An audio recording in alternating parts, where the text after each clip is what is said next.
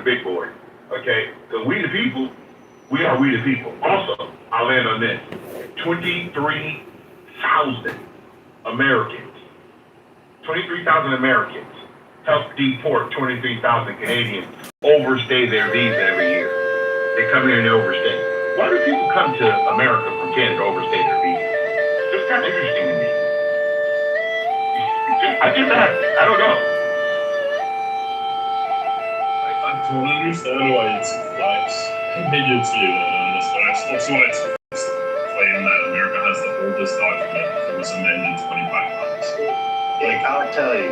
If it was good, you wouldn't have amended it. I'll tell you. You know what the word amending? You're acting foolish, man. It means to change something. It's to change. That's what amend means. To make a change. So Jarl, my answer was in direct response to this statistic that you raised, and it's not accurate. The amount of times, what is it? It's 18 additional amendments. Well, I mean, if you look at it, we adopted the Bill of Rights after they had already founded the country by about 4 or 5 years. So if you want to take into all the amendments were largely adopted, and that's our process of amending our Constitution. However, you just created your Bill of Rights 44 years ago. Can you not comprehend this? Yeah, I'm not sure why it matters. Like, I don't understand what it changes. We put ours in. It started. We put ours in 1792. I don't care. I don't see why that's like a big flex. Like, I don't see what that matters. The ban stops once you just admit that America is superior to Canada. The torture will stop. It's just you're just saying it's an older country. You're like, okay, that doesn't make it better. No, we're getting ready to rip out your toenails until you admit it. Repeat after me. Are you ready? That you don't realize that America is just a better looking woman than Canada. That's all. We just have a better wife. That's all. You're objectively and more out of shape. Sounds stronger. All right, Charles, repeat after me. United States of America. United States of America is far superior to Canada. Bombed 170 little girls. Okay. That is not Canada. We're gonna go to commercial break. That is not a thing. It still does really piss me off that in 2026 that was a failed intelligence. Like, I definitely do believe that it was failed intelligence, but somebody dropped the ball with that. Somebody didn't do what they were supposed to do. Hey, we can't be perfect, shit happens. Someone pressed the wrong button. Baby, you know what's also failed intelligence? I'm sorry, Mr. I said, you know what's also failed? Right. You know what's also failed evidence? Failed. I'm shocked that we had a failed intelligence. No, but you know what's intelligence too? What's failed intelligence? We have that also in America. You know what that is, right? What's that? Black people commit crime. Statism? No, I said black people commit crime. You mean know that? individuals commit crimes? Oh, not the You individuals. mean criminals commit crimes? Oh, wow, Bima. That's kind of Mr. Edward is a racist. Racist! No, it's so funny, Bima. You come up here talking about the fact that you don't figure out that's failed is intelligent, and I'm trying to get you to see that what you stand on all this time he didn't really commit the crime. Oh, he didn't do this, and this black, this is all systematic. Come on, man. Bima, when are you going to wake up and realize that they're just people? This is people. Any person, anything that thank you, Othello. Any individual that I've ever defended, I didn't do it blindly. I did it from first principles. I did it from a principled stance. Fortunately, statists can't usually do that because there will be just natural contradictions. So I know that that's frustrating to hear. Follow-up question. Ultimately, So Dima, so you think I'm a Dima? well, that was hyperbole, but No. Wait. I'm being hyperbolic. However, No, you can't be- wait. no, Well, let me wait, just. Dima. I gotta hit the Dima. second part. Let me You hit the cannot second be part. hyperbolic. No. Hold on, There's no hold on. second part. I'm gonna You explain use the it. term. No, you can't explain it. There's no explaining this. You can't explain that, Dima. You're actually calling an ethnic person who happens to be ethnically black. You said that I'm racist. That's what you said, clearly. And now you're telling me you're being hyperbolic. That's not true. But I thought Sorry. black people can't be racist, though. So the reason that I said that is because we know that people who like to focus on crime and black Americans try to like put it together like white people don't have to do that. Hold on, not white people don't have to do that. White people, wait, listen, because hold on, just don't get excited. You dig a hole. Relax. You dig I'm holes not every digging day a for hole. yourself. I'm trying to explain a point. I've explained this point before, right? White people don't have to suffer from that language, but black Americans do. White What people don't have to be charged with crime, with the, this percentage of your population commits crime. Nobody ever talks about that. You know who Really? talks about that? Right. Racists talk about that. Now, there's different types of racism. There's institutional, structural, and interpersonal. And just, and it's so irritating. I didn't even say anything. I didn't start the racism. I didn't start the racism topic though. But I didn't start it. I started it because she talked about Hold on. We're gonna see if Anne's intellectually honest. Pause. No. Anne, Dima, who I started just told this talk? I did. But no, You did. Mr. Edward. You did. As far Who as did? I'm concerned, since you came in, raised topics. So now we have an intellectually dissonest individual. No, Everybody has points from Anne. Mr. Edward even admitted it. Mr. Edward even Mr. Edward gave you that and you still failed. Oh no. Yep, as soon as you got in here, race has been a topic. I know, but that's not my fault. I'm not in control. What you want to do is you want to assume, I don't know, whatever. She wants to speak subliminally, like nobody can understand what she's saying. That's what they do, man. You know what I'm saying? It's just intellectual dishonesty. Mr. Edward even admitted it. I didn't start that. I made a comment about intelligence. Failed intelligence. That's what I was talking about. You did talk about intelligence, and I'm saying. And then Mr. Edward brought in the race. I did. Because I'm talking to Bima. Exactly. I don't have any other Bima, I have no other conversation with Bima. I can't control that, Ann. Sometimes, Ann. Don't come in then. Bima, You're about to control. You're about to see the hallways, lady. Don't do that. That's weird. Don't do that. That's weird. Her Ann's phone's about to die in 5. Don't tell me. Question. Dima. Private property. Yes. Private All right, I gotta property. go, guys. Follow-up question to Bima. Bima, do you have a driver's license? What the fuck? Here I'm you not go. going to engage with the other half Are of you- Ann are right you now. you a- Sorry, no. Bima, are you a bootlicking Let's just let it Are breathe. you a bootlicking status because you have a driver's license?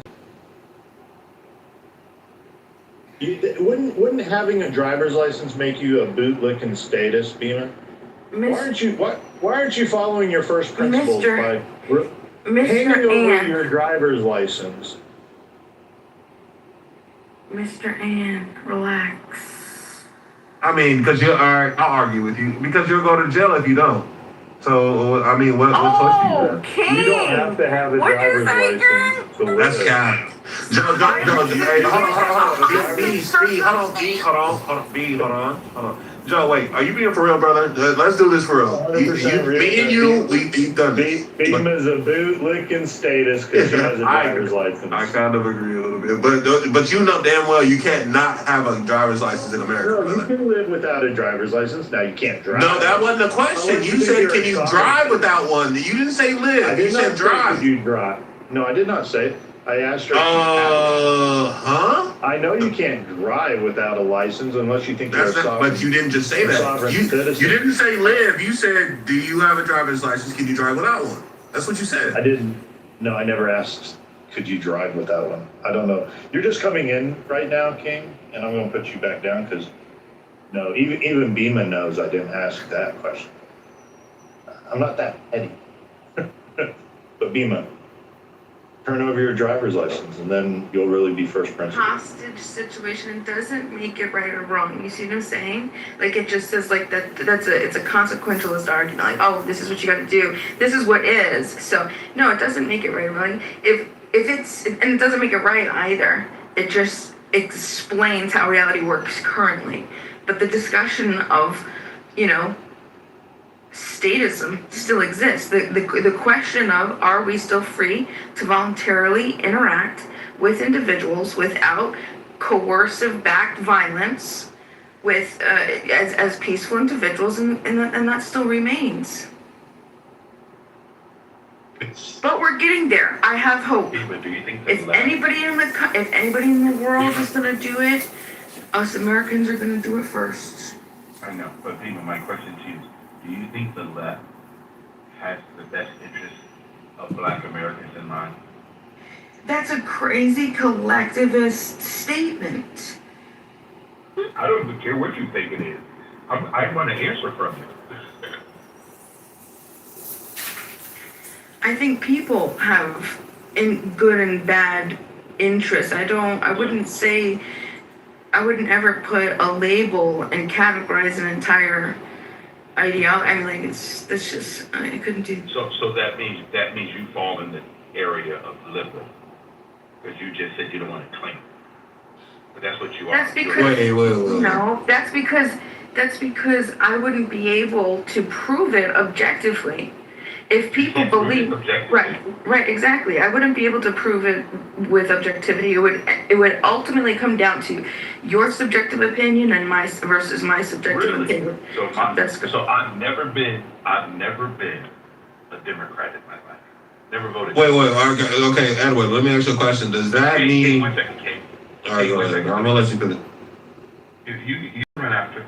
So the reason why I said that, Dima, if you tell me to vote 93% for a party that destroys nuclear family, that promotes abortion to the same group of people, that tell them that DEI and critical race theory, all promoted by the left, are you telling me that this is not targeted for one group of people? Am I missing something? I don't think that it was ever put in place as like this one person came up with this idea, shared it with some other people, and then it's like this conspiracy theory.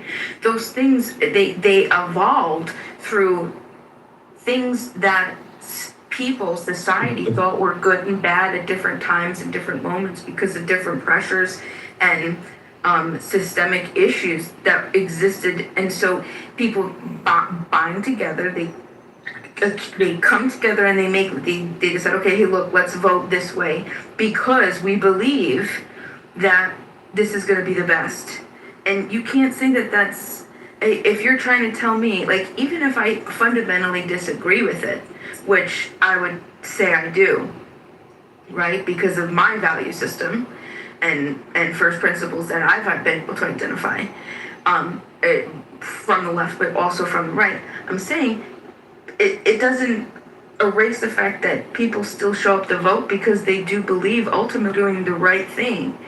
I don't think largely, let me ask you that, Mr. Edward, without pointing to Democrat or Republican, do you think the large majority of Americans that show up to vote believe that they're voting and they're doing, whether you agree with what they think or not? Of course they do. Do you believe that they show up to vote because they think that they're doing the right thing? Of course they do. Can I say something real quick, Edward? Go ahead. Yeah. I mean, of course they're gonna. Why else would they show up to vote? I mean, that's like a. I wouldn't say idiotic, but that's like a redundant statement. Why else would somebody show up to vote unless they literally believe in what they believe in? That doesn't even make sense, right? But I will say this. So you're saying that look, because I like to say I am bipartisan down the middle. Period. I think the fact that there's only two classes of like politicians we can choose from is a problem. They're two heads of the same dragon. It doesn't matter. They all went to Epstein's Islands. They're all the devil. It literally doesn't matter. Like the fact that y'all saying, like, look, I'm gonna be honest. Like when somebody sit here and try to argue left or right to me, like any rational human being would sit there and just observe the conversation and be like, these people are fucking crazy.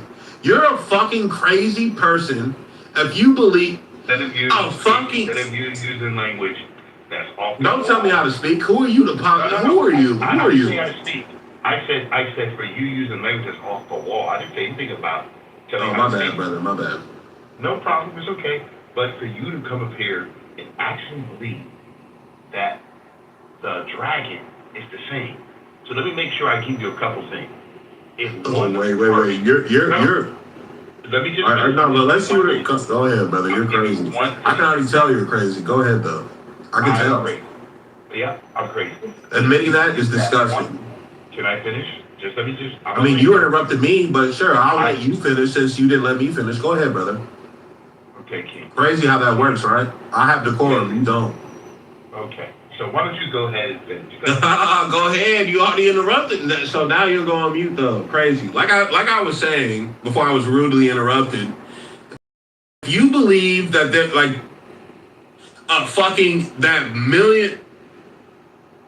I'll do you worse, right? Because let's be honest. Back in the day, a millionaire was a billionaire. Based upon inflation, like damn near a millionaire today is a borderline billion.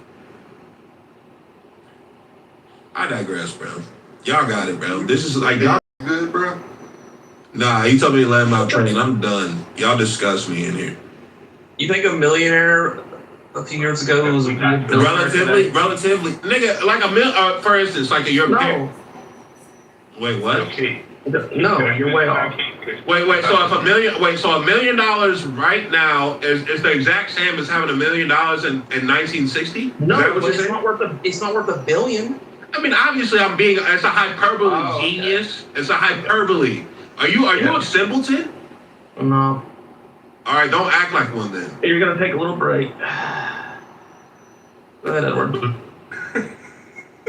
You let them go down anyway. But just to make sure that I understand that the party that I happen to vote in says that they believe that young men and women should not have their private parts cut off. The other party do not promote any of these kind of things, like the union of two men, two women. I personally believe that a lot of the people on the right believe that in the nuclear family, marriage between a male and a female, we believe that hard work wins. The other party wants to redistribute the money, like King talking about $1 million. You didn't earn $1 million, okay? So whether you have $1 million or not, it's not yours. Whoever earns it is their money, not your money. So for you to even say that shows me clearly that people who have excuses in life will make the comment that both parties are the same. Actually, I think that, who was it that said that about the licenses? Because one party said that blacks can't get a license. They don't even know how to get the ID. They don't know how to vote. When did we go with this? I mean, I'm just trying to make sure. But fella, am I off? Because this is what I've heard, that black people, they don't have any ID. They go to polls. But but 90% of them still vote Democrat. And I'll just give you a quote. If you've been voting Democrat for the last 60 years and your position hasn't changed, should you not look at the party that you're part of? Because they sure have changed. So, I land there.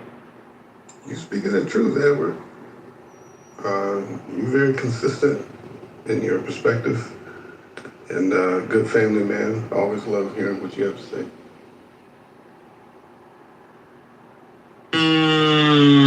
Okay, copy, Edward. So you're saying... Let me just finish with Othello. I'll let you go right after. Othello, I appreciate that. I think that being responsible, being a family man, trying to do the best, paying your bills, and No one's coming to our rescue. There's no parachutes in America. Okay, John. All right, so because I see what you're saying. So you're saying, because I had the same problem with my parents about them voting Democrat. You know what I'm saying? Don't tell anybody. You know what I'm saying? But so you're saying that in the past, like, because of how we, cause I would assume you're right. You're black, right, Edward? You're black. So the way we was raised to be just Democrat, period. Yeah. Nigga, just stop. All right. But yeah, we were raised to be Democrat, which I agree, right? And I definitely went against the grain with that. And so I get what you're saying. Like, if you're not capable of second guessing your thoughts, I agree. Now, see, I can't argue that. I can't argue shit like that, bro. Like I told you, I am bipartisan.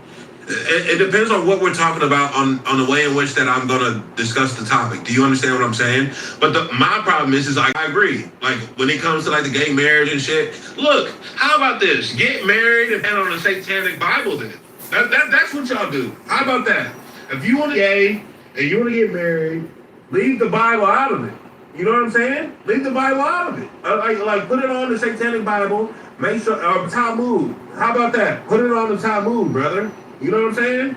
Like leave the Bible out of it. Leave the people who believe in a good book out of it. That's all I'm saying. Like, we ain't got shit to do with that. But the problem, they try to force us. Look, oh yeah, I'm gay. No, I appreciate your honesty about saying that, we tested, but we're linking the cracks all the way back to my grandfather. We believe hard work wins. We believe that we're responsible for the outcome of our own lives. We don't blame people that like us for all the excuses in the world. My grandfather and my father touched on when I was very young. They never met a slave owner and then a slave. So they're not going to make that part of our conversation. That's going to be part of our dialogue. Where are you from? Are you from the north or the south? The north. Yeah, I can tell. Massachusetts. Yeah. Massachusetts. You probably just don't know enough, brother. I'm not gonna lie, but that doesn't matter. I agree with you. You can't blame white people. White people aren't good at nothing. I ain't gonna lie, bro. I've never met a white person who could beat me at anything in life. So the fact that niggas blame white people. King, I'm gonna leave on this, King. So guys, why you drop him? He's not the doctor. He doesn't done this before. No, So. I was gonna say to him, I don't know why he says that he doesn't have people like to. We're living under the Constitution and the Declaration of Independence and the Bill of Rights that was all crafted by people that don't look like us. So I don't know where you come up with that. So I'm sorry. But everybody, good night. Thank you for having the conversation. Doc, Mr. Cool, Joe, Peter, Beaver, Ann, B-Ma, always good to see you. Othello, please, all of you people, have a good evening. I'll be listening tonight. Y'all kick that man down. Y'all wrong for that. He's trolling, Rob. He's trolling. I don't know if he was trolling or if that's just how he feel. Because he did say that. He spoke a conservative message. But he also seemed to have some stand that some black conservatives don't have. Or like, not have, but what's up with everybody, man? About to eat this elite key lime pie. Y'all ever heard of Trulux? Should go there. You know, I do love key lime pie. What'd you say? I do love pie. It's absolutely wonderful. First time I had key lime pie was in Key West. Hey. And it didn't disappoint. Hey, it didn't, man. Look, and if you only, it's a brand called Edwards brand. You can get them hoes in any grocery store. They real good. Now the key lime pie I got, you can't just get that at any grocery store. Yo, shout out to King though, man. Shout out to my boy Trent. My nigga Trent in the motherfucking building. My man. Now, first of all, I just gotta say, for everybody that is not from Houston or Texas, Trulux is an excellent seafood restaurant. Amazing.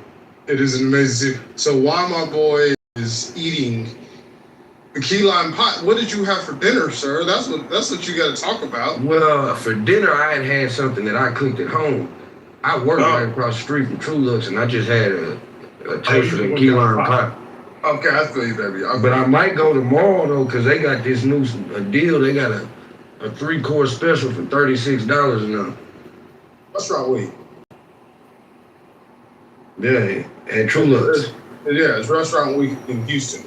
So again, for everybody who's not from Houston or from Texas, they do a restaurant week, and then you can get 3 and 4 course meal. This ain't restaurant week. It is restaurant week. No, I'm talking about this deal at True Lux. Oh, it's something different? Yeah, this is just something that they do. Oh, okay. Oh, okay, that's cool. Yeah, true. But there are 2 places, if you ever go to Houston, that I will absolutely recommend. True Lux is one of them. Papa Do's is the other. If you want seafood when you come to Houston, 2 excellent places. Yeah, you can't really go wrong with either one of them. Especially Raging Cajun. Nah, man, we're not putting Raging Cajun in that. Raging Cajun, come on. We're not putting Raging Cajun in that conversation. That one on Richmond is decent, but nah. I grew up going there. We're not putting that in the conversation, man. No, sir. Please don't put Raging. You're embarrassing us in front of the white. Please don't put Raging Cajun with True Lux. Delo, I ain't know you was from out here. Yeah, I'm from here. Where you from? South? North? South Park, MLK in Belford. Already. I'm Southwest.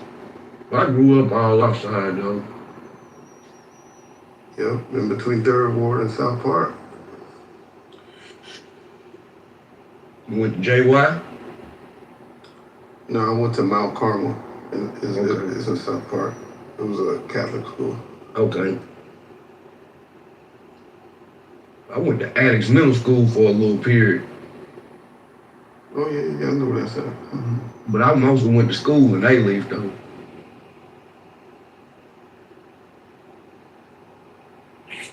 My favorite long time spot over by Ames. And what's that? Long time. Oh, you wild as fuck. And my favorite folk spot. I got a cool ass little folk spot right there. Yeah, I'm from the business side, man, so. What happened? No, I'm just saying, I'm from the business. Okay. Hey, King, don't get mad, man. Ain't nobody dancing for nothing. And Mike, I kick you in your motherfucking face. I was talking to my dog Trent, no Thillo, about some player Houston shit. And I am from Klein, which is a different side. Hey Trent, I was out there. I didn't realize just how far that shit is. I was out there about a month ago. Yeah. It's a waste of fucking time. The fuck you want to live nice though, ain't it? Well, it's nice though, ain't it, Rob? Man, I mean, it's nicer spots inside our city. Yeah, there is. Houston's getting nicer. I actually came in here real quick because I wanted to talk to my brothers Joe and Beaver and Matt. What I put in the chat.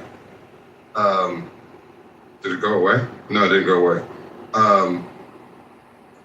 Former Vice President Dick Cheney oversaw the detainment situation involving live aliens captured from UFO classes, per David Grush, New York Post. Any comment? Need to see it to believe it. I'm not saying it's wrong, but see it. You know, you gotta see some proof. I don't believe in I'm pretty skeptical. Beyond popular belief.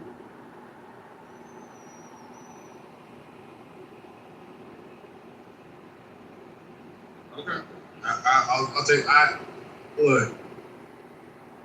I am skeptical as well. However, that last release from our own DOD and CIA or wherever those files in that the Trump administration released tell more of a story that would have been unbelievable just a year ago.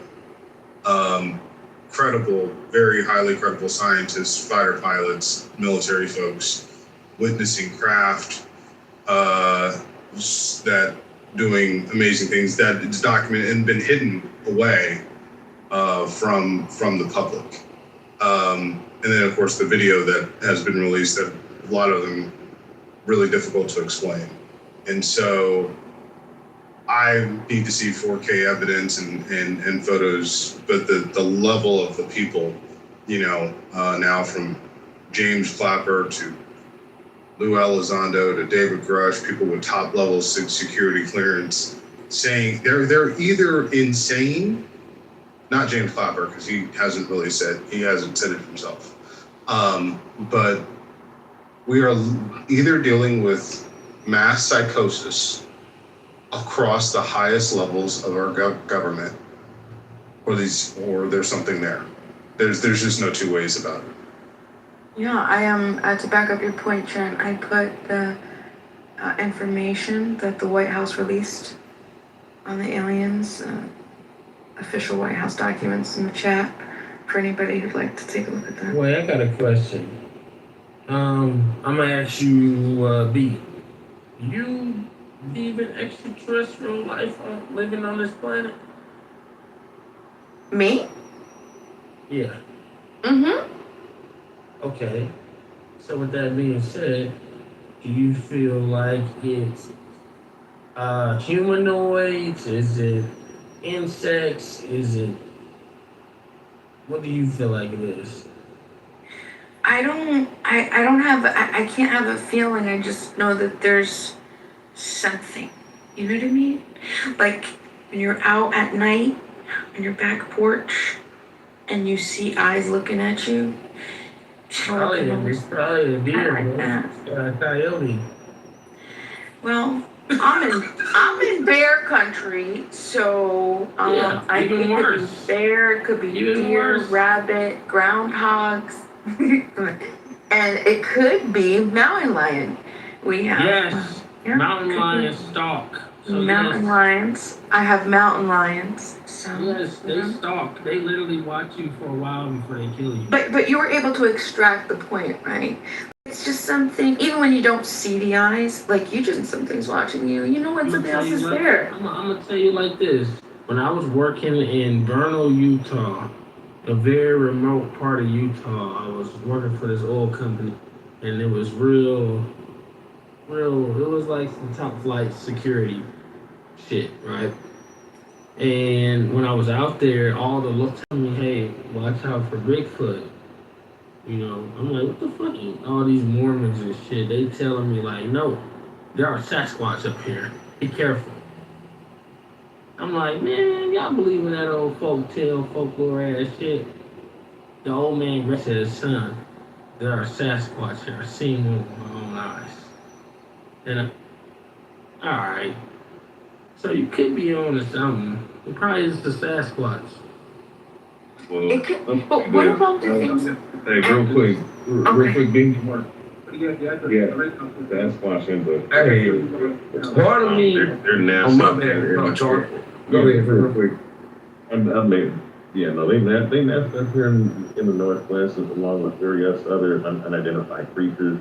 American military and government complex know about these creatures, which is the reason why they have military bases all throughout these different national parks. And they have detail on unidentified creatures that you think in movies. Because you do have people that shit is somehow what you call a hoax or fiction when in essence it's art imitating lies. Right? So like Hood, Sasquatch, I mean I've had many people who are out in the woods, like motherfuckers who go out in the woods, been in Alaska and around areas, my area, who sat up here and told me they've seen these creatures. All right. Some of them are aggressive. Some people say that Bigfoot is a Sasquatch, which Sasquatch, if I'm not mistaken, means hairy man. Pretty sure it's a mutated fucking human being. Well, the way the old man described it to me, he said that he's about 7.5 to 8 feet tall, and he's extremely hairy, so hairy you can't even see his face. And he said that they're very scary. They're scary, but if you get too close to one, they will get aggressive. Word for word, that's what he said. Yeah, they will attack, but you know, as long as you stay away from their territory. But overall, I mean, those. The alien thing, I'm torn now. Let me tell y'all why. Because the more that I'm understanding about interstellar space, it doesn't seem possible to travel through it. At least from my technological standpoint, it's not possible for us to travel through space. Oh yeah, no, us no. But as far as beings from other so it would atmosphere, yeah, they can do whatever they want. I mean, even like the intelligence they would have to have would make me that's probably the gods that created us. If it come to find out that like whatever we believe on a religious perspective, if we can get to Earth, they're far superior than us. Like way more superior than us. This universe is, I don't think people understand distance in the universe and how this shit work. The reason why I'm torn is because it's enough evidence to suggest there has been something. And it's like, I used to didn't have this stance. I used to was for certain that, man, it was aliens for certain. I don't know. I don't know now, man. Like something. It's more likely that that time travel exists, and that if there is creatures here, that they're just humans from the future that have come back in time. Well, wait. Hold on. There's been zero evidence of any type of living creature that is outside of our solar system. We've been looking for it for a long. Brother, can I ask you a question? Yeah, but Joe, wait, Skrilla, let me, can I just ask this quick question, just real quick? So, you're basing that off of real information. I mean, mankind, all right, as you can't even discover the entire depths of the ocean, like only 5% of the ocean that's been explored. Let me give you run another example. So I'm getting to me. There's only been 5% of the cases in America alone on the entire freaking world with unmarked islands and areas that that the government knows about that you are not going to know about if they don't put educational system. That's been explored. 5% of the cases only explored. All right. Mind you, the Congo, the Amazon has only been explored about 5 to 10%. They have not covered every region on this planet. They can't even allow you to go through the ice walls in Antarctica. So how can I sit up here, somebody, saying that we don't, I'm just saying, just from the information of science, of the best scientists and best scientists, seismists, so on and so forth, astrologists, cosmologists, how can I take their information as something valid to say that there can be no terrestrial life coming from above when you can't even understand the concepts and the depths of this the very rock that you live on, which is Earth. So to me, I think that's just arrogancy, especially just one thing I'll just say this, especially imagine I have footage of military firing at these UFOs that they call, like, I have an old one from 2018 where there was a UFO flying through Iran military, and they were trying to shoot it down, but it was moving at such speed that they couldn't fire at it. There's also one where it was a military base where this UFO pretty much launched the warheads, right? It was about to launch, and they had, I don't know if it was the F-22 Raptors that they had trying to chase it, and it disappeared in there. So, if anything, these governments, they understand there's extraterrestrial life. So why wouldn't there be extraterrestrial life we can't understand what the things that's going on in this rock right now. No, it's not. It's not even so much that I just don't know. It's not that I don't think that it's extraterrestrial life. It's like, from my limited understanding of life, like from a human aspect, let me say this. I know that it's not possible for us to travel anywhere. I also, like it's just not, like, we don't have, you gotta issue, the real issue for us in traveling is the fuel carrying issue. You need more fuel to go faster, and to carry fuel, you need something to fuel that what you're carrying. So it's like this paradox that they haven't figured out how to get past. The Voyager, what it's been in 50 years, I think it's moving at somewhere about 20,000 miles an hour. It's just got to the point where they consider one light day away from Earth. And that's one light day. And that's 50 years. So maybe we got some shit that could probably go 60, 70,000 miles an hour. You feel me? But are humans gonna be able to go in that? Able to build something that can withstand all motherfucking, all of the radiation that's gonna come through space? Like, I don't know. I'm more so inclined to start believing that our focus should be this Earth and figuring out what the fuck's going on here. Cause we're not getting away from this motherfucker. We're not, like, genetically, we're literally made a part of this Earth, man. When we leave the Earth, like, we losing the protection that we have as humans. That's all I say. So it make me believe that if other motherfuckers is coming here, like, what are they coming here for? Yo, Char, I saw that video you were talking about. And did you see they shot the Hellfire missile at it? They shot one of our strongest missiles, and it just bounced right off. I think. Yeah, you're talking about the one where was it around the military where they were trying to shoot it down? Yeah. Little I was flying at light speed, the way it was moving, it was like a little light. But you see them just shooting, but they were, our missiles were able to hit it. The Hellfire missile. You guys can look it up. It's on CNN. Just Google, like, Hellfire missile UFO. We shot our Hellfire missile at it, and the shit just bounced right off. But what's funny is, there's that Age of Disclosure documentary. Marco Rubio's in it. They're talking a lot about this. I'm hearing that they might be in the ocean. Some people are saying that they're living in the ocean. And even the Nation of Islam has been talking about this for a long time. And it's so trippy because you never really place Black people with aliens. We were more so, like, focused on the struggle. But if you go back into the history, the Nation of Islam has been talking about the wheel and the UFO for years. Yeah. Man, them boys. It's not just, hang on. It's not just the fellow. Hang on, Char. Yeah, well, First of all, it's not just the Nation of Islam.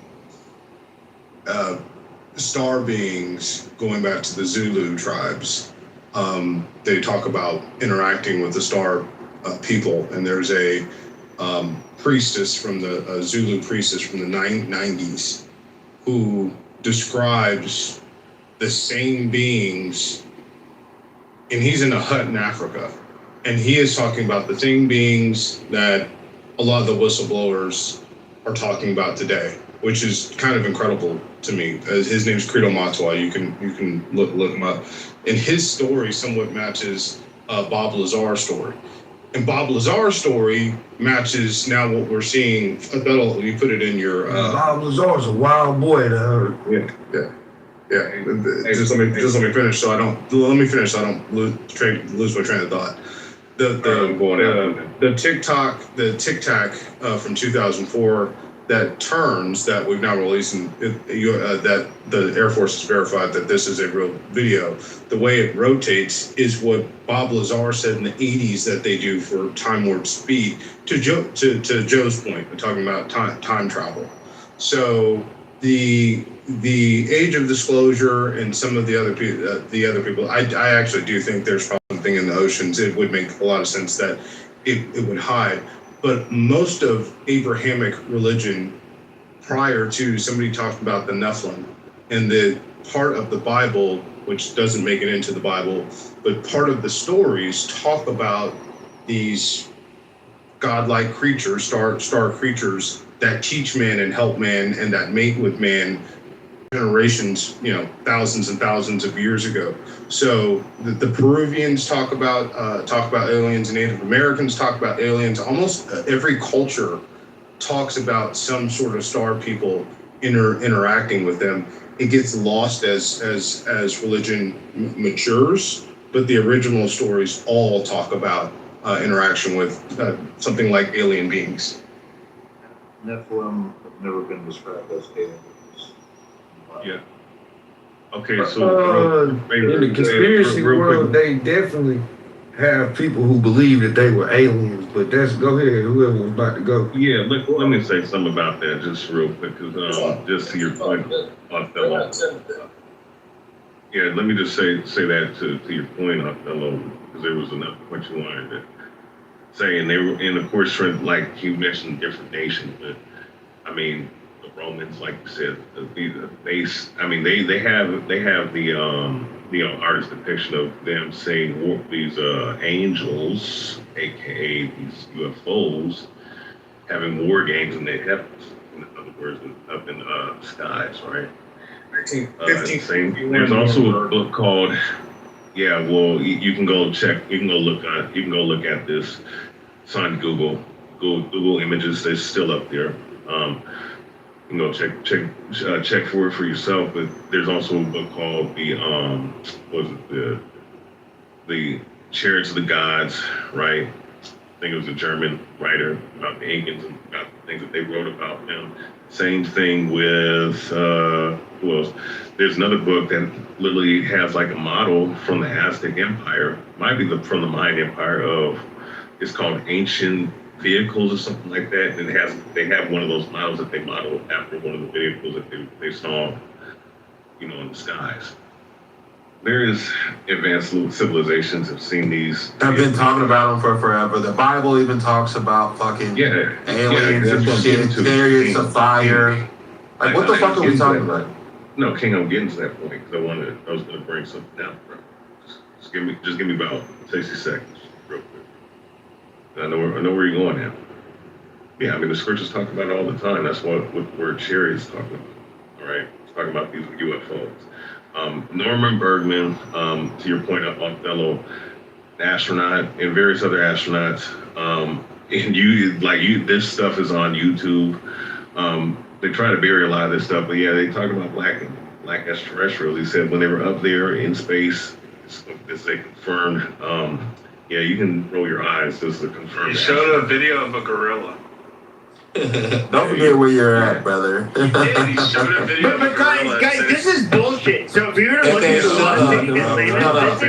Shut up. You're genetically inferior. Shut up, Pecker. You're a frail man. You're a frail man, Pecker. I'm about to finish this real quick and I'm going to go on mute. Okay, let Clark finish, guys. Yeah, go ahead, Pecker.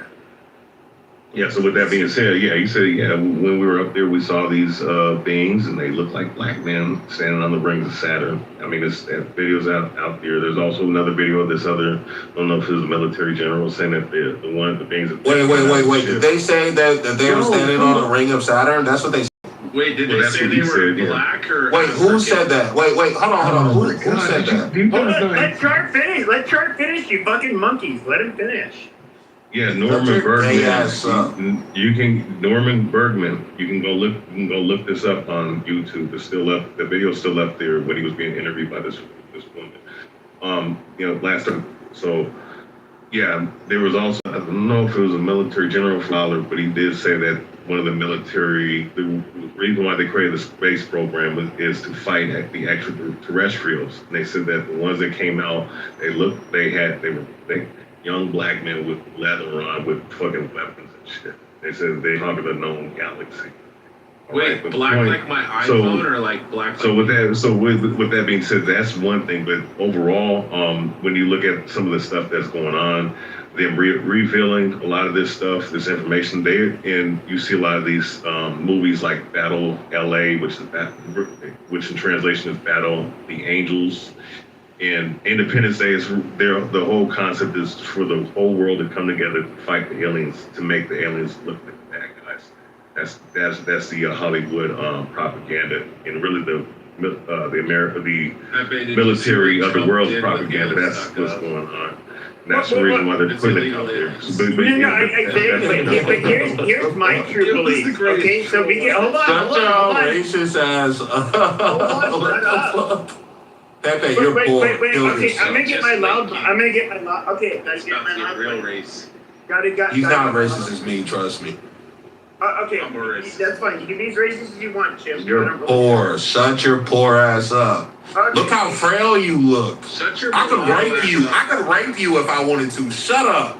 I would rape you just like I raped your mom. Shut up. Just like I raped your mom. Shut up. Shut up, you low IQ. You buckwheat looking bitch. Shut the fuck up. But I would sound a lot. You know what's really funny is I would sound a lot more believable than you in a goddamn courtroom. You fucking nappy-headed nigger. Shut the fuck up for a minute.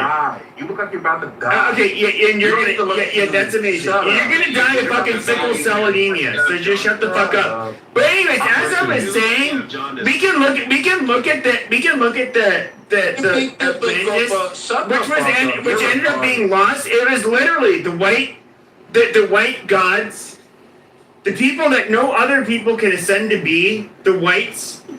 They came here from outer space. Okay, they went to the city of Atlanta. You guys. Look, you can't even form a coherence. Atlantis, and you guys are really mad. You guys are really mad. And you know what's really funny? Is who has been ruling over the Monkey Kingdom for the last several hundred years? The whites. You're a mixed bag. Oh, we're Caucasoids. But these Caucasoid white apes that were raped by dogs and all of that needed to be taught how to wipe their asses have literally outdone all of you people. Okay, so that really says everything about your people. Suffers from spinal bifida. He's right. No, he's right. He's right. No, hold on. And Little Richard suffers from spinal bifida too. Hold on. Even though he's racist, he's right though. He's right as fuck. I say the same thing all the time. I'm like, how the fuck y'all let people who can't even go outside, they burn when they go outside, be more successful than you? I say that shit all the time. We've already had this dumbass argument. You can't. Our skin may burn, but you dumb motherfuckers would literally, if you lived in northern climates, would die off way earlier than us. But you people, however, don't have the cognitive capability that the white people have. You don't have the cognitive ability to even form statements without fucking natural resources. Shut the fuck up. You're an idiot. You're genetically inferior. Shut the fuck up. Shut up. You're genetically inferior. When you speak, you talk with too much saliva in your mouth. Shut the fuck up. I can hear it. Shut up. No, I'm talking with your mom's grape juice in my mouth, bitch. Shut the fuck up. Look at your head. Like, what the fuck? You're an inbred. Shut the fuck up. You disgust me. Modelo likes white women. Fuck that. Pepe looks like Bert. How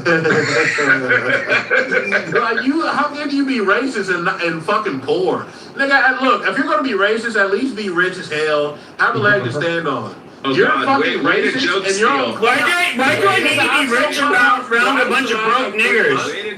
I don't need to be rich around a bunch of broke niggers. Motherfucker, I'm a sand nigger, I'm not a nigger. Respect it, motherfucker. Nobody's talking to your fucking sand nigger ass. Well, I'm fucking involving myself because y'all not saying shit. Wanna be kike? That's great. That's the worst thing you could possibly be. I don't know who this motherfucker is, but it's okay. Wait, you like Jewish people, bro? Wait, Pepe, do you like Jewish people? I like some of them. No, I'm not a Jew. Sephardic Jew. Look at his nose. I think his nose is a guy. He has jaundice. Look at his skin. Yeah, Pepe, I don't fucking know, King, you're gonna have to Google what jaundice is. There's a restaurant called I know what a Sephardic Jew is. Who has jaundice? I get it. You're a nigger kike hater and you just want to be a bitch. That's fine. You're also racist, bro. What the fuck? It's not good. No good. No bueno. Pepe, you're a nigger with burrito juice. Nobody likes you. Okay, do you want sour cream all over your fucking face? The thing is, it's a difference to be a nigger with seasoning. You don't even have seasoning. You're like bologna and a choke sandwich. Oh.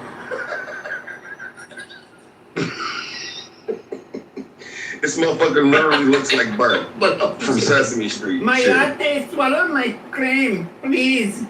Yeah, I know, you half-breed. You are the mixture of 4 niggers nutting in your mom. And you came out. That nigger loving bitch, how dare she? Oh, tell Marlene to have my tacos ready for Taco Tuesday this time. If not, I'm going upside her head with a flip-flop. That nigger loving bitch. It's called a just got chamba, killed. you fucking retard. Yeah, that nigger loving bitch, mama Look mine, at just look got at killed. Pay fucking hit She just got killed by the last lesbian that she was sleeping with. Unfortunately, Over the nipple, you called it. Over the nipple. Oh, his head is off blog. He's a fucking Neanderthal. You have a good day today, Rich? Yeah, amazing. Have you been following that case that Rich is Lindsay poor. Clancy place? Cypher, shut your mouth or Clancy Beamon's gonna case? move you down. What'd you say, Beaman? Hey, Have you hey, been hey. following that Lindsay Clancy case? No, honestly, I haven't been following really anything. Oh yes, I have been on. What do you think about it, Anne? Remind me of the case, and I'll probably be like, He is not the father. Okay. It was the dirty nigger bitch that caused the problem. You get very relaxed. You're using that word a lot. Hold on, guys. Are you talking about the white chick that stabbed the black guy or something? No. All right, the ghost. That's a different Ghost back. Hold on, let's What was listen the other to one Anne. where the black guy Anne's showed gonna up tell at the house everybody. and night, and then she stabbed him? Not that one either, Rich. Just wait. Anne's It's gonna the tell guys that fuck the farm animals. Anne's You know, gonna- the usual suspects. So they're Blacks? Oh my Yeah, they God. were blacks. Muslims. Wait. Yeah, You black said black Muslims. people fuck the animals? Yeah, Somalians they're- fuck animals. they're- all the time. I didn't say the animal fucking thing. I feel like Wait, they're. have you not been? Wait, have you not been You to Nigeria? niggers, and you watched white the niggers fuck literally This is sleep not with your good. I was dogs. about to say. You These are run not your good dogs in the mouth. You Hey, I'm gonna be honest. eating I'm gonna be honest. bacteria Wait, from hold on. fucking your I think animals. that's a people. I think people just are disgusting. Honestly, because nigga, you can find white people fucking animals, niggas.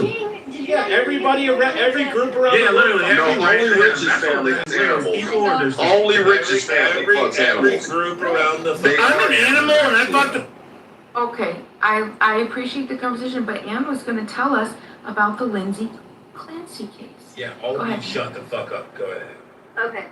So this woman, she was a mom of 3. She was married.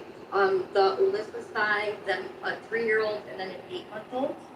And she had postpartum depression. bad. Here, rape time, bitch. Please. Rape time.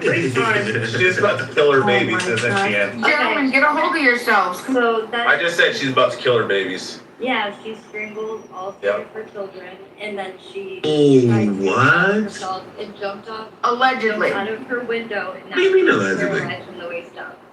Wait. She strangled them? Well, we Yeah. don't know. That's why she's on What do you trial. mean you don't know? Is she locked up for it? She strangled them with the with those exercise bands. Fuck that cracker bitch. Oh Fuck that my cracker god. bitch. Hang that bitch. Is she Shout out to white? my motherfucking niggas, man. You know what the fuck going on in this motherfucking bitch, man. President Trump house in this motherfucker, man. Shout out to Beaver. Shout out to Peter. Shout out to my nigga Joe, my nigga Doctor, and the sweet lady Beamer. You feel me? Turn this bitch up. I'm outside tonight, nigga. I'll He lit. a little I fuck later, with that nigga. white boy. He lit. I'm a nigga, boy. I ain't never no cracker. Nigga, get it right. Oh, are you for? Wait, hold on. No, I don't know you. So they So, Wait, all right, now back to what we were talking about. So what she Ann strangled her saying- kids? So what Anne was saying so they was, said go she ahead. had postpartum psychosis. Is that what it was? Postpartum psychosis. Nigga, that's some white That's people what they shit. What say. the fuck are you talking about? Well, Are you hold for on. real? Just wait. Go ahead. Oh no, that's all I know. Okay, so yeah, so right now, there is this, as Anne said, this woman who's on trial Fuck that cracker bitch. for murdering her children. See, okay? I fuck with that, But Pepe. this See, is- Pepe, I think. Thank you, whoever my hero is. But this is where it gets interesting, okay? So the husband apparently left to go to the store, and from the time he left to go to the store to supposedly get her medication and come back, she had killed all 3 of her kids, or 2. I don't know if there are 2 or 3. If Anne says it's 3, I'll trust her. 5, Okay, 3, so 8 she months says, old. killed all 3 of her kids, and then tried to commit suicide and kill herself. But this is the interesting thing, okay? Now, all of the internet, and we're all listening, we're like, hold on a second. It turns out that when they arrived on scene, her temperature was like 82 degrees. She couldn't speak. She had a broken spine. There was like no words coming out of her mouth. But apparently, she told the husband who had come back, when he said, "Where are the kids?" She said, "In the basement." But how likely is that? I don't know. But apparently, people who know what it's like to have a body temperature of 82 degrees after falling from a second story window and having some sort of mark on your neck, right? Like she did something, okay, to try to kill herself. Yeah. But then it gets even more interesting. There is DNA. And slit her throat and then jumped out the window. Allegedly. Then there's DNA evidence of only his DNA on the things that killed the children. Not her DNA. Why would she clean off her own DNA off of the things that killed the children right before she tried to commit suicide? Interesting. Hold on. It gets more interesting. So now they're saying, hold on. They're probing and trying to figure out where the husband was at certain times. But then there's like, hold on, he was supposed to have sent some sort of text message, but the time that it was sent, he was actually at the house. Where in the house, we don't know, but he was still in the house. You said enough. Hang that cracker bitch and hang that fucking cracker father. The whole fuck him. The thing Total white death, fuck crackers, kill whitey. Hey, they did us a fucking favor. What is most interesting about this, though, is that, so she doesn't remember any of it, okay? But her attorney, the internet is kind of like, like the Luigi and Mangione thing where everybody's just like goo goo gaga over there. Everybody is goo goo gaga this 70-something-year-old attorney because he is defending her, exposing shit left and right. And everybody's falling in love with this attorney and potentially, so also the husband, not even, I don't know, it wasn't even a full year, it was like 3 months or something. 9 months. After 9 months that they went to, was it 9 months that they got married, or when did they go to vacation? I think it was 3 months. It was a month after he went on vacation, and then 9 months later he got remarried. Kill crackers. Mm-hmm. And while he's on trial, oh yeah, he's all remarried and everything. Like that. And a month after his kids died, 3 kids died, and his wife tried to decide he's already with that girl. That he ended up remarrying. A month later, thank you, Sam. I think that was Sam. But Sam, what else did I miss? I think that's it. But I think the father did it. It is very interesting. String that cracker up and kill this cracker bitch wife. That's all I'm gonna say. I've heard enough tonight. That is bullshit. Fucking lynch these crackers. I mean, they did us a favor. There's less white people in the world now. So this is really morbid, but still, who did it? Did she do it, or did he do it? They both did. Oh, that's what I was gonna say, Sam. The attorney, her attorney, right? Lindsay's attorney, while they called the husband to the stand, he got a box of tissues because they were gonna ask questions about the kids and everything, and he prepared, and he brought the box of tissues up and put it on the stand to give to the father, who didn't shangle tear the entire time, like nothing. I mean, like you might, okay, maybe shock, maybe whatever, I don't know, but not even any bit of emotion. I don't understand why an emotional response is because it's. We need a white genocide. You heard what these crackers did? Crackers are immoral. Kill the whites. Right, kill the whites. Fuck all whites. No white lives matter. Kill all whites. Amazing. Kill all whites. Fuck white people. Pepe, do you need a goo break? So lunatic. I didn't say that. But lunatic, this Get is up the thing. there. You gotta remember that you're talking about your kids. That's the first thing. Like you're saying that there isn't you're so in control of your emotions that I mean like you could get over just an entire marriage and the death of kids, right? Within a month you could go on vacation with a woman who you end up being 9 months later. I'm a married man. I have been married for a long time. My children are vaccinated. They're not born. My son is actually gonna have his amateur boxing in November. Oh my god. Oh wait, is this lunatic libertarian? Is this Roger Mayhem's friend? No, it's skilled individuals. What systems do you understand? Wait, lunatic, are you like Roger Mayhem's friend? Sorry, but I didn't interrupt anybody. I'm glad I got Roger kicked off the app. Why are you interrupting me? Oh, I was just mentioning Roger Mayhem got kicked off the app. Let this fucking cracker speak. Shut the fuck up. Who's speaking? This is Pepe. No, you dirty fucking cracker. You get to say something, okay? Be blessed. You're blessed. You're allowed to say something in this fucking room, cockroach. So go ahead and say what you want to say. Oh, I'm a cockroach? Yeah, you white piece of shit. Suck a fucking dick. Just go ahead and say what you're gonna say. Well, I understand that skill sets are very abundant to the people that actually apply them. Is this David I understand Bobadilla? that knowledge and wisdom. It's funny how people overspeak other people. I'm gonna be 20 seconds. If you understand You that, gotta fight for it in here, buddy. and again, you're Earn your fucking keep, brother.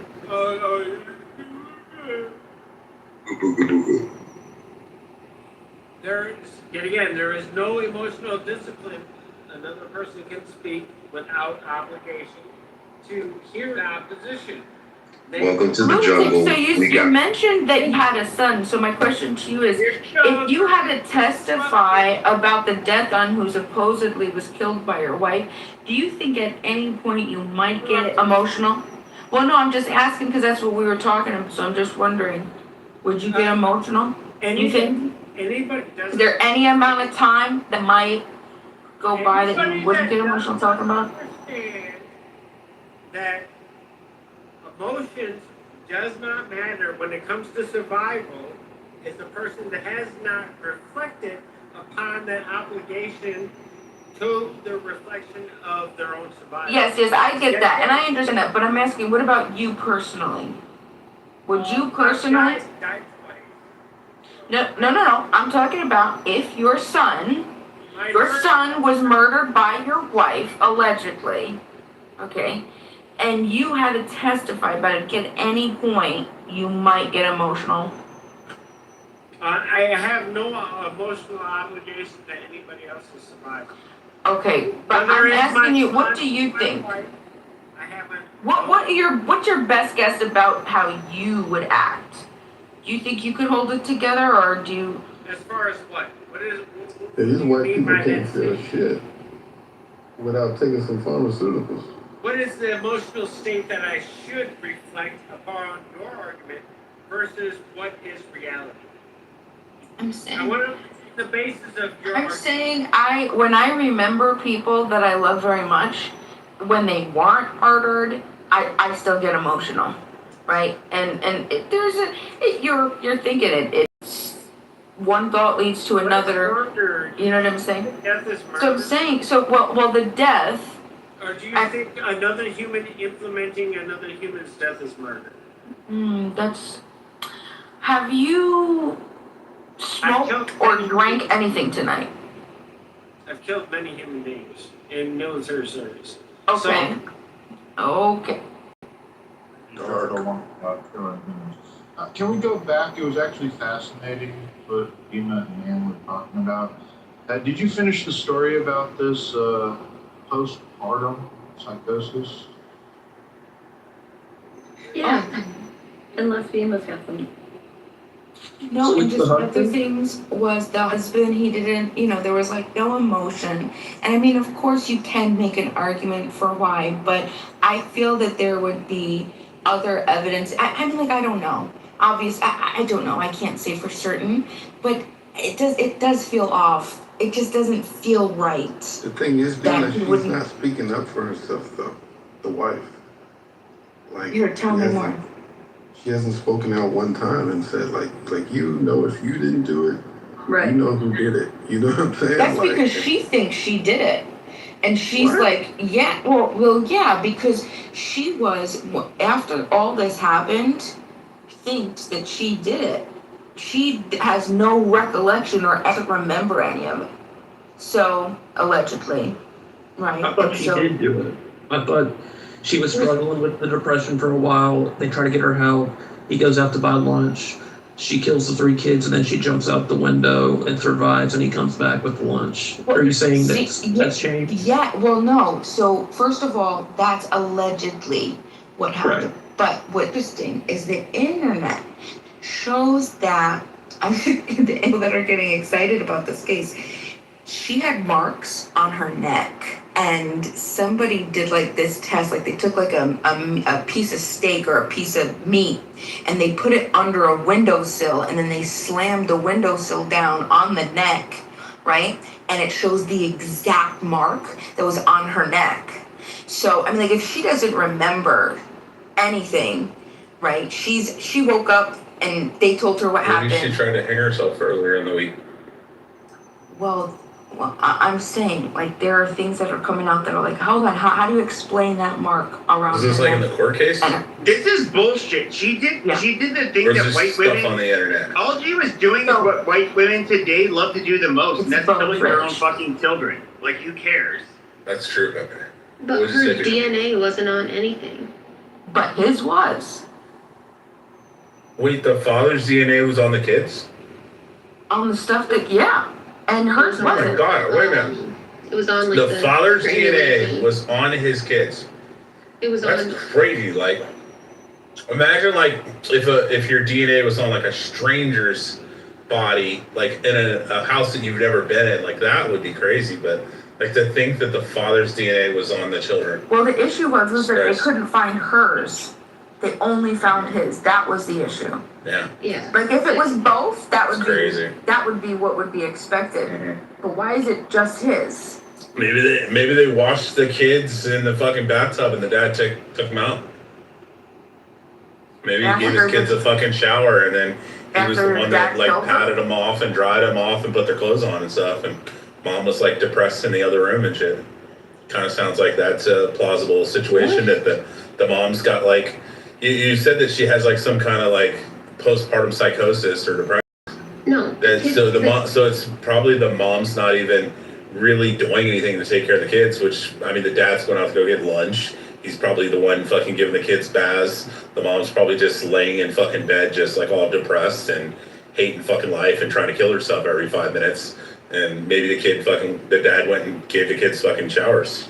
No, Before bed or something. No, the kids I don't know were anything. strangled. The kids were strangled. Yeah, I know. She just said that the father's DNA was on the kids, but on the mother's on, wasn't. like the ropes and stuff. On the ropes? Yeah, Bebo, where did you get that information Wait, yeah, from? not even that, but like, okay, if we're talking, From what the kids, if we're talking about the ropes, kids were strangled. The kids were strangled by the exercise bands, and so only his DNA was found on them. Yeah, that's a lie. So it sounds Where like you he get was that maybe the information one from. that was working out and then used the exercise bands and then this bitch. No, she got used the wrong exercise bands information. To strangle her own fucking kids. So what? So I'm reading here. So confusion on social media stems from a conflation between DNA evidence and fingerprint evidence. So all three had one of fingerprint or DNA on the band. So the children, the mother, Lindsay and Patrick. But Patrick had his fingerprints on the bands because he admitted to the police officer, the first police officer that responded, that he had removed them from the child's neck when he found them in the basement. But the DNA is Lindsay and the children. So you're conflating between the DNA and fingerprint. His fingerprints were on the band, not his DNA. You bitches. Like blood and stuff like that. So his DNA was found on the bands, but you're saying that the No, his fingerprints was found on the band. So was the DNA. Well, if you want, DNA from fingerprints, like like sweat or something like that, but the DNA of like blood and like if the mom is holding the bands like really hard to strangle, like skin would be like kind of ripping like microscopically off of her hand or whatever. But his fingerprints was found on the band. So if he's the one who removed the bands, obviously he would be the one with the fresh prints. Yeah, that's true. But so I understand that why the DNA could be on the bands if they exercise. Somebody mentioned that in the chat. That could explain that. But why wouldn't her? No, not because he fingerprints exercised, because he's the one who was the last one to touch the bands to remove them. Yeah, he was the last one to touch the band. We're talking about DNA and fingerprints, Pepe. So Yes, DNA, but the DNA so I'm and the saying fingerprints that- would have to listen, deal Pepe. with. They would have to deal with who was last to touch. We just gotta okay. Thank you. So what I'm saying is the DNA evidence then could be explained, right? It was an exercise equipment. Everybody's DNA is on. Okay. But the fingerprints were found on the exercise band and hers wasn't though. No, her DNA was on it too. The DNA was found on what everybody's DNA was on all the kids and both her and Patrick. But the fingerprints were found. It was only his fingerprints that were found on the bands, not hers. Is that right, Skull? Well, hold up, I'm reading more here. So forensic experts later clarified at trial that certain porous, or I don't know that word, surfaces like foam or rubber materials of exercise bands are notoriously poor elements for capturing identifiable ridge skin impressions, fingerprints, even though biological material DNA is left behind. So the thing is there's a mix-up between that's why I asked you first, where did you get that information from? Like, did you get that information from court records or was that like a video? Like, So there's a bunch of like TikToks that people are making like from pieces of the trial. So they're covering things and then they're, just to talk about it, right? And there's people holding entire conversations about this. And so it's things that so it definitely could be, I could be wrong because I wasn't listening to the trial. But what I understand is that there was fingerprints on the exercise bands that were his and not hers. okay, so what I'm understanding from what I'm reading is that no fingerprints was on it, just all three of their DNA. So the kid's DNA, Lindsay's DNA, the husband's DNA, but the fingerprints, they did not find usable fingerprints on the bands or the knife. And then the defense has not contested the physical facts of the case or the chain of custody for the forensic DNA evidence. Yeah, I think all. So if they didn't even contest that, then that's the defense. Wouldn't they bring that up? Wouldn't they use that as a defense? If the defense has not even using that, then that makes no sense. Or right? maybe then that's not true. Yeah, the thing is that bitch killed her children, and then now because women watch too much Netflix crime documentaries, they're trying to figure it all out. And yeah. Well, I mean, like, don't discount the internet. You watch, Don't Kill Cats. Skull, why are you so sure that she did it? Like, I guess. Well, because I'm actually validating her. I'm not taking blame away from her, but I'm actually validating her psychosis. She probably had severe postpartum psychosis and fucking killed her children. But this whole we're gonna go into this and try to blame it on the fucking husband who just lost his 3 kids. Oh, because he married, dude. The Chris guy that killed his kids, some fucking bitch married him. Like, women marry fucking fucked up people all the time, and then men marry fucked up women all the time. Like, people have to move on with their lives. Yeah, sure. I get that. Why are you so sure that she did it? Because the evidence points towards her doing it. I disagree. I think the evidence has made it that there's. Candace Owens is to blame for all this. What happened with this? Wait, wasn't he out getting food? What happened recently? Like, what happened with this case? Wait, I what's remember when this his name? happened a while back, but like, why is it in the news again? Beaver, I'm not familiar with the story. Was the guy out trial is getting food? going down. Yes, he was out. He was out. So can we? getting dinner. Do you think there's like cameras that would show him at there? Or like fucking cameras on the roads, cameras on the. Do it. Yeah, and there's you can camera. check There's why camera went out. footage. There's camera footage from the restaurant that he was picking up food from. But I mean, like, you could do it and then you could come back. That's just a cover. I get that, but like until it concludes and we get more evidence, Bima, what do you think is the most likely scenario? That a guy fucking threw his wife out of a window and murdered his 3 kids, or that a woman had postpartum depression that went into psychosis and she murdered her babies, which is actually not that uncommon. Like I've seen dozens of fucking media stories where a woman, I think in Florida, where she drowned her like 5 kids in the bathtub. I mean, like it's not that uncommon for like people to put a pillow over their kid's head and just fucking. No, you're right. You're right. But I think like this could also be a Chris Watts situation where that's exactly what he's expecting, anticipating everybody to believe that it is. Like there's no question. Hey, look, it's the crazy mother with postpartum depression versus potentially, there's some things that came about. I gotta look. Skull. Yeah, but What other about the than text having, messages? How would Bima, other than them throw her having out the both. window and her not remembering? Like, if she She gets thrown out doesn't the have memory window, about any of it. Yeah, but I know, with the but, like, forensic that's really odd to evidence that. and all the combing through this case from the investigators and the prosecutors and whatnot, the idea that this guy would throw his wife out of a window, kill the children, and get away with all of this, yeah, and the court, and this has been this happened in she doesn't remember. 2023, right? Very unlikely that he would have got away with this. He would have had to be the fucking most diabolical, Yeah, didn't the smart, YouTube shadiest lady- fucking criminal ever to get away with this. After this case, Wasn't we it have a the nurse YouTube lady that killed her kids? Like the lady that had the YouTube channel and shit? Yes. Wasn't she like a YouTube family or something? Yeah, she killed like her 3 or 5 kids or something. Right, but this woman's body temperature wasn't sustained enough for what the story was saying. And what's crazy, a lot of nurses don't document everything, and they should now. And this goes to prove why documentation is key for everything, because they missed everything.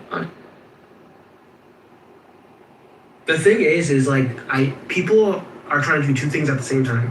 A lot of women, they're trying to validate postpartum depression. They're trying to be like, which is valid. They're saying postpartum depression is real. This is why we need better this, better that, which is true, right? But then at the same time, let's blame the husband. So what the fuck is it, right? Well, I mean, the prints are his. We just went through this. Yeah, so I mean, it's not blaming the husband, and he's the prime suspect. No. We just went through why the prints doesn't work. The fingerprints. By Like, I don't know if you were hers here. not being on there just doesn't make any sense. No, the investigators didn't find usable prints on both the bands and the murder weapon, but they found all DNA of the kids, the husband and the wife on the bands. Right. Which is Skull, these are the same people that would not surprising. spend 24 Right. hours with a bear over a fucking random guy. Wait, sorry, what did you say? These are the same people that would spend 24 hours confined with a fucking wild bear over a fucking random person, a random man. Her notes with her therapist really do concern me. Like she was going through something. She was literally losing herself. And postpartum is very, very real. So you can really hit a psychosis and forget everything, lose memory, lose your mind. Listen, You know, I do think the husband failed. Like I think the husband failed them. absolutely, and the doctors too. Got more help, but he should have. If he knew she was like crazy like this, he probably should have like. Wait, so y'all saying monitored she and had like a took custody fucking and shit. background of like. No. It's postpartum. Her therapist. The findings with the conversation, her journal entries were very telling, concerning, heartbreaking actually. What she was saying, she was really about to give up on her life. She was losing herself, and you could hit psychosis with postpartum. You could lose your mind, forget time, lose sleep.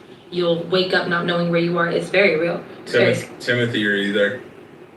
No, postpartum is fake. It's all fake. It's actually the husband killed the kids and did all that. Yeah, he murdered all the kids and she didn't do anything, even though her journal said that she was already going crazy. Like, I'm confused. Wait, so if you know that, hold on. Like, if y'all know that already, what in the world makes you think that the man, so I the didn't say man the do it husband. just because he's a man? I'm confused. I didn't say the husband did it. Who said that?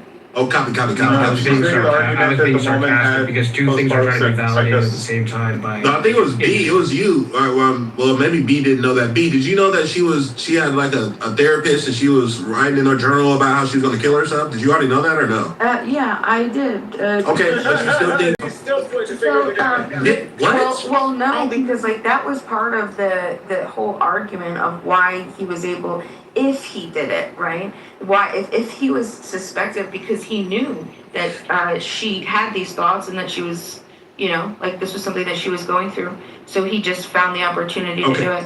Hey, B, can I tell you something? If you, all right, what I said in the chat. Now, if y'all told me he abused her and mentally, like some fucking TV or like movie shit, forced her to do it, you know what I'm saying? Mentally fucked with her, like locked her in a cage, then I would be, but you get what I'm saying? Then I would be with you.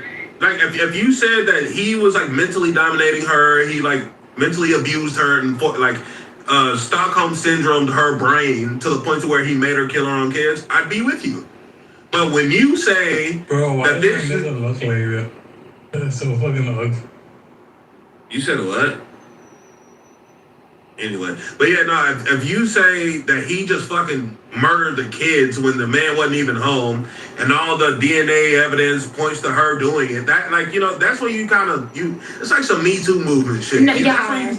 But it's just, what's real though is she probably really does not. If it wasn't, she probably does not remember it, bro. She probably has no memory of it. Psychosis. No, hold on. If I could say, as a nurse, who's really seen women go through postpartum, they lose memory. They have memory loss. They lose days of sleep. They have no idea when they're waking up. They have no idea what they're literally zombies. It's a very strange. It's a very strange occurrence. A very strange chemical imbalance that happens with the mother who would just underwent a lot of trauma, and she could literally have no idea what she did. It's very possible that she lost all memory of it because it was so traumatic, and she's going through postpartum. Her body just blocked it out. She's probably a zombie those past weeks. Okay, so let me ask you a question. Then. Let's be for real then, right?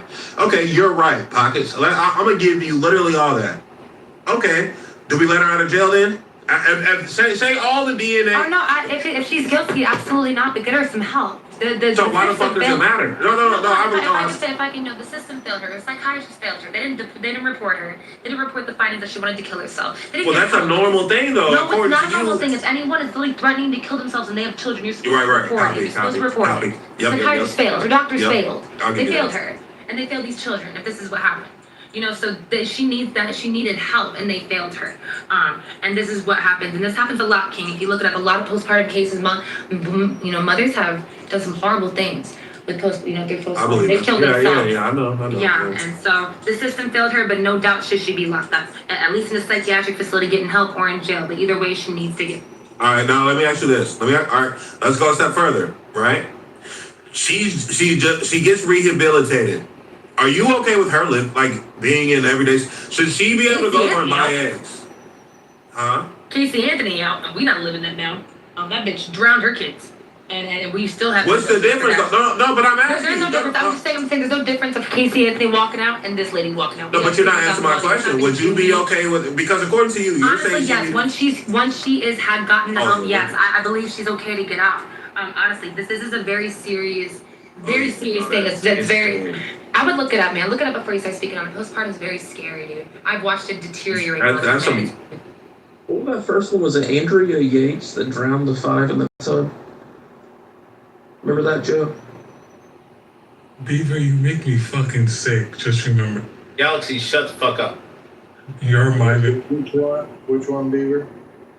Wasn't it Andrea Yates the big story, the national story? She drowned her 5 kids in the bathtub. I don't remember that case. These stories. Wait, are we bringing Pepe back up? What about oh my gosh, that Mormon woman from Utah that abused her children and now she's in jail. Yeah, that was a YouTuber lady. Or that woman that really murdered a woman who was pregnant, took the baby and said she gave birth. Y'all remember that woman? I forget who that was. What, every woman that ever had an abortion pockets? That's crazy. I don't think so, but yeah. Yeah, every woman that's ever had an abortion. Okay, so this is also. Oh, sorry about it. So this is. No, go ahead, love. So this is also this is what I was mentioning before. Okay, so I'm getting this from the CT Insider. Okay, so now the movements of Patrick. Okay, so the trial testimony puts Patrick working from his basement office during the day at approximately 4:53 p.m. Lindsay texted him about ordering dinner and getting medicine. Between 5:06 and 5:08, they discussed their orders.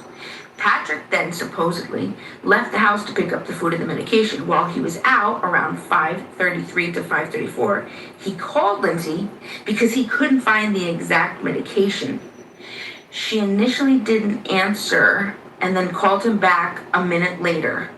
And then Patrick testified that she sounded quiet or busy.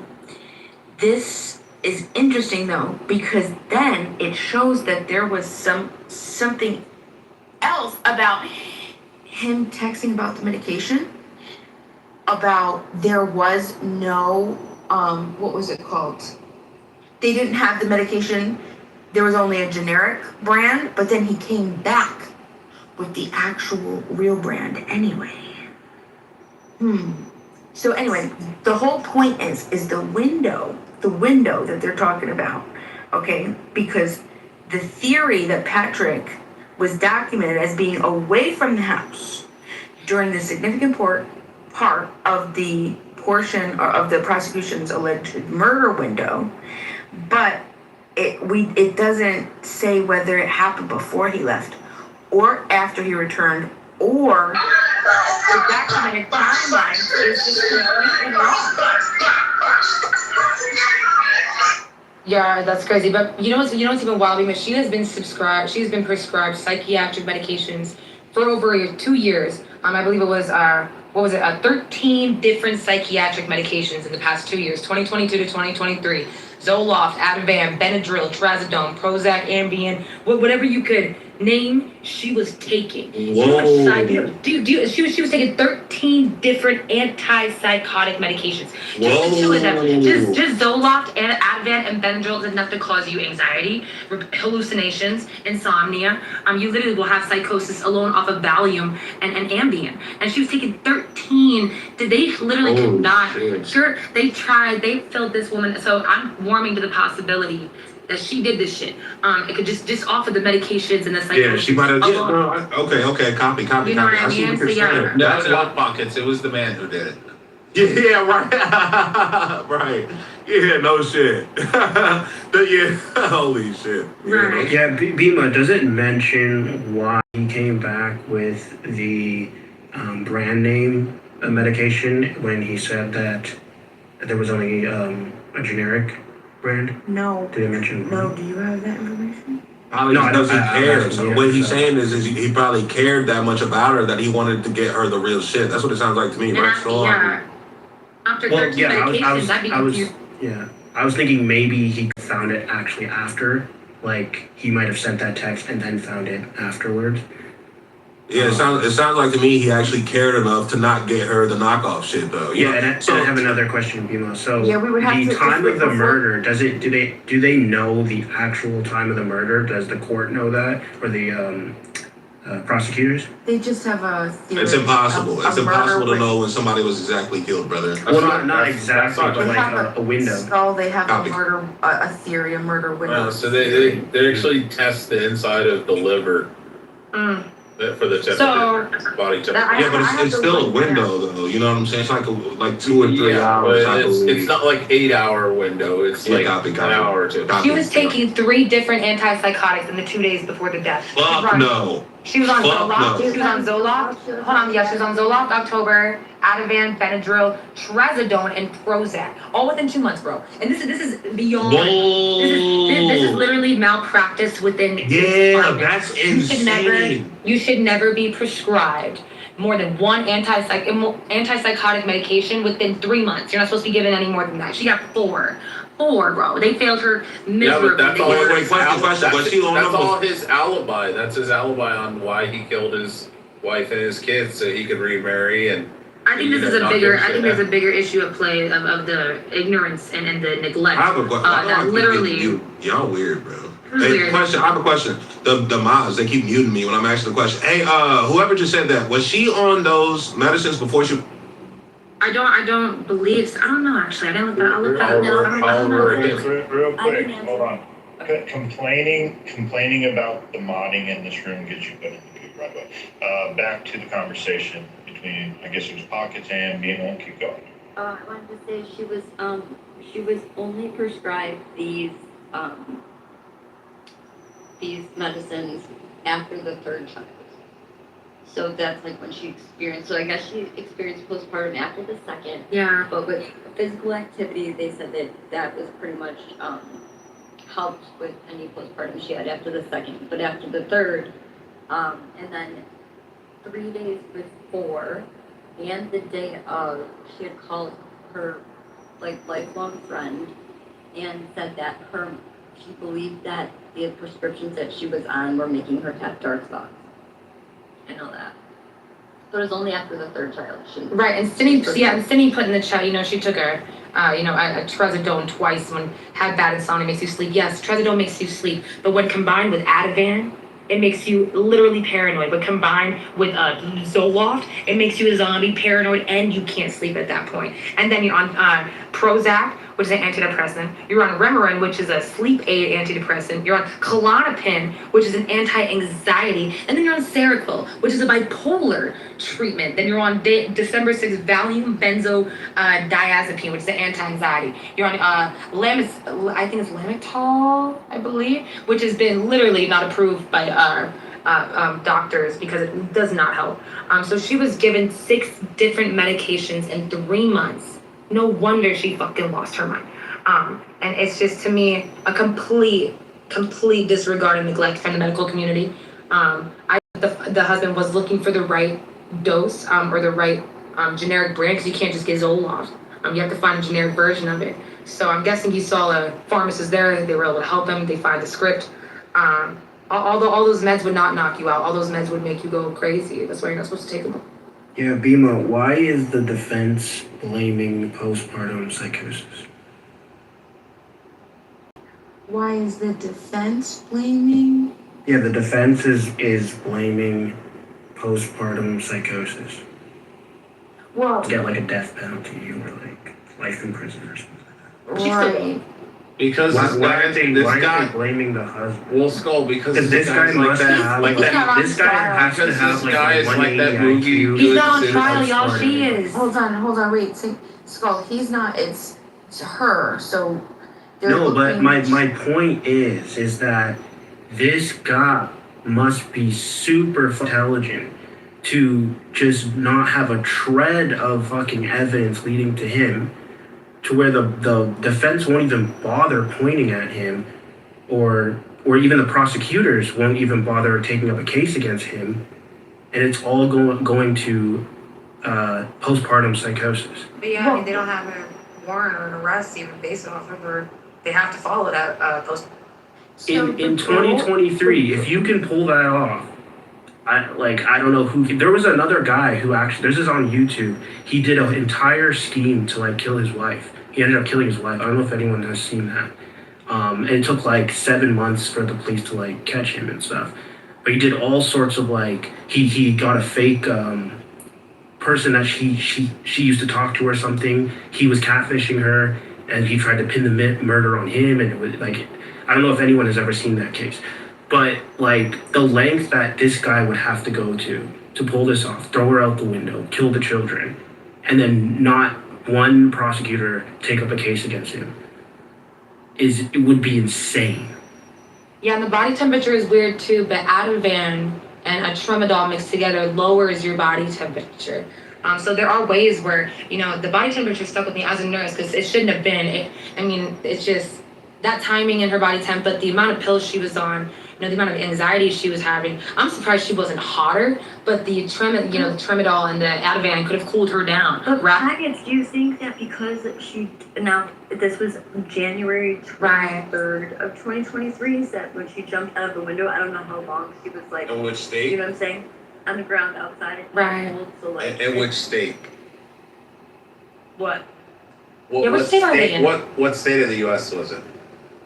Oh gosh, was it Massachusetts? So Massachusetts in January. Oh yeah, it's fucking cold. It's fucking cold. Yeah, It's so colder, freezing to death.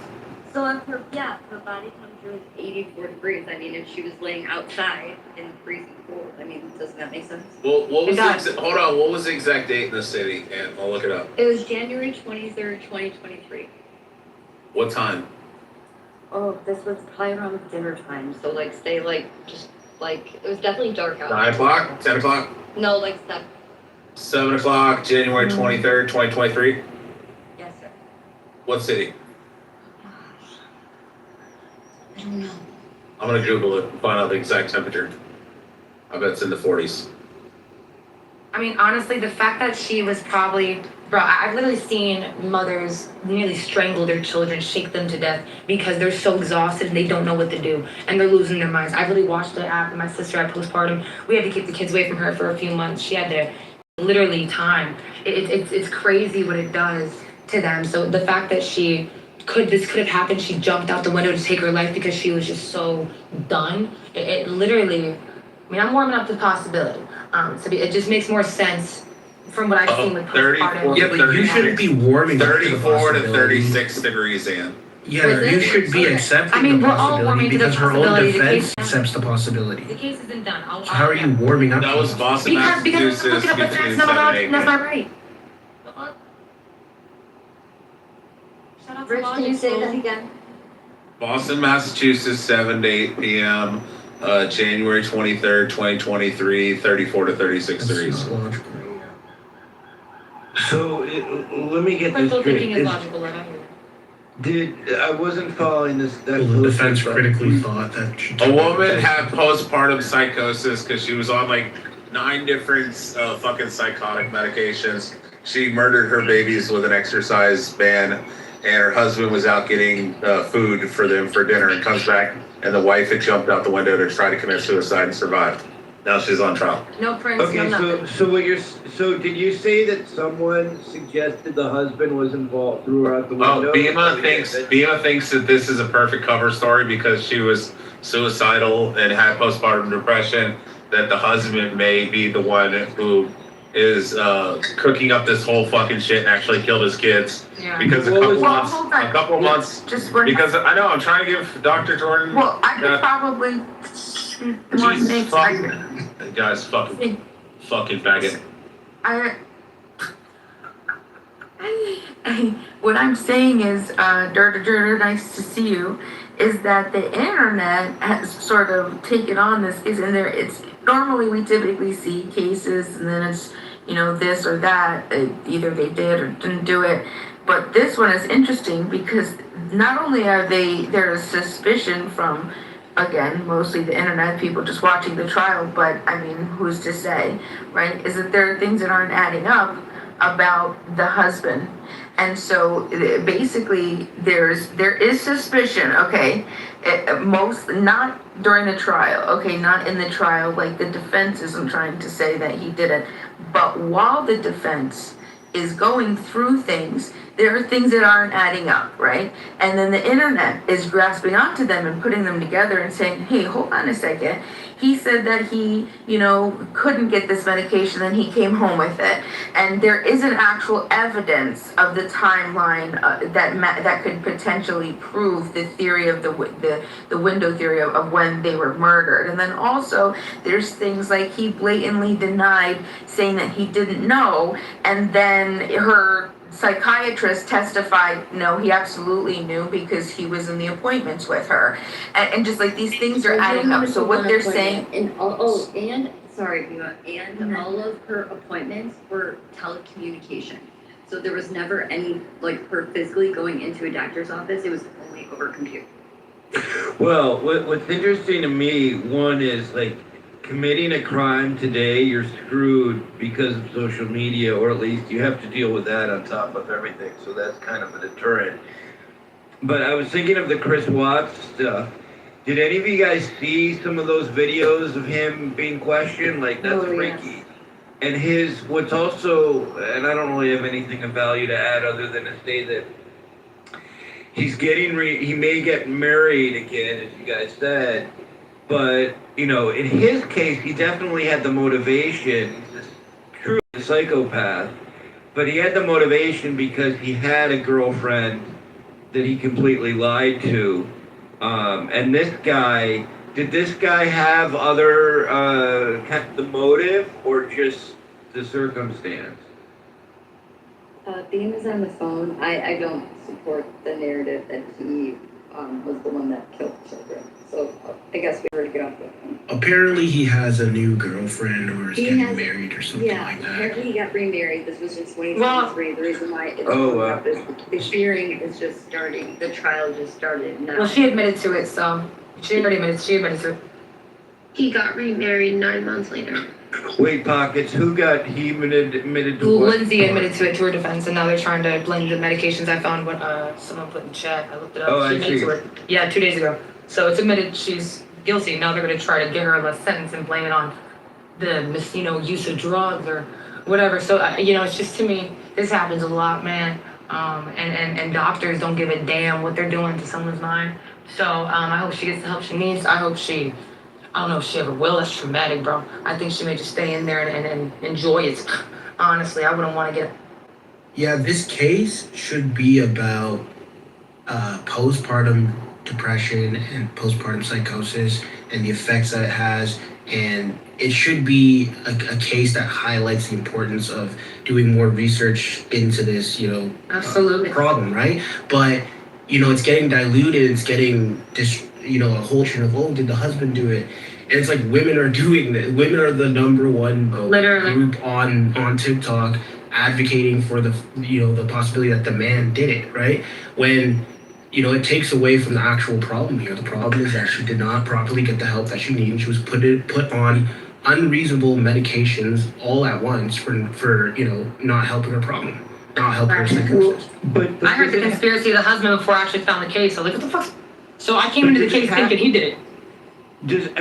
Is it fair to say that, yes, it could be postpartum depression, but could it simply be, and it could also be drug-induced psychosis, or could be other psychosis, but my question is, could it simply be that some mothers, I could imagine, I don't have kids, but having a lot of kids, I could imagine that could put me over the edge.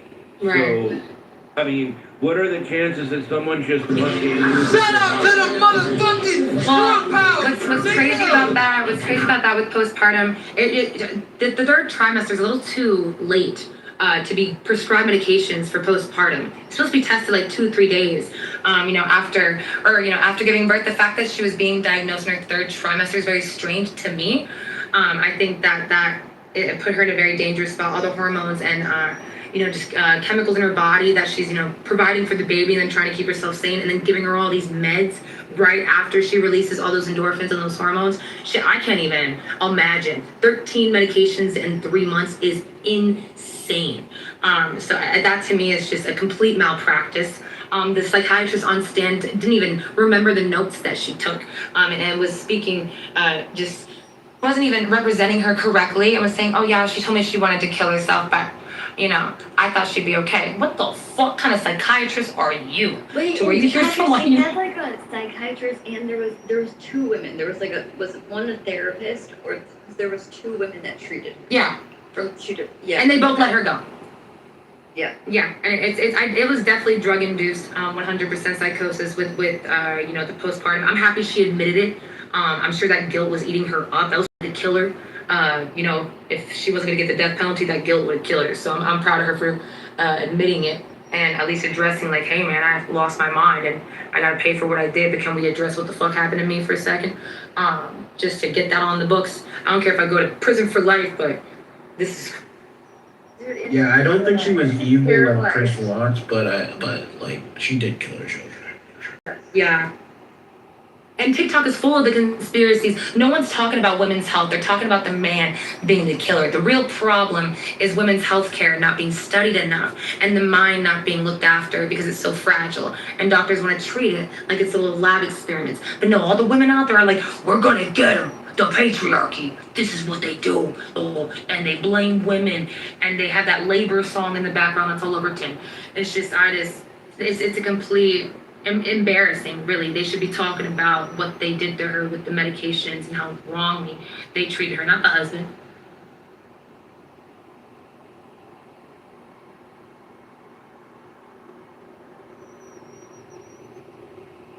But that's feminist for you, you know what I mean? They want to do the slut walk, but they don't care about healthcare. That's me. So sad. Mm-hmm.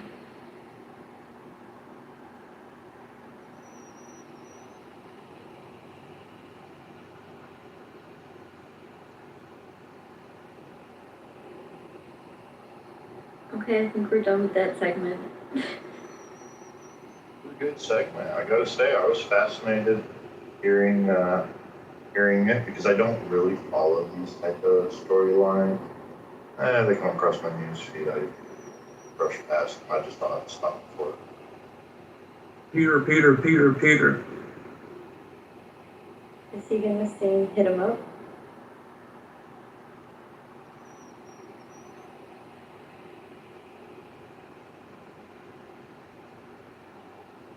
I had suggested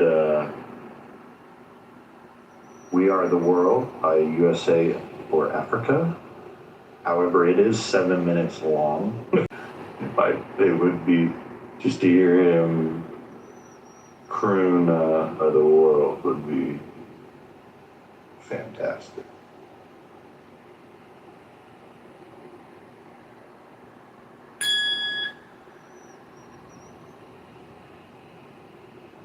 Beaver's really good at finding talent. You hear about Joe Felice, Anne? Fucking insane. No, remind me. The dude that was helping that young kid make gasoline out of plastic. Huge conspiracy theorist guy. He was into renewable energy, really trying to like wake people up to how they can, farm for themselves, take care of themselves. And he went on live, I think, with that kid who makes makes gas out of plastic. And they said, if the government comes after us, if we die, I didn't kill myself, it was the government. And he died last week. And his girlfriend pulled an Erica Kirk and went on his Instagram and was like, just want to let y'all know that Joe died and I'll be taking over. So if you have any questions, I'm answering any right now. Just made a cute, little video and is now running his paper. Yeah, that guy was a fucking schizo. Most geniuses are schizo. Elon Musk is damn near autistic. He's a genius. Yeah, but that guy who's doing the plastic gas shit, they didn't invent anything enough for the CIA to kill them or something like that. You could have always done that, and it's not even fucking practical. No one's even gonna really put in the work to do that anyways. Oh yeah, it's no one thought of data centers to run AI Yeah, but the point is people saying the governments are trying to kill these types of people because they've discovered some fucking new form of energy or something, and it's no. I mean, look at Tesla. Look at all these inventors that were literally went missing with their. This happens all the time. I don't know what's going on. To be honest, it wouldn't be the government. It would be mega corporations. Right, like Chevron or some. Right, definitely. But yeah, learning how to make gas with plastic is a pretty big fucking deal. So considering oil and gas is literally what we survive on. Yeah, but he didn't invent that, and he was teaching it, and he had the machinery in his backyard or something like that. But the practicality of every individual just switching over, hey, Beaver, when are you gonna build your fucking plastic to gas fucking contraption in your backyard? Probably not. You're probably just gonna use your normal fucking city's electricity, right? And go to the gas station. I mean, they tried to kill Elon for his reusable rockets. He spoke about that. He was like, they were at. Bro, how many bottles of water do you drink a day? School. Wait, what? How many bottles of water do you drink a day? I get my water from the lake. So. Oh, from the lake? So you got a well? No. I get it from the pipes to my house, but it comes from the lake. Oh, I love that. Parasites. You're gonna need colonoscopy soon. You don't think where do you get your water? That would be a good source, a good. You don't believe in that type of renewable energy, or? Wait, going to the lake myself, Well, the whole idea of plastic into, being able to use that in your cars. I do believe there's easier ways to get energy, drink water, and all this stuff. But I'm saying the average citizen, if you were given the choice to, if someone told me, go to the lake with a fucking giant bucket and get your water and do all this extra shit, yeah, I'm just gonna turn on my fucking tap. I'm not building a contraption to build a fucking plastic to gas in my backyard. I'm just gonna go to the gas station. And so is everyone in this fucking room. Yeah, so, I mean, some states don't even have that right now. So yeah, they really do have to go to a gas station because their waters are coming out brown and disgusting in their cities. So it's gonna get to that point. That's like asking me, like, hey, do you want to start sending letters to each other, communicating via text by pigeon, or we're just gonna use an iPhone? Yeah, we're just gonna use an iPhone. I mean, I Even think though it's more that's even though it's more healthy and more to nature to use a pigeon and all this shit. Fuck that. I'm gonna use iMessage. But the iPhone works. The water doesn't work. You're making two comparisons that don't work. In the situation, the water doesn't work anymore. The iPhone still works, so you can use it, but the water doesn't work, so they gotta go to the store. The iPhone broke down. We gonna have to use pigeons, but it still works. So that doesn't. No, but my whole point in this is that no one's trying to kill somebody because they're doing some sort of experiment and harvesting energy from the fucking ether in their backyard. Oh, really? Yeah, because all those experiments have been done, right? They're not inventing anything new. The point is that everybody knows that the average citizen is not gonna go to the length to get their own energy. You're just not gonna do it. I would highly suggest looking up like Stanley Mayer, Tom Oval, like Ethan Malov, what was that, Todd Gastine. They were all inventors, Sylvester Roger, William Nelson, amazing inventors that were trying to, teach us how to use renewable energy to not rely on the government, mysteriously disappeared. It's just, to me, I don't believe in coincidences, to be honest. So I highly believe that they're slaughtering people. Assassinations are. Yeah, but Pockets, you're missing what he's talking about. He's saying that 50 people in the United States are going to go and build these contraptions to like take plastic, turn it into gasoline. Yeah. He's not giving out like cars that just run on fucking air and like generators for your house that just run on oxygen. It's not like he's coming out with that. Like that guy might get killed, or the guy that comes in here for cancer or diabetes. Those people, we can make an argument for them being killed. But his point is like, you have to go and build this entire fucking contraption that you have to be like a fucking engineer to build. And then you have to spend like all this time and resources to do this just to get like, fucking like 1,000 pounds of fucking plastic to get like 2 gallons of gas. 99.9999% of people are just going to go up to the fucking gas pump and get gas. Like they're not going to kill some dude like that. If you're like, oh, he actually had a cure for diabetes or cancer, then maybe we can make that up. Yeah, okay. Thanks, I got you guys. I mean, whatever the case may be, it's a pretty big thing to literally, he's the only one that knows how to do it. He literally has a patent for it. It's called plastiline. He's 22 years old. The only person that knows how to do it. No one's doing this. He's the only one. So yeah, I get it. I doubt he's the only person in the world that knows how to do it. Oh, okay. All right, you can look it up. That's fine. So I think it's a perspective thing. A lot of, obviously it was early in the stages. Both of the guys, Julian and the other guy, I only heard about Julian. I think his name is Julian. The guy with the dreads from Georgia, I think. Yeah. I think it was early in the stages, so for the guy that did die, the other guy, I think he might have died. I think it could be a bunch of rage bait, I'm not gonna lie, but if it was to happen, I think nowadays, with the transparency, now that we're more transparent with how shit actually goes on behind closed doors, I think if something was to happen like that, it would be now. Now would probably be the best time.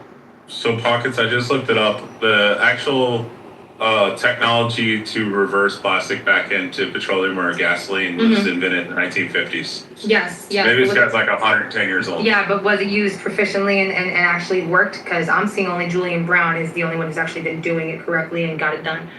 The tools he's using, yes, were invented. Yeah, but is he using like a bucket and a hose, or is he like building some elaborate He, contraption? he literally has a laboratory in a field. Yeah, that was the point the other guy was making. Like, Yeah, he has an entire to go and machine in do. his backyard.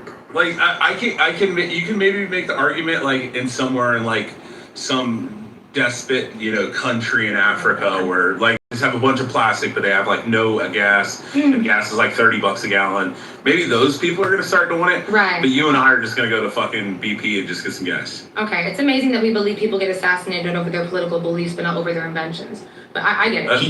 A stupid invention that takes like an entire laboratory to do. A stupid invention. Like I said, he's not giving away. Listen, he's not selling generators for $1,000. He said they run on fucking oxygen.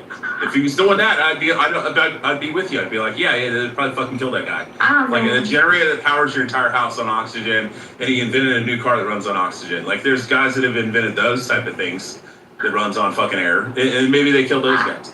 I don't think we understand how dope this is, but all right. Yeah, I agree. Build like a refinery in your backyard. No, I'll tell you why it's dope. I'll tell you why. Julian is not I know why it's dope. You don't have to tell me. It's no. It's I'll be dope. honest It's because with you. it's some black kid with dreads who dresses up in a suit and has an Oh, entire watch yourself, Cole. You're contraption showing yourself. You're showing and yourself. has a contraption in his backyard. So TikTok went crazy. It has and said, nothing to "Whoa, do with whoa, him whoa. being black." Look at this kid who built a fucking plastic to gas contraption in his backyard. That's the only reason. And so what, Elon Musk is some white South African who built a computer and sold maps and then built a reusable rocket? No, I'm telling you why the What cloud. does his race have to do with he's the first one to Pockets, expose it is the what it is wild that the most wealthy person on earth is an African American. Yes, South Africa. So, yeah, it's fine. No, he's an African American. He's from the continent of Africa. He's actually not. He's from South Africa. He is African, from yeah. South Africa. He is not. He's from No, South he is Africa. not. No, he is From not. South Africa. He is not African American. Where was Elon Musk? He was born in African. He was born in Africa, right? American. The continent of Africa. He's And he South lives in America. African. Yes, in American. the continent of Africa, right? He's not a black American. No, no one said that. We just said he's African No, American. no. He's definitely African American. Yeah, he's Yeah. from the continent of Africa. He lives in the United States. I don't think anyone said he was black. What do Did I say he was you black? call a Nigerian guy when he immigrates to the United States and No. gets nationalized? Yeah, He's an African American. but the people from Africa, they don't say American. They say where they're from. Like if you're Nigerian, they say I'm Nigerian. They don't put the American next. So he's from the continent of Africa and he's American. But we He's do. from the continent of Africa and he's an American citizen, so he's African American. The richest man in the world is an African American. Have we been doing this for decades? I don't know why it's white so- African. No, he's an African American. Yeah, I don't understand that. I mean, it's just he was born there. She doesn't like it that the richest African American in the world is a white guy. I mean, it says it in her name, Black Girl. I mean, honestly, the dude She's built a racist. computer You out don't of like speak for nothing. me, okay? You don't speak for me, Rich. So sit it I'm not. I'm speaking to you. I'm not gonna lie, Elon Musk is Or I'm cool. actually speaking at you and down to you. His story is pretty cool, man. Elon Musk, he was dope. Joe, did you watch the so you watched the Candace Owen? The parts I saw. She got decimated. Yeah. Well, the parts I saw, she made him look stupid. But I only saw a few clips, so I didn't. By not see answering anything. She asked him what the charges were, and he's like, "Yeah, I know what they are." And then he couldn't name one, and she named all 7. And then he accused her of cheating. Someone's like, "Someone texted you," and then he handed his phone over to that PBD guy, and then he's like, "No." Who was she debating, Beaver? Andrew Wilson. Oh, Andrew Wilson. Yeah, so I watched the entire, I guess half of it. I watched half. And my take on it was she got absolutely crushed. But you have to understand some of the cases. Look, here's one right here. Candace Owens demand a fact check regarding what Tyler Robinson had said in regards to Lance Twiggs. He texted Lance Twiggs, you're going to see me on the footage. And then Candace was like, oh, I don't even remember that. She asked for a fact check, and then they read the text right there. I don't know. What was she spins a trying to narrative. prove, Joe? My bad, I missed it. So Candace Owens, for the last, about 10 months, has largely been saying that the alleged murder of Charlie Kirk is either a T or not murderer. He's spun so many narratives, it'd be hard to, Keep trying. yeah, for me to like list them all off here. I mean, her best working theory is that it was his microphone that he was wearing that exploded and killed him. That would make sense. Because the fragments that they talked about in court, but they couldn't find many, so that would make sense. Would it make I think sense that's all. because there'd be smoke with an explosion, there was no smoke. The way I think about the debate, I love Andrew Wilson, but I think he shouldn't have done it because technically he won, but to her fans and to all the schizos out there, she won.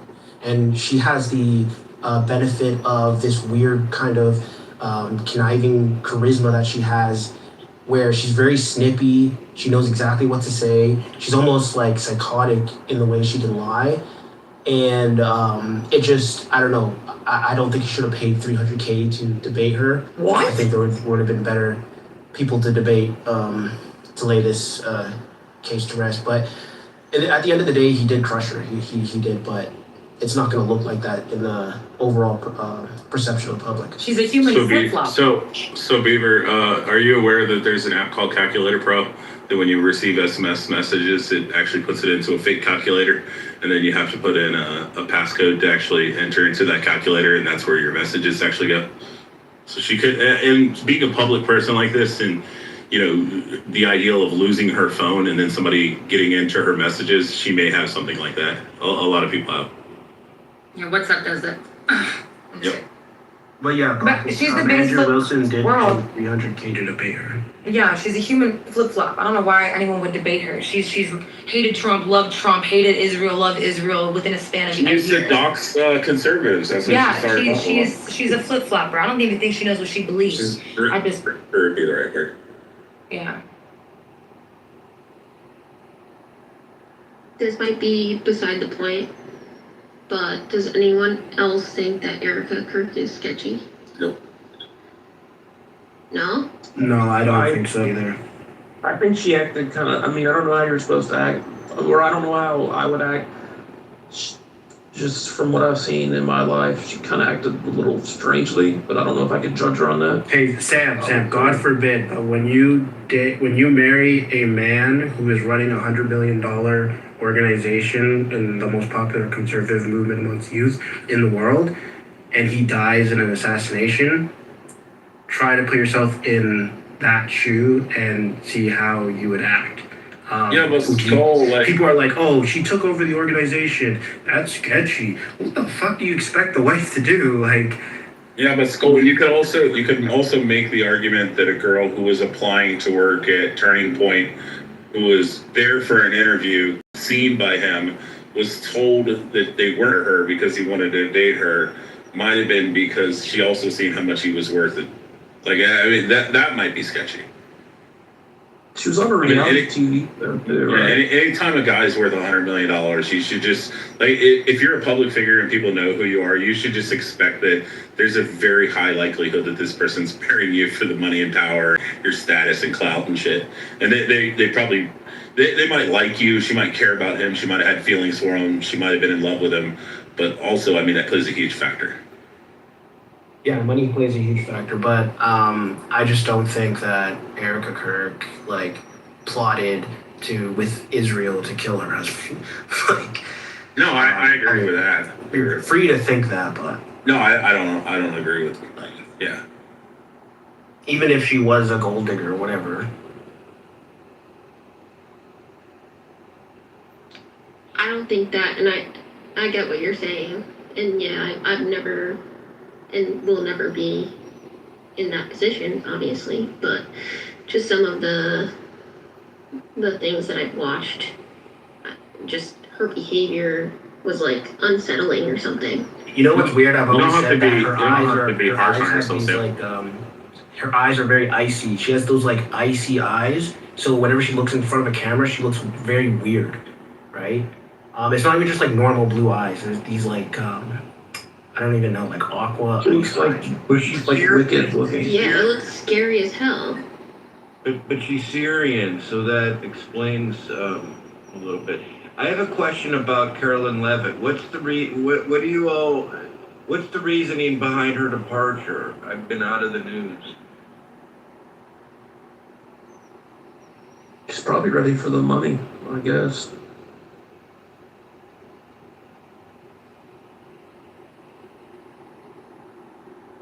They don't really last that long, do they? Right, it's such a high stress job. Who wouldn't it be also if Alex Jones was the press secretary?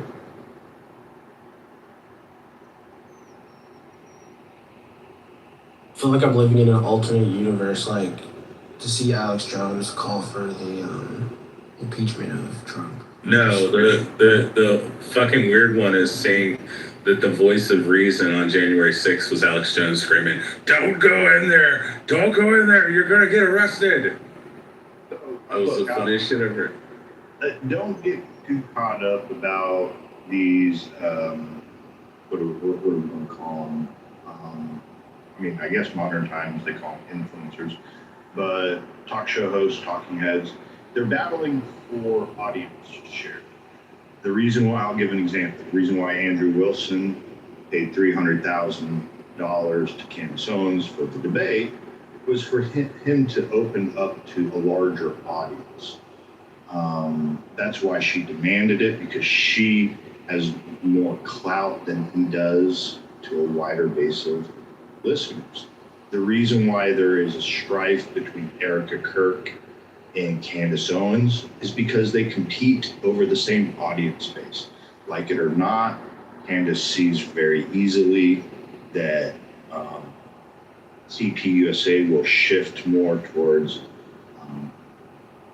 an audience group that will be more female, because it'll be natural. Look, over time, young men are not going to follow Erica Kirk like they did Charlie Kirk.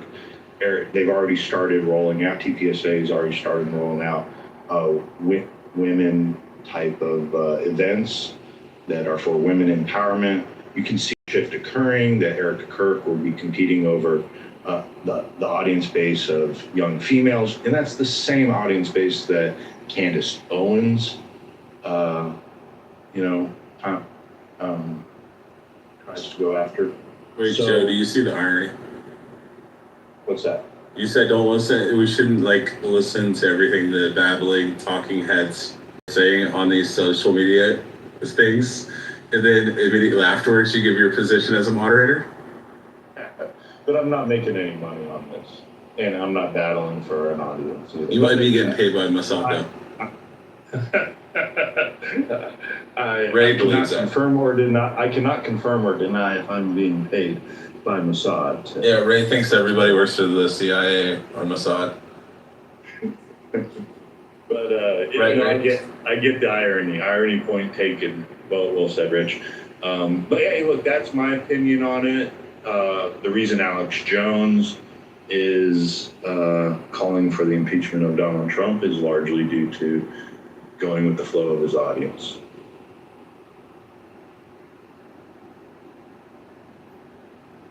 He held on as long as he could. Really did. I mean, even in the face of it, he was still like against bad-mouthing Trump.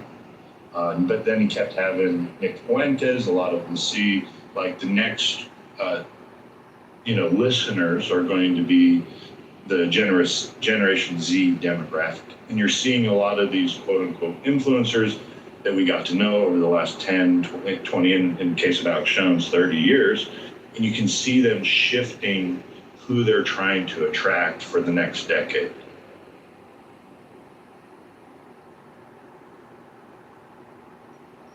Imagine if you had to live your entire life commanding listeners to listen to you for money, to have a living.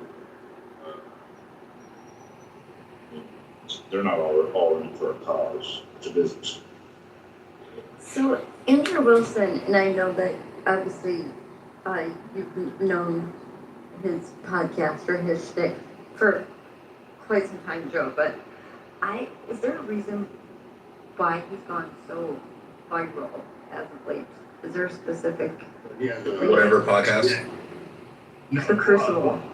The Whatever podcast made popular. His YouTube channel is The Crucible, and he's talked about this before.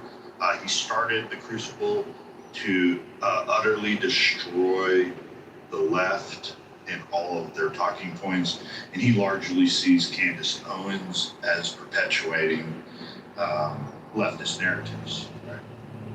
So, And another thing that plays a factor in his prominence, I guess, is that he's an Orthodox Christian, and they call them the Ortho Bros.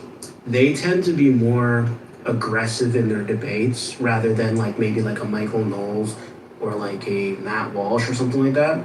They tend to swear, smoke, do all this type of shit that, oh, that's not Christian or whatever. So they kind of get more popular because they're more brazen in their debates.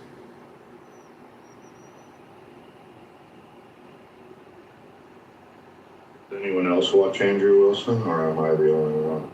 I think he's one of the best debaters online. Master debater. I watched a little bit of it. Well, and I know that he had met with, he went to, or him and his wife went to, I guess he was doing some debate classes for people that are members of Turning Point or something like that. And it was, I know a week before his interview with Candace. And so maybe it's more so, and him paying $300,000 to Candace to do the debate is, I think to try and steal more of our audience will listen to him and his, his shtick rather than Candace's dogma.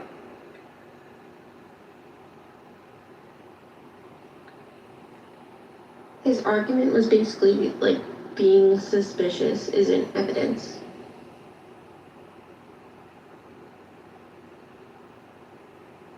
Pretty much, and just the fact that she failed to back up not even one of her claims during the entire debate. She couldn't prove anything.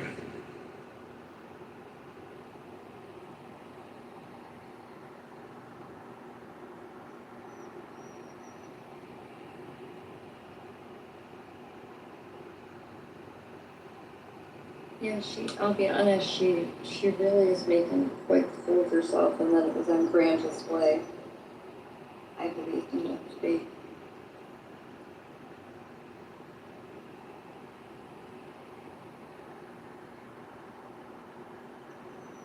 But I do think that she truly believes with her whole heart that what she's doing is the right thing, which is wild. I just think she saw a friend that she used to go on tour and on road with every day. She saw his fucking neck get blown out by a fucking bullet and blood pouring down his fucking chest, and she went into some sort of psychosis or something.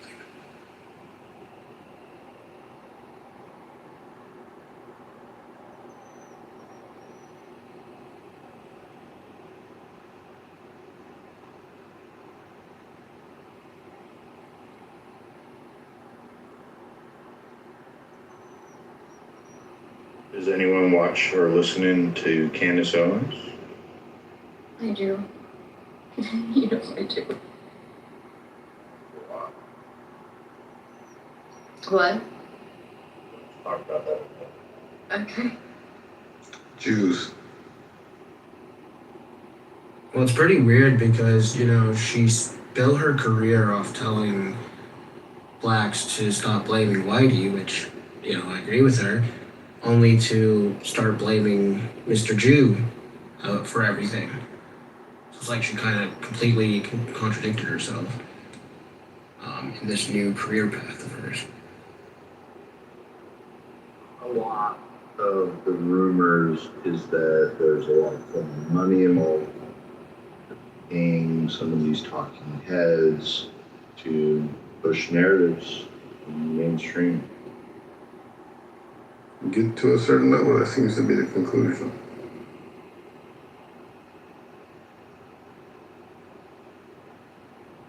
Doesn't really make sense because she's married into like a very rich family.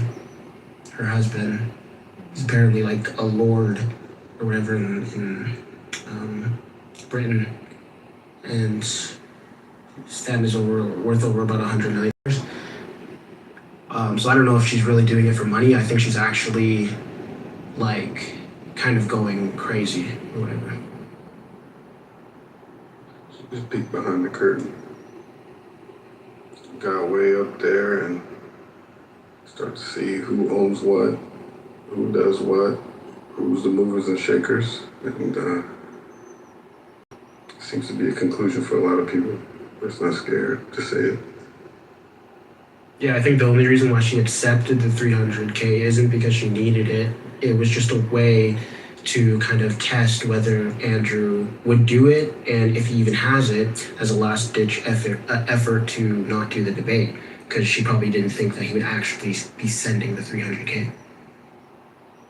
So we got to clear something up. A family that she married into being worth through assets $100 million does not necessarily mean she doesn't need money. I mean, I guess that's why you're raising that point to be relevant. Well, yeah, okay, yeah, the family technically doesn't mean it's his money, but apparently he's pretty wealthy. He's one of the guys who jump-started the, what was that, Parler app? Remember when all these apps were coming out because of Twitter was banning everybody? There's about like $54 million raised or something like that. The point that I was trying to make is that the person she married is wealthy. And at least enough for her not to be, prostituting narratives for foreign states on the internet.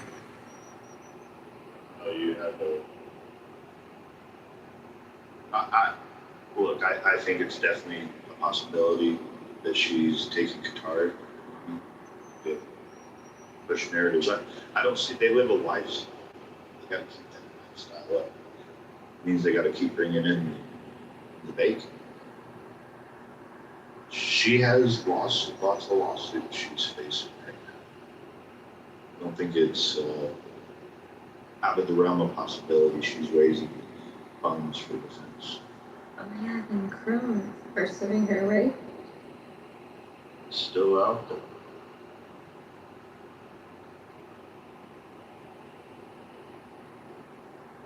What about Tucker Carlson? And now Sean Ryan is speaking out against Trump. And did anyone see the interview with Tucker and Sean Ryan? No. So Sean Ryan has turned on Trump too now. Yeah, Tucker's just a grifter. He does this stupid thing where it's like, oh my gosh, if I would have known when I was promoting the Iraqi war, I would have never done it. If they were lying, I would have never done it. Like he does this stupid shit. It's like, dude, like you were part of the media promotion of the Iraqi war. Like you were part of all of that shit. And now you want to just pretend that, oh, why did we go into the Middle East? If someone would have just told me, like, come on. Fucking Congress. And to act like Trump wasn't clearly pro-Israel. I mean, what he did in the first term with the Abraham Accords, what he's continued to do, taking Adelson money.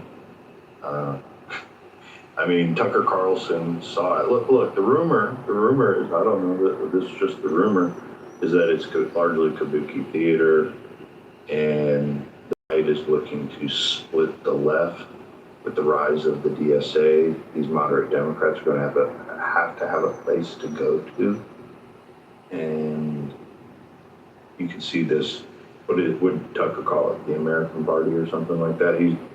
He's starting a third party now. Possibly Tulsi Gabbard is the rumor will be their choice candidate, and to offer an alternative path for the Democrats that will be leaving the party with the rise of the DSA. Joe, what do you think about AOC trying to disassociate herself from Woke One? Trying to moderate themselves, but some of these ones like Viet Cong coming up, she lost her primary. However, they're a little too rough around the edges for the DSA that have made it, and they want them to tone the rhetoric down. So, distancing from Woke One now. They're ushering in what would be considered Woke 2.0, but some of the people down the ladder haven't gotten the memo that you just can't come off so radical. So you'll see a lot of them get the memo, and they'll try and sell themselves as this moderate that is just promising utopia. We're just promising social services. Yeah, we already have social because we're promising social services. Because they don't want them to be so blunt about their Like the trannies at the White House, they don't want that anymore. They're trying to disassociate from that. Yeah, I mean, it didn't work largely, and they know it's egg on their face, right?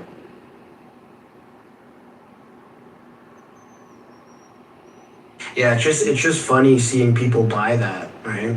The left buy that. She's more moderate, so it's time to take a more moderate tone, and now all of a sudden they're okay with that. Exactly, and that's what they're trying to figure out. What they're threading a needle because they got such radical, rabid supporters in their base that they have to be able to do enough to hold their base so they can win primaries and not come off so radical so they can win general elections. That's ultimately what it is. I agree. Hi guys, John here. The topic of your club has caught my attention. The Lindsay Clancy trial. I was following the trial, not very up to date. I was hoping to get some more updates from you guys. What do you think is going to happen? Is she ending up in jail or in psychiatric facility? Or what do you think happens to the psychiatrist? She's gonna be shopping at your local Walmart within 5 years. The Lindsay? Yeah, it's gonna be Oh all psychosis and whatnot. She's gonna be put in a mental hospital or whatever they do, and then she'll be out. Oh my goodness, that's horrible. I'm not saying that that's actually happening. That's just my opinion. I know. If that happens, that would be a horrible outcome. Yeah, but there's also a chance of big pharma companies to get involved because of the suicidality and how the antidepressant medications are messing up with people's mind.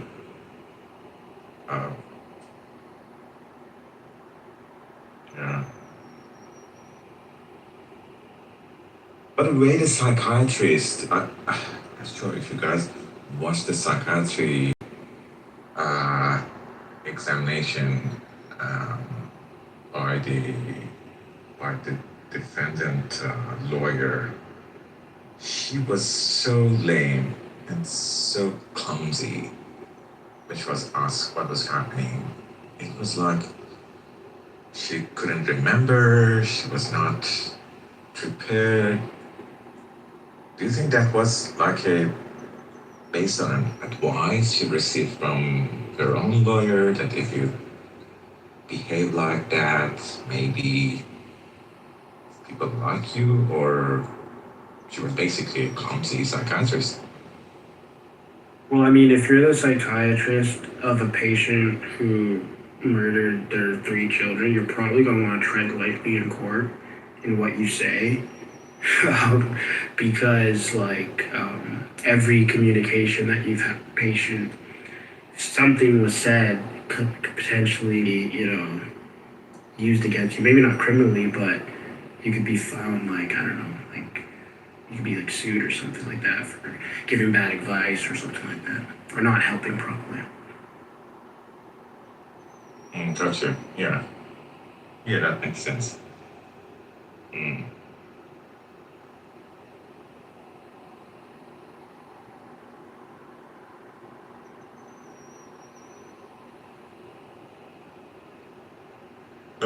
What do you guys think? I mean, your own opinion. Is Lindsay like a lunatic who was trying to get attention? She was not given enough attention and gone mad and killed kids? Or was it a true psychosis? Or I don't know, what is the why? John, you missed the poll we had earlier. We've taken it down now. The room voted that she was guilty and she needed to be hung to death. Oh gosh. Oh, all right. Okay. So that, yeah. So what was the margin? I mean, what percentage of voters voted for or death sentence? All right. I have a question. I've been trying to follow. All right, so she was found guilty. Is that where we are now? I don't think she's been found guilty yet. I think it's still in trial. Oh, okay. But according to the President Trump house, we've held her trial here, and we found her guilty. So just to clarify. Okay.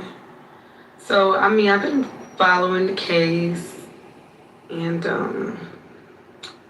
yeah. I mean, I noticed a lot of women online are pro Lindsay Clancy. From what the facts I'm reading, it sounds like she killed her children. It sounds like she reached a breaking point and she snapped. But what is it? So what is it that women are seeing where they're saying it was actually the husband that did it? Because I'm seeing a lot of women online saying that the husband is actually the one who killed the kids and not her. Yeah, they're trying to be Sherlock Holmes and trying to like dissect the whole case, and they're basically saying, oh, well, he brought her the wrong medicine when he said he was going to bring her this medicine, so that means he killed her. He cheated on her, so that means he killed the children. Or he married 9 months later, so that means he killed the children. Like little weird like factoids and stuff that they're picking out where they're trying to just basically blame everything on him. It's not, it's, I don't know, it's just retarded. But actually, Lindsay herself never denied that she killed children. Right, she That's another admitted point. to killing them. Yeah, she admitted to that. But yeah, the whole debate is she criminally culpable? Could she be found responsible for what she did? Or when she was doing that crime, she was not sane, so apparently mental health defense. But I mean, who does that? I don't know. How women in general feel about this kind of crimes. I mean, if you could tell, personally, as a man, I have a mixed feeling about this woman, her reactions, and the first thing she said to police officers that when they managed to talk to her in hospital was, do I need a lawyer? And they were arguing that somebody who starts talking and tries to find a lawyer is well enough or sane enough to understand what is right and wrong, and is trying to keep herself safe or understand what has happened. And then the question is, what kind of psychosis was that? That it happened right before the crime, and then she ended up in hospital. And when she started talking, I assume in a couple of days, she was not psychotic anymore. Was it like a ultra short kind of psychosis? And yeah, that's a little bit tricky, I guess. And great questions by both John and Belle. Look, we've had the title up a while. It's a little stale, but we'd love to keep talking about it. I just want to catch you up where we're kind of at in the room. The room overwhelmingly supported the idea that the psychology of all the women online, to answer Belle's question, largely is due to feminism, that you're dealing with a lot of women that are support killing their children in their womb, and that this has led to this idea that it's a rallying cry around Lindsay, and that's kind of where the room overwhelmingly got to in this conversation. It's a sad story, I gotta tell you. Well, I'm gonna say this. I don't think her case is so. I think it's cut and dry. I think she killed the children, but I think he pushed her to that limit. And I know this. I have been seeing women who have been with men who is psychologically pushed them to limits. I saw the video of her with the children, and he kind of just stood back. You know, that's a part of the psychological abuse that a lot of husbands start doing in the marriage when they're disassociating and they're mentally checking out, is they would then put the burden on the woman to basically keep the household afloat by herself. Being that this woman was already on medications, he knew that. He knew that that was her weak spot. Her weak spot is that she's not fully capable mentally to handle that type of workload on her own. But yet he did it, you know. But in the case of murder, you know, we still have to look at murder as murder though.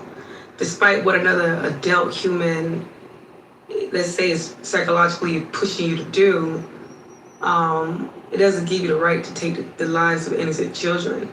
So reading this case and me actually knowing what happens in a lot of divorces, I know for a fact he pushed her to the edge. I know he did. How do you know that for a fact? Where's your evidence that he psychologically Because I'm looking at the timeline of how quickly he moved on.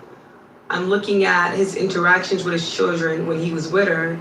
You could just tell that he's mentally checked out. Like, he's not in that marriage. Moving on quickly is not evidence. Some people move on in different ways. Yeah. And No, hold it up. is Let me finish my evidence. thought. No, It's not evidence. Let me finish my thought. Hold up. Let me finish my thought. Yeah. Some people find other people in times of tragedy, right?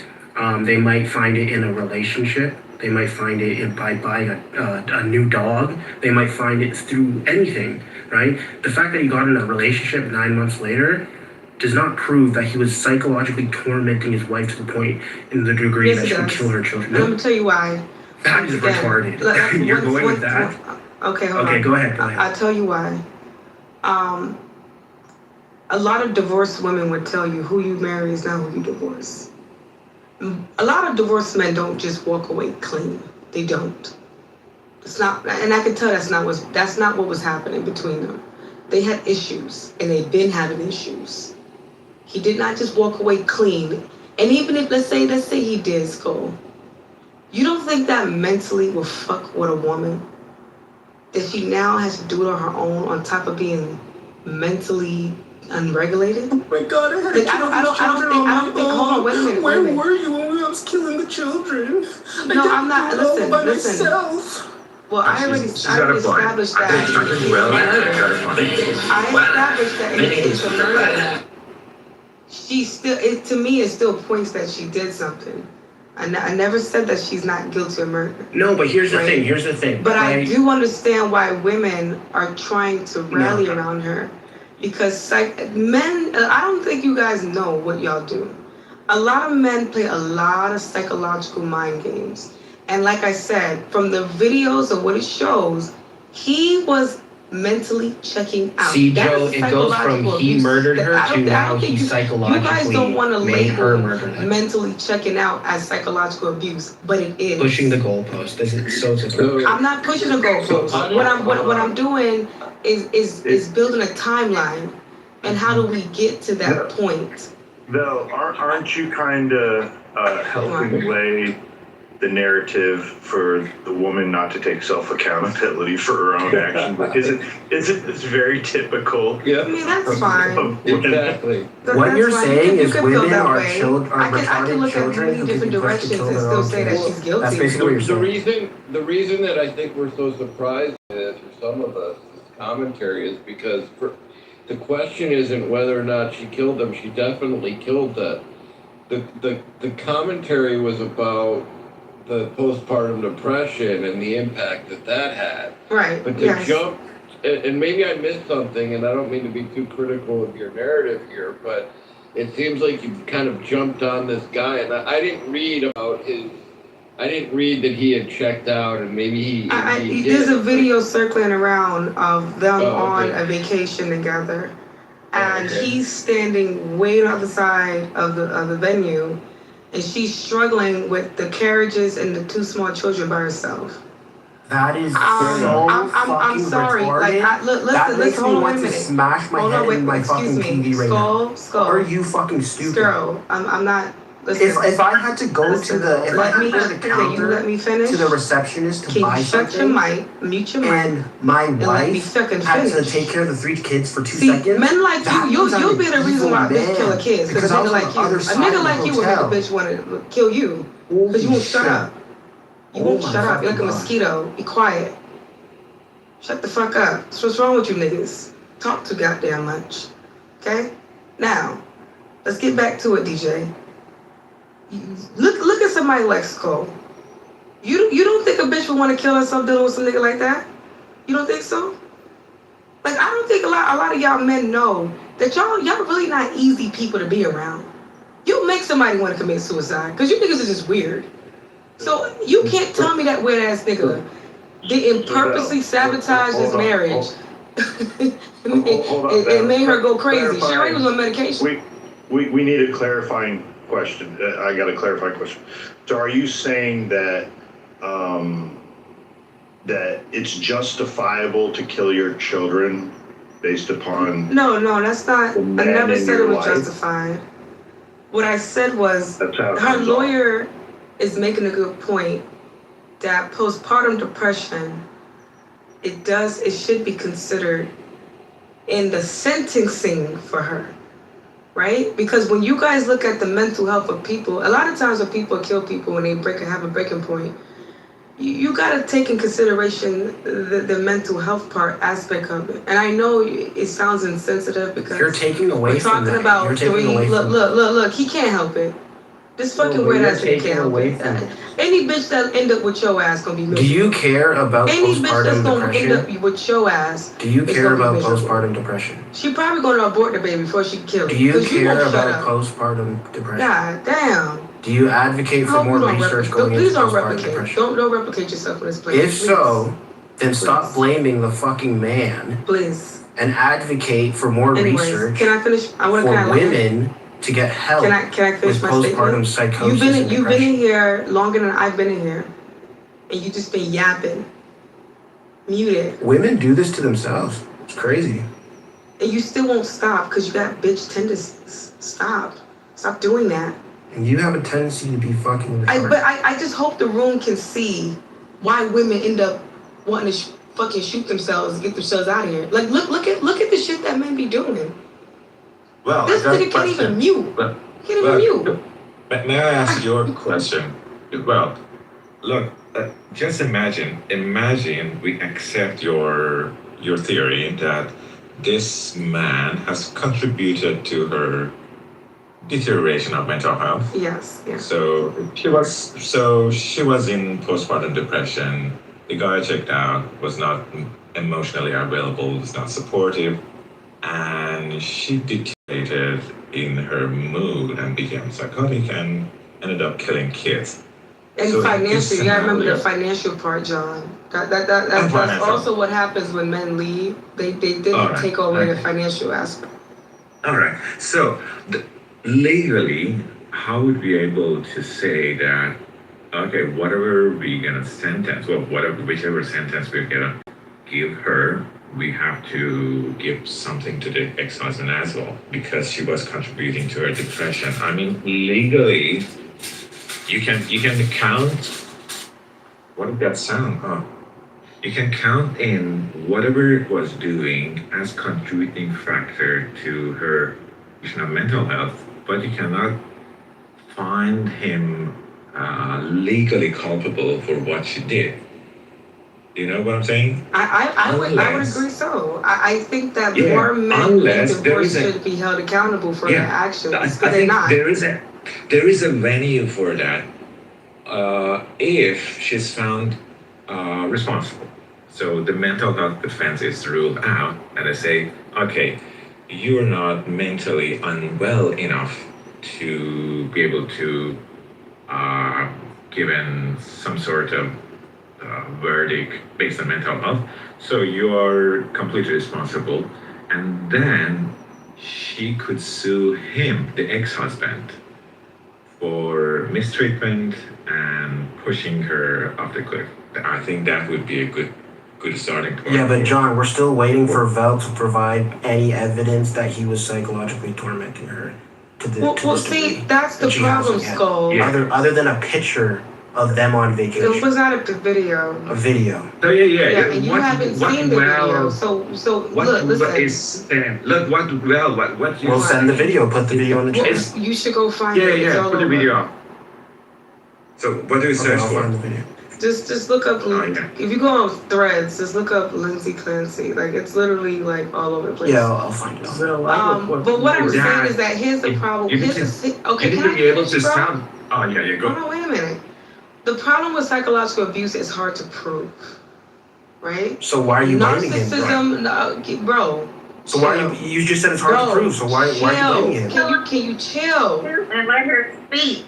God damn, what's going on? But do you understand the contradiction? She just said it's This is hard like- to prove, like, but he I know you don't talk definitively about women says in real that life. he Can you abused fucking her. chill, bro? At the same time saying it's hard to You prove. can't help it. Like this, like No, I just can't help talking to fucking like can you retards, imagine like, being married to this? Like you would have the same outcome as Lindsay and Clancy. You really would.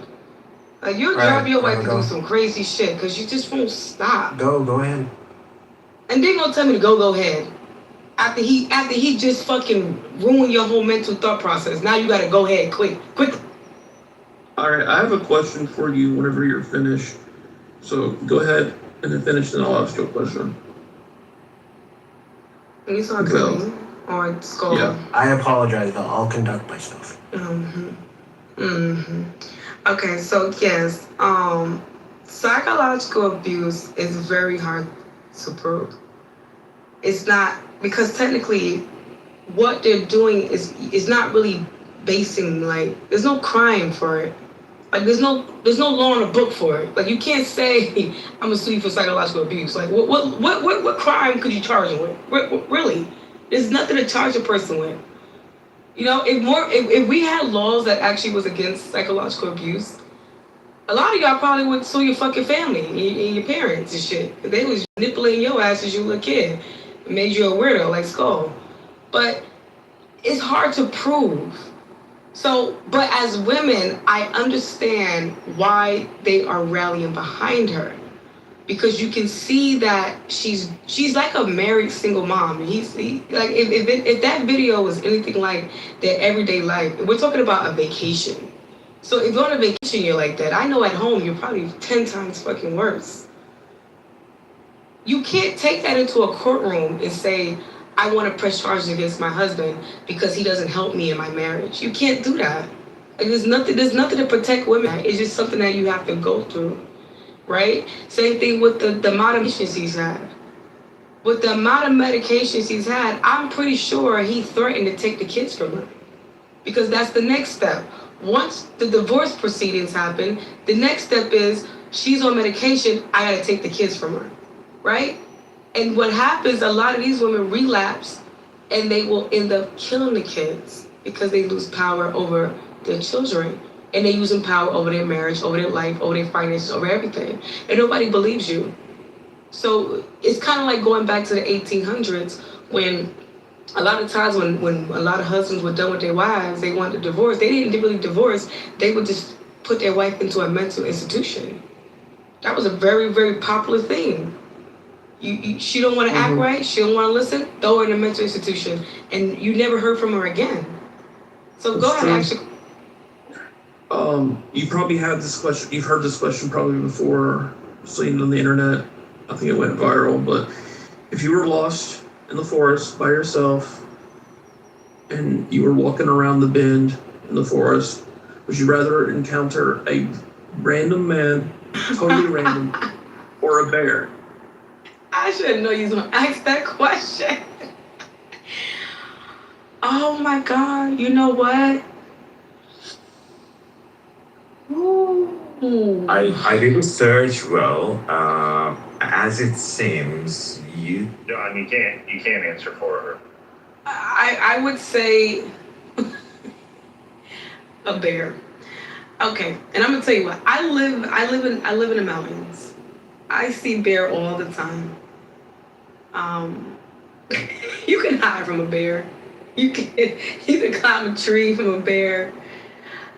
Men can be cunning. Yeah, and you bears can are let your shit guard at down, climbing and that man, it's a very high chance he might sexually abuse you. It is. But you can't get away from a bear though. No, she's gonna Yes, climb the the fuck you tree. can. I run in my house all the time when they come outside. No, The bear can't climb the tree, Beaver. You cannot get away from the bear. Yeah, that's the issue. No. Is that the bear would actually kill you. The bear can climb a tree. Of the bear, you know. Yeah, a bear's faster than a horse. Listen, I'm fast too. Call me Flojo. I'm gonna climb up that tree like Tarzan. All I gotta do now, I run in my house, close my door, and that's that. I build me a little cabin, and hopefully he leave me alone. Based off What the I'm gonna do? answer to that question, I don't even think. I mean, regardless of the case may be, women are vulnerable. We don't care if it's a bear or a man. We're probably gonna die any damn way. Well, that's why I asked her. School, like there is this hatred towards men, or this, well, not hatred. There's this phobia or fear. It's like they've been indoctrinated that most men are dangerous. Does that make, like, I gotta ask a question back though to whoever asked me that. Do you get offended that women are saying they'd rather choose the bear? Well, I get offended if you want to survive, then I get offended by the stupidity. But if you're afraid of being raped, and that is you'd rather die than be raped, then I can then understand how you came to your decision. But if you want to survive, if you have children, you want to make it home, yeah, then I am offended. But do you understand why they're choosing the bear, right? Like, it's not just about rape, it's murder, it's a lot of things that men do when you're a woman and you're by yourself. No one can. She still doesn't understand that the bear is 100% guaranteed murder. Exactly, Yeah. but you can like always you're dying predict 100%. an animal. Listen, an animal will always be an animal. Well, you can always predict that. Like, you're never gonna not know an animal's gonna be an animal. Yeah, but a human, a man. See, we have this thing called we have personalities. We're cunning. So you can go ahead and think, oh yeah, we're human. I'm human. Let's all get together because we can look out for each other. And then that same human will kill you too. Wait, Vel, I have a question for you. So do you think that you'll be able to, like, maybe, like, and I'm being honest right now, like, do you think that you'll be able to kind of calm the bear down a little bit, like talk to it, like kind of like? No, I'm just gonna get away from it. I'm gonna get away. You're just gonna walk away. Not getting away from it. We're letting you know you're not getting away from it. I mean, the odds are I get away. You're gonna survive both. Like the odds are the bear is not. If it's not a polar bear, we're talking about like a black bear or brown bear, grizzly. It will leave you alone most of the time. But the odds are, if you get a random man in the U.S., you're gonna get somebody like me or Joe or Skull, and we're gonna assist you and help you find your way out of the forest. Probably versus, not. You know, I don't see, trust that's white the- men. that's the- See, I'm sorry, that's as a the- black that's what I'm person, talking you don't about. never want to be in the woods with no white man. That's the last place you want to be. Hell. See that now? That's why I get like just totally perplexed by like. Oh, now it's not just about your gender; it's about your. I mean, I'm sorry. I mean, that might be a cultural thing. Like, it might sound crazy to you, but like, there's never really been good outcomes with a black woman in the woods with a white man. But it's better I don't than know if the it's been good outcome with the outcomes man. from that. So if I The see a white outcome's man better- coming towards me, I'm definitely getting the fuck on. Leave me alone. I'm But running. the outcome is better than versus a bear. Listen, if I'm in the middle of nowhere and a white man is coming to save me, I'm probably gonna run away. Clarifying question. Oh my goodness. So it's bear, You guys are black man, dangerous. what? John, hold on. Vel, I need a clarifying question. If a white man is walking down the street, do you cross the street? Yes. Especially if I'm not in the city. Like I live in like the countryside, for sure. I am not trying to be too close to a lot of white men outside of inner cities. Y'all are dangerous. You're dangerous people. I think in the inner cities, y'all try to be on your best behavior because you're so like around so many other minority groups. So you have to still play like you're on your best behavior. But some of the most sketchy white people are on the outskirts, in the suburbs, in the countryside, in the rural areas. They act real nice and they'll smile at you, but they'll kidnap you. Hell yeah. So You you're said okay. no. So I'm assuming you're okay the other way around. A white person crossing the street, if a black man's approaching him, you're okay with that, right? No, any man approaching me, I'm crossing the street. I don't trust not one of you men. Me. I'm talking about like if I'm going down the street and a black man is coming toward me and I cross the street, that's totally okay, right? Yeah, you gotta do what you gotta do. Yeah, but just know that if you come across, if you a white man and I'm walking down the street by myself, I'm for sure crossing the street.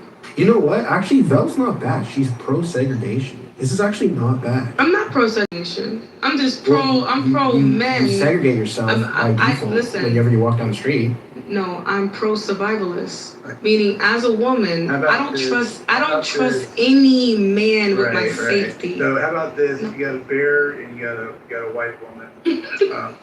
What are you choosing? I guess run. Run to the bear. Run from that white bitch. I might take a chance with the white woman. Woman. I might. All right. Okay, clarifying question though.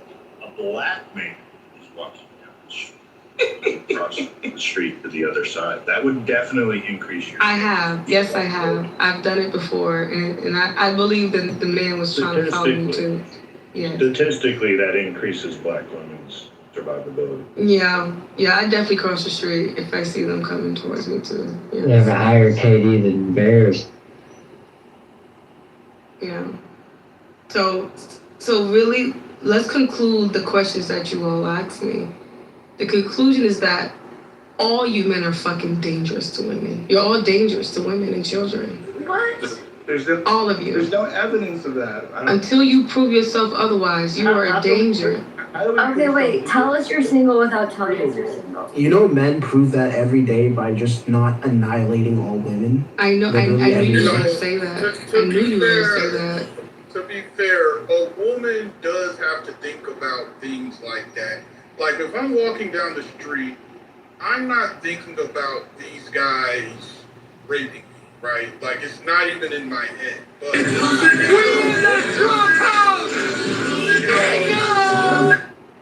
like if you're a woman though, you have to think about stuff like that. You know what I'm saying? Not to say that all men are rapists, but that's not a thing that is even entering my brain when I see guys walking in front of me, right? So there is a fear factor there that they got. It's so scary that they vote in mass for more mass immigration with a bunch of like sketchy men coming to their countries. They're so scared. Well, I don't believe anything people preach because they'll say all of this stuff, but then when they see that immigrant, all of that stuff that they said on Twitter just disappears, right? So if you just look at the actions, I get it. If you're a woman, especially a frail woman, and it's dark and you're walking and there's a group of guys, yeah, there's a threat level there. There's a 9% chance they probably won't do it. I mean, it's just something they have to take into consideration. So I don't ever think Yeah, but my point was like women vote for policies like that actually hurt them more than. But school, that's not fair because a lot of pro women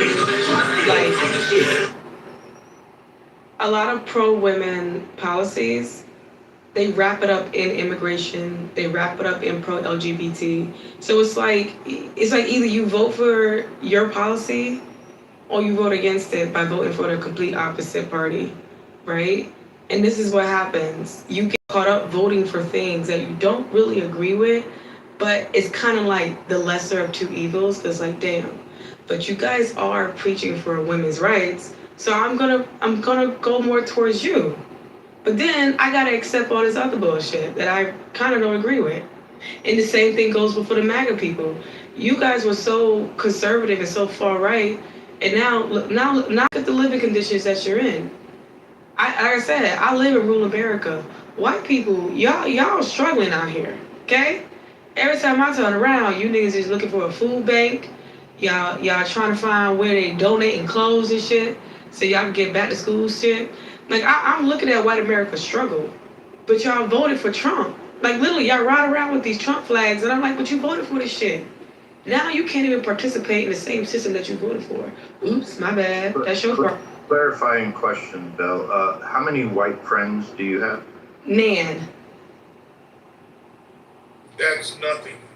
Translation. She doesn't have any. I have neighbors, co-workers. Where do you get this data from? Out of curiosity. Because I told her I live in a community. This is actual data. I live in Trump country. Like it's so many Trump. These people they real life Trump supporters, man. And let me tell you something. Around all Let me tell you something. Look at they always looking for a food bank. They poor shit out here. Though, how do you survive around all these white people, especially these white men? Because a lot more of us black people are coming out here now.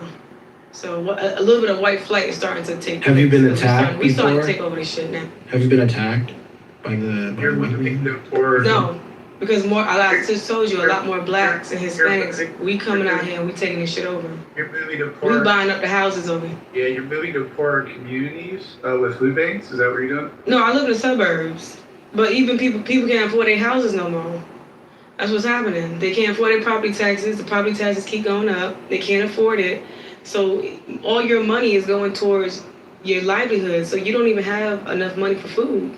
Right. So there's a lot more families that are at food banks. They looking for second hand-me-down clothes at consignment shops. But you're in that community, right? You said Yeah, I'm in a middle class community. Yeah, I own my home.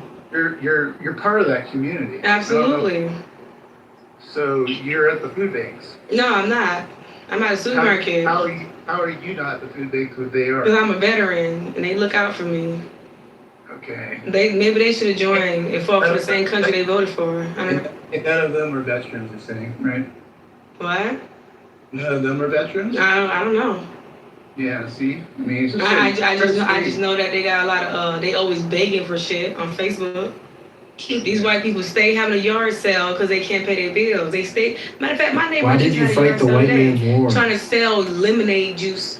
Like they be trying to pimp their little kids out to sell lemonade because they can't pay their fucking mortgage. See, I done got hip to white America and what the fuck y'all been doing. I got hipped. You know what I'm saying? Because y'all hiding out on the outskirts of these major cities, and y'all really out here struggling now. You like it. Every time you turn around, it's a yard sale because they She can't pay loves their where mortgage. she lives, doctor. She loves it. Do you live there? You love this. Do you think Kamala Harris could have done a better You're job? not leaving it. You're in it and you're enjoying it. Right? Val? Yeah, we finna take this over. All the black and Hispanics. We finna buy all the houses up over here, and then y'all really gonna get out of here. Are you moving away from it though, or no? Say that again. Are you moving away from your community or not? I might. I don't like the winters here, but I might. But I like Wait, it so far. as the black and Hispanic population is growing, you're moving away? You're complaining about I it. might. This is the weather. The weather's kind of harsh. So you're complaining about the community you live in, right? No, I'm not complaining at all. I love it. Yeah. You're Just the saying weather. about I don't like. I don't like the No, weather. no, that's something about complaining about people going to food. No, I'm not complaining. I'm just saying y'all white people, y'all poor out here. Y'all real No, poor. no. I mean, The black people, we taking up all y'all shit, and y'all can't you're- afford it no more. You're obviously concerned about it, right? You know, it's like all the white men. I mean, just think about that for a second. Well, you can't. You don't want me to answer? Why you leaving me? You don't want me to answer? I mean, you're talking over me. I don't know what you're doing. Oh, but- my bad. What you said? Yeah, no. I mean, you're in a community that you're complaining about, or you have concerns No, I actually about. like it. Yeah. To be fair, she wasn't complaining. She was. I just said y'all poor as fuck out here. Y'all You don't said leave the me. white people are poor. It This guy's wasn't gotta like go she down. felt it was an issue. This guy's going down. You're the person that's complaining about or concerned about the community you live in. I'm trying to figure out why you live in that community if you're so concerned. I'm not concerned. But I know that Why- y'all why you poor. bring- why I know you y'all bringing it up? dangerous people out here. Because y'all Why are getting you poor. bringing it up then, if you're not concerned? Because we were talking about it. We were Okay, talking so about you white just bring up- people, and I was talking about how Oh, you dangerous just y'all bring- getting you and just how bring poor up- y'all getting. So you just bring up things just out of the Well, you brought up hypotheticals with a bear and a man. So Yeah, I'm bringing exactly. up real I facts. mean, white I don't need people are for hypotheticals. sure I can bring up real dangerous. shit. Hold on, can I ask a clarifying question? Val, why are you so afraid of white people? I'm not afraid of you. Clearly, you made the case. I'm not afraid of you. You're very afraid of white I'm not afraid of you. Very paranoid. Very I mean, we colonized the whole planet. You should be afraid of us. But listen, if I'm somewhere as a woman by myself, I have to be on guard with all men. All men. It doesn't matter what color they are. But Any man's capable of anything. You're with a woman. mentioning white people all the time, though. So you're paranoid of white people. No, I'm not paranoid. No.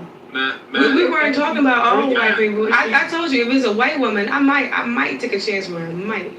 But everything you talked about, though, has been about white people so far. So why is it so weird that we have? Why can't we get back to Lindsay Clancy? Why are you so That is about fascinated with the fact that white America is poor? That is about You guys are poor now. That is about It's okay. No. And we're gonna buy up all your houses because you get poor. Neighborhood. We're just gonna buy up your houses as you get poor and sell it and you foreclose. We're not poor. Relative to you, we're fucking doing incredible. And that's the thing. She lives in a poor neighborhood, so I don't understand what's going on. This is really bothering y'all, ain't it? No. I mean, we were just curious I why can you're tell bothered by bothering it. y'all. No. We're just curious why you're bothered by it. You brought up a bear. You brought up an imaginary situation.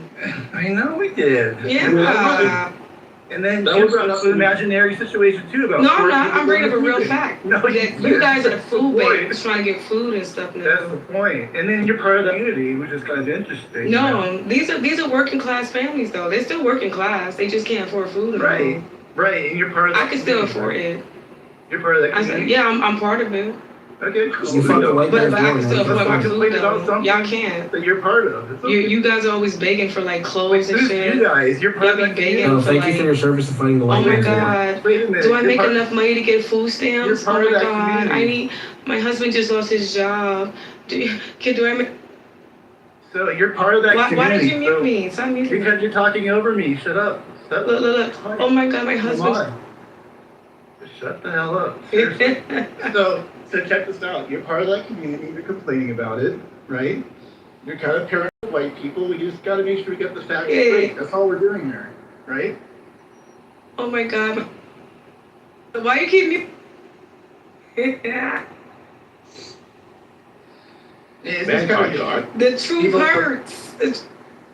No, the truth is that whites have a much higher median income than blacks. So I don't know why you're trying to frame it like that. The bare question was just to see where your head's at. If you have hatred towards white Hey, you should read the chat. Read the chat.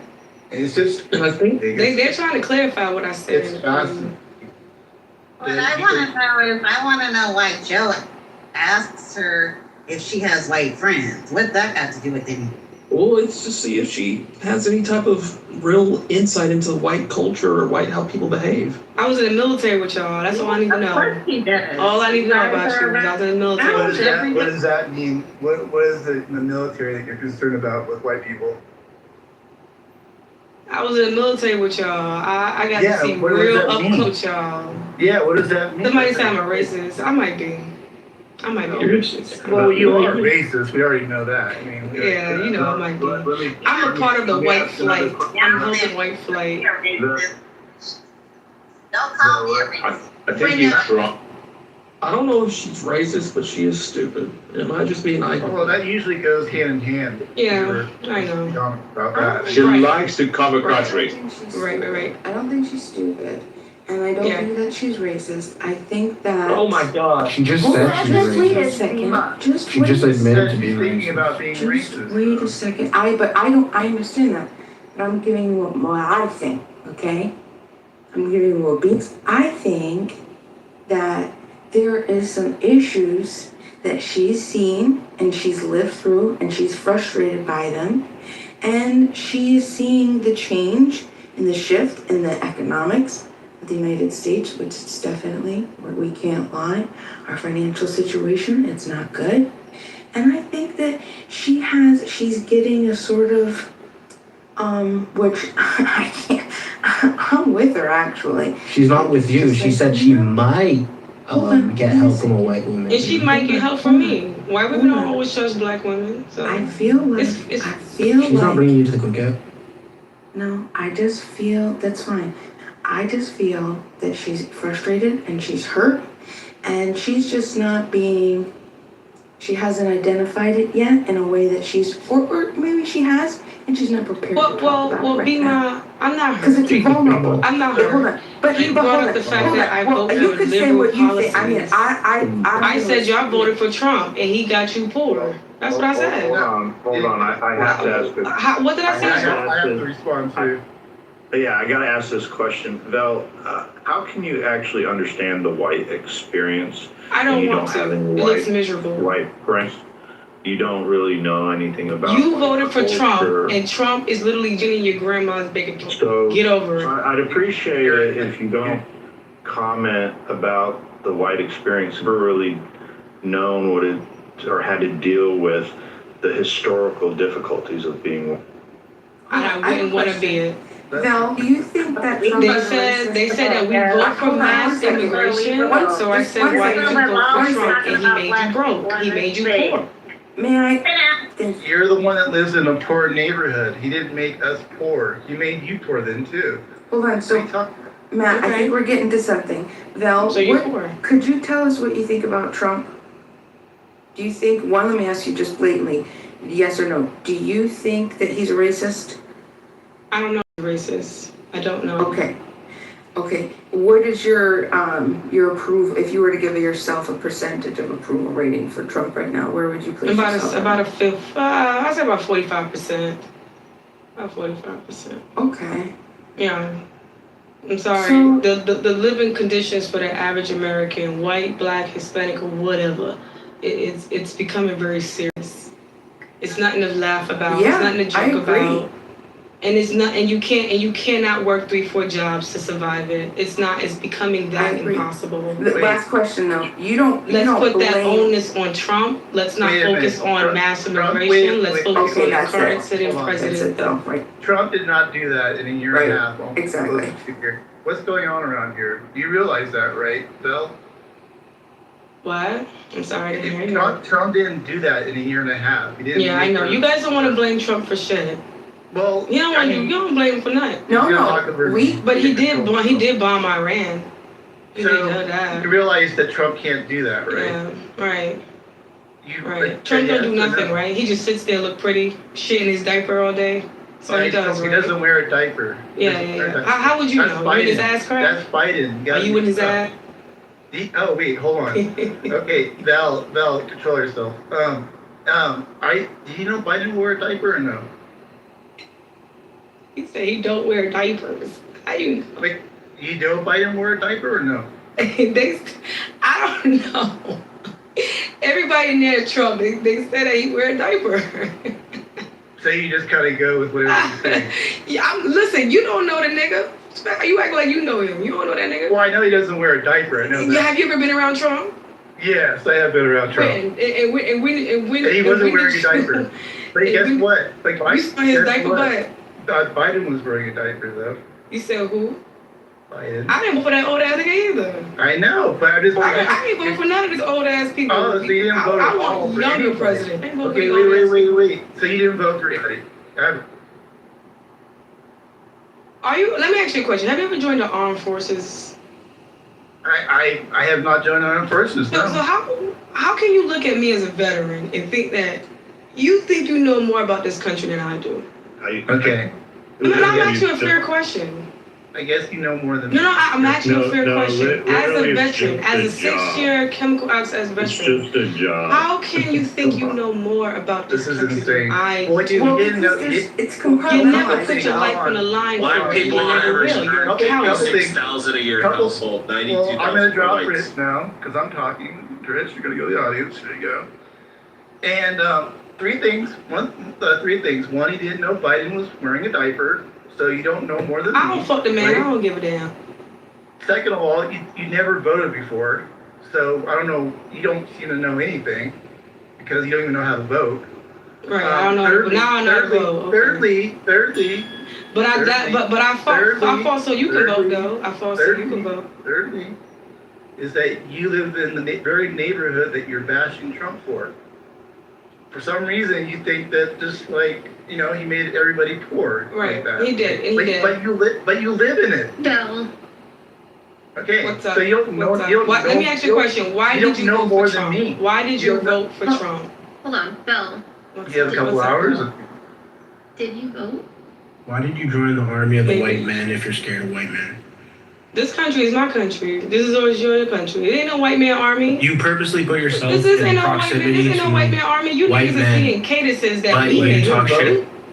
Wait, you really didn't vote? Sam asked you voted. That brainwashing shit, they ain't gonna work with me. My great grandfather's fought in Revolutionary War, bitch. You can't tell me nothing about this country. No. Now you might try that shit with somebody else. No, I'm making the point that you put yourself in proximity to white people, but you don't like people. Like you live around white people. You joined an army And that my has great grandfather's predominantly fought in white the Civil people. War to You walk outside amongst white people.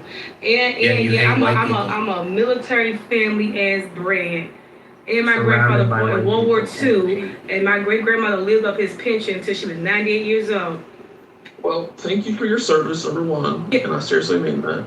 But number two, Thank you for doesn't my mean you know family more about. service. It doesn't mean you know more about the country, though. Just But because you're a in the coward. military, You'll never you know. die for nothing. Oh God. You're a coward. You'll never die for nothing. Here it goes. You will never die for nothing. That's why y'all vote. Thinking that's worth something. You niggas ain't worth. Y'all don't want to fight for nothing. I would die You're a against coward. reparations. No, I would fight against reparations, and I would die for that. Oh my God. Listen, you'll never die for nothing. You sit on the internet making hypotheticals. I just told you that I would fight for it.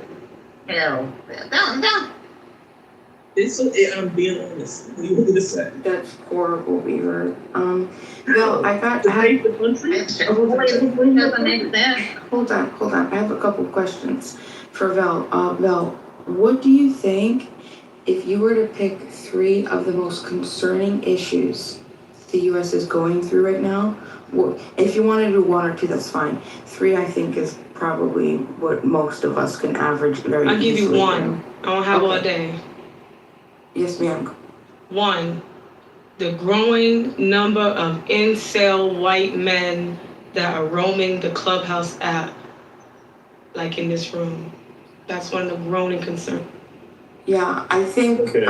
Do we all get turns?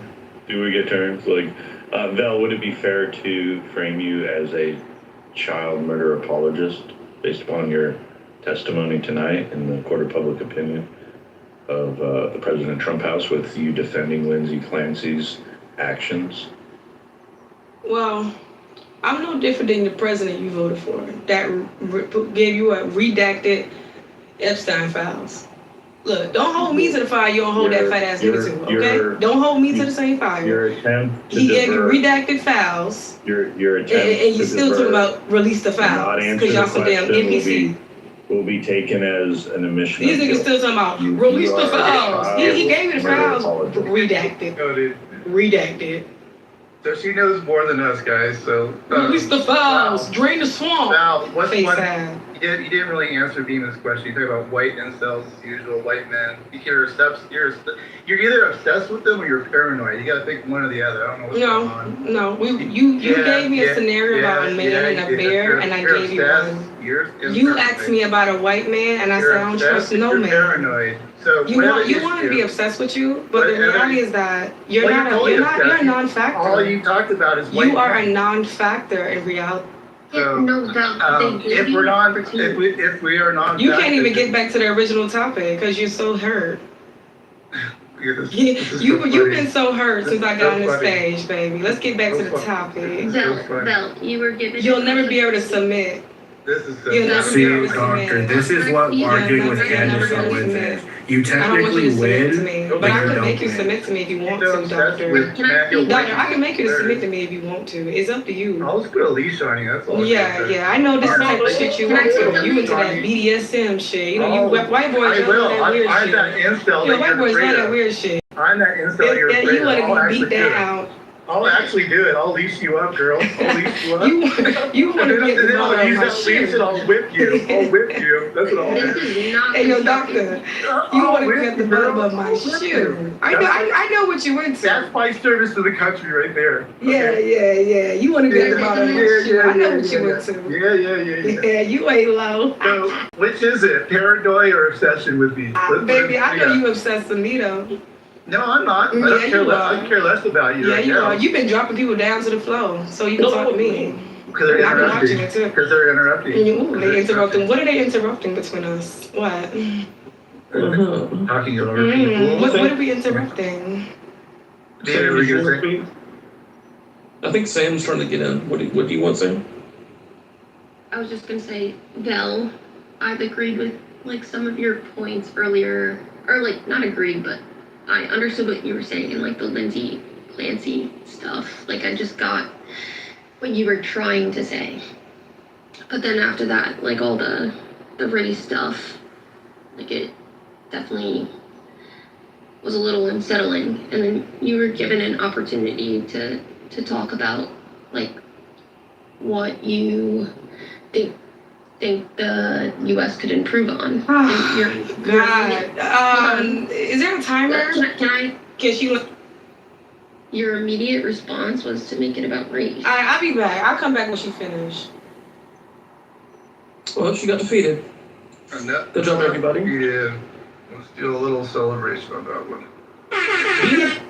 Bima, why do you defend that shit? Okay, so listen, exactly like what you said, the person, she's got defeated. This isn't about defeating. This is an American. She's a person who served in our military, okay? She's talking to us. You have to hear the word she's saying. You have to hear the things that she's not saying.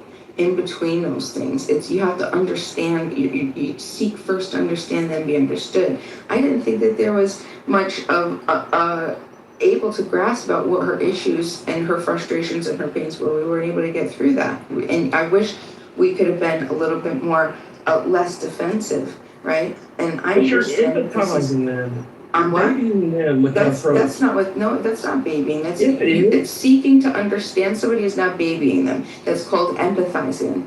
That's it. What are you talking about? That's a highly. That's seven habits of highly effective people. You're talking about effectiveness. You're talking about communication. You're talking about being able to pinpoint what the real issue is, and maximizing the amount of the amount of understanding in the shortest amount of time. If you can't effectuate and figure that out and extract that, then you're failing, right? You're the one failing, Beaver, not us. What do you mean us? What do you mean us? Me and Benzer. Beaver, she was trolling. You Can I couldn't ask tell she was Bima? trolling. Yeah. Let me ask Bima, like, what does her bringing up poor white people do for any conversation? what concern does she have with poor white people? That's my question to you. She was frustrated about something. About Why poor else? white people? Hold on. No, but she's not frustrated about poor white people. She's frustrated about something else. And poor white people was something that she was able to say to make it herself find a way to reconcile that pain or that frustration, whatever that is, right? So, I mean, this is basic psychology. We all know this. So, but let me get mine in here. Look, there's nothing more repugnant than a veteran holding over a civilian their service, like lording over them with their experience, as if this is something that you have to get down on and bend your knee to. And we don't really know if she's telling the truth. We don't know if she was dishonorably discharged, you know? So with this type of attitude, you can't just take it you can't take it. You can't take it as if she's this honorable veteran coming back from all these years of service, and you have to get down and bow to me, because that's ultimately what she was trying to do. That's why I don't just blindly hate someone for a lot of veterans are pieces of shit. It was more than that. Hey guys, may I comment? I'm a veteran. Kyle has to go down too. It was more than that, Joe, is that she made the claim that she knows more than any of us because she is a veteran. So it's just uber ego that doesn't work around me. I mean, of course, I appreciate everybody that serves, but if you're going to come up here and you're going to make very wide accusations of a group, and then you have really no way to back it up, or in this case, you very much are part of it, like, that doesn't work. You can go try that somewhere else, you know? Yeah, and I appreciate that, Matt. And we have to learn this in this room. I think if any room on Clubhouse is going to do it, it's going to be the Matt Cool and Beaver President Trump room, okay? And that is, if everybody else, including myself, I came up would shut the fuck up. Matt, you were trying to have that one-on-one exchange to expose that, right? And that's really all that needed to be done, because we could have gotten to deeper layers if you kept pushing on that. Like, hold on, wait, why would you think that? You know, are you experiencing this or that? A way to communicate that that statement was not rational. You know what I'm saying? I get where you're coming from. I think she has genuine things underneath that, and it's just unfortunately with Clubhouse, there are layers that get exposed. Like, we've been on this app long enough to know where she was going. I mean, we got to the point of incel white men, you know, like, she got to that point, you know what I mean? Like, that's her number one issue. Like, Beema, come on, like, you're saying that she's somehow some, like, educated person and she knows a lot of stuff, but why are you bringing up incel white men? Like, it's her number one issue. She's also a person that doesn't vote. I mean, I'm saying, like, you don't have to vote. I know plenty of people that don't vote. But don't claim that you know every issue and you think you know everything, and then, like, you're not doing anything about it. You know what I mean? So I'm just saying, like, it's just a very odd. I mean, it's trolly. There's a little troll to it, but then there's some sincerity. I have no problems with her. I was just wondering about what she meant by what she was saying. If that was offensive, then she needs to go find some other place. I don't know. She was clearly shook by the bear question. That took her by surprise. But we got to clearly hear a very revealing answer of who she was. And it's interesting that Beema identifies with the same thought pattern as Vel did. Well, I saw this before. What makes you think I identify with it versus try to understand it? Why would you say identify? We had this conversation just a few days ago. No, but could you? That doesn't help me. Why would you say I identify with her versus trying to understand? Pattern recognition. Hold on, Con. I'm talking to Joe. I mean, you okay. answered the question. Saved by Rich. Thanks, Rich. Maybe talk when you're spoken to. You answered the question the same way as Val did. Not. I mean, we had this conversation like 3 days ago. Wait, what do you mean identify with her? What are you talking about? I don't know what you're talking about. You're talking about the bear question? I didn't hear her answer. Okay, I didn't hear her answer the very question. What was I thought her say? Well, I thought I heard her say. Bima, she went on a rant about how much she hates men. Essentially, I don't know. I guess you missed that whole part. I missed that. That didn't help. I came. Yeah. I didn't The catch exact that. same answer you gave when you were asked the bear or man question. What was her answer? Just a few. Of course, the bear. In the logic behind this, and she was shook from that point on for the rest of the conversation. And it wasn't a troll question. We're gonna move this guy down. It wasn't a troll question. We were actually trying to get a sincere response. I don't know why people get so aggravated by that question that Beaver proposes. And she went on about white men. And Yeah, her, Joe, how hatred would for the them. conversation went if it was a white woman talking about black guys like that? You think people would read? And by the way, just for the record, we didn't bring up. You guys always talk about black people in here. So I know black.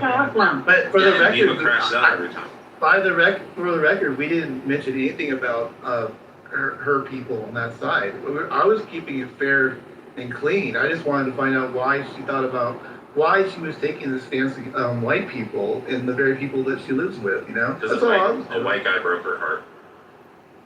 So there we go. I mean, The I only wasn't bringing. thing I thought was weird is she served in the armed forces, but she doesn't vote. That was a little strange. Yeah, it kind of threw me off. It threw me for a loop. And obviously, I don't want people to think I'm attacking a veteran. That's the hard part about all this stuff, is that you're trying to have a conversation, but then it gets into that authoritative mode of well, I've done this, you haven't. You won't die for anything. I mean, who does that? That's just dumb. You know what I mean? I've met some veterans that don't vote. It's not uncommon. Yeah, I agree. Waiting patiently.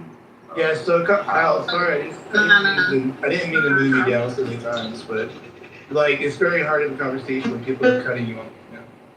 Go ahead, Kyle, if you want to go. I noticed y'all just mentioned, I don't know who you're referring to, but a veteran who doesn't vote,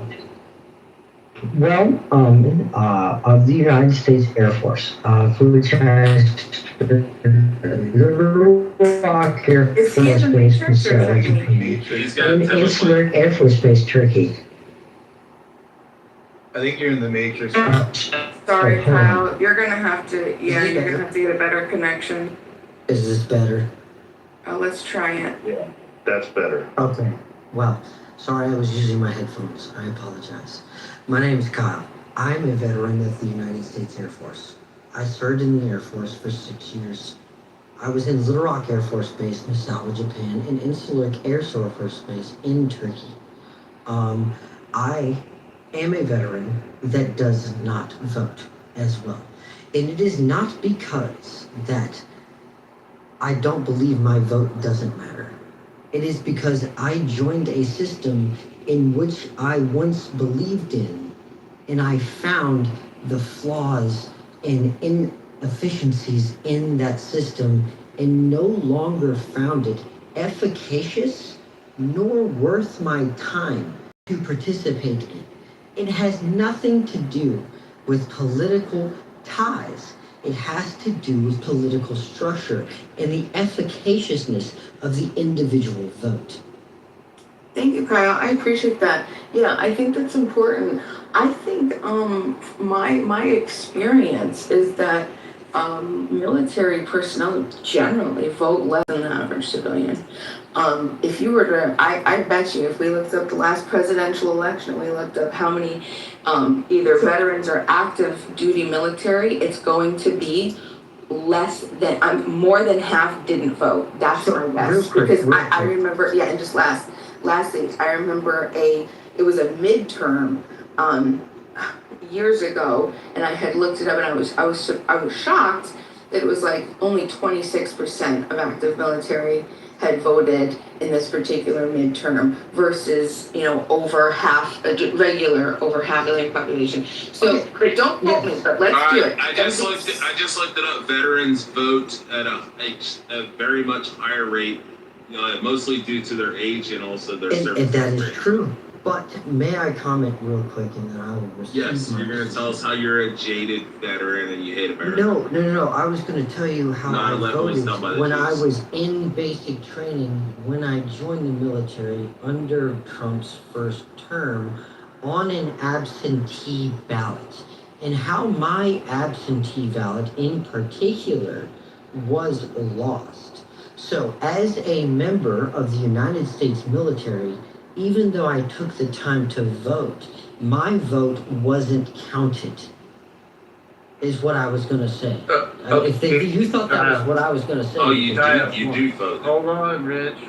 Kyle, did you say that you think your vote didn't count or it didn't count in Okay, Trump's so the first term? Is first that what you're saying? term that Trump was elected, I voted on an absentee ballot because I was not at the polls. The absentee ballot, if you Google it on your phone, were lost during Trump's first election. That absentee ballot, as a United States Air Force member, did not count. Okay.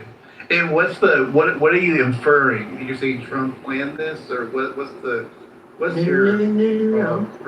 What I'm inferring here is oh God, now his mic is bad right at the part. we're referring to. Did you put your headphones back on? that is Because the your point mic of was. contention Really is get the that. You're that that is the shape, Kyle. veteran We can't hear. votes. Okay. Wait, start over, Kyle. We can't hear your mic is really horrible. Yeah, I apologize. So. Start it all over again. Well, This start is it. crazy. Am I able to be heard more clearly? Yeah, you're better now. Go for it. Yeah. Okay, so the point of contention in this debate is the veteran vote. It is not the tie or sway or direction of the veteran vote, but it is the veteran vote in itself, which is the point of contention in this debate.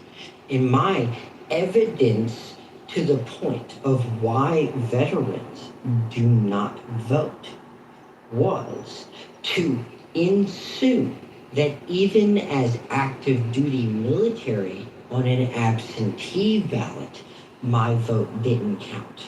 So as people that fight for the country, that have had their vote not count by being in another country, fighting for the country, I don't think it's a large logical jump to find that veterans don't vote sometimes. Okay, so the implication is, and I don't know if you have any data to back this up, is that veterans who are doing absentee ballots aren't having their votes counted in elections. Is that a good way to summarize it or no? I said specifically the election that I voted in Trump's first term.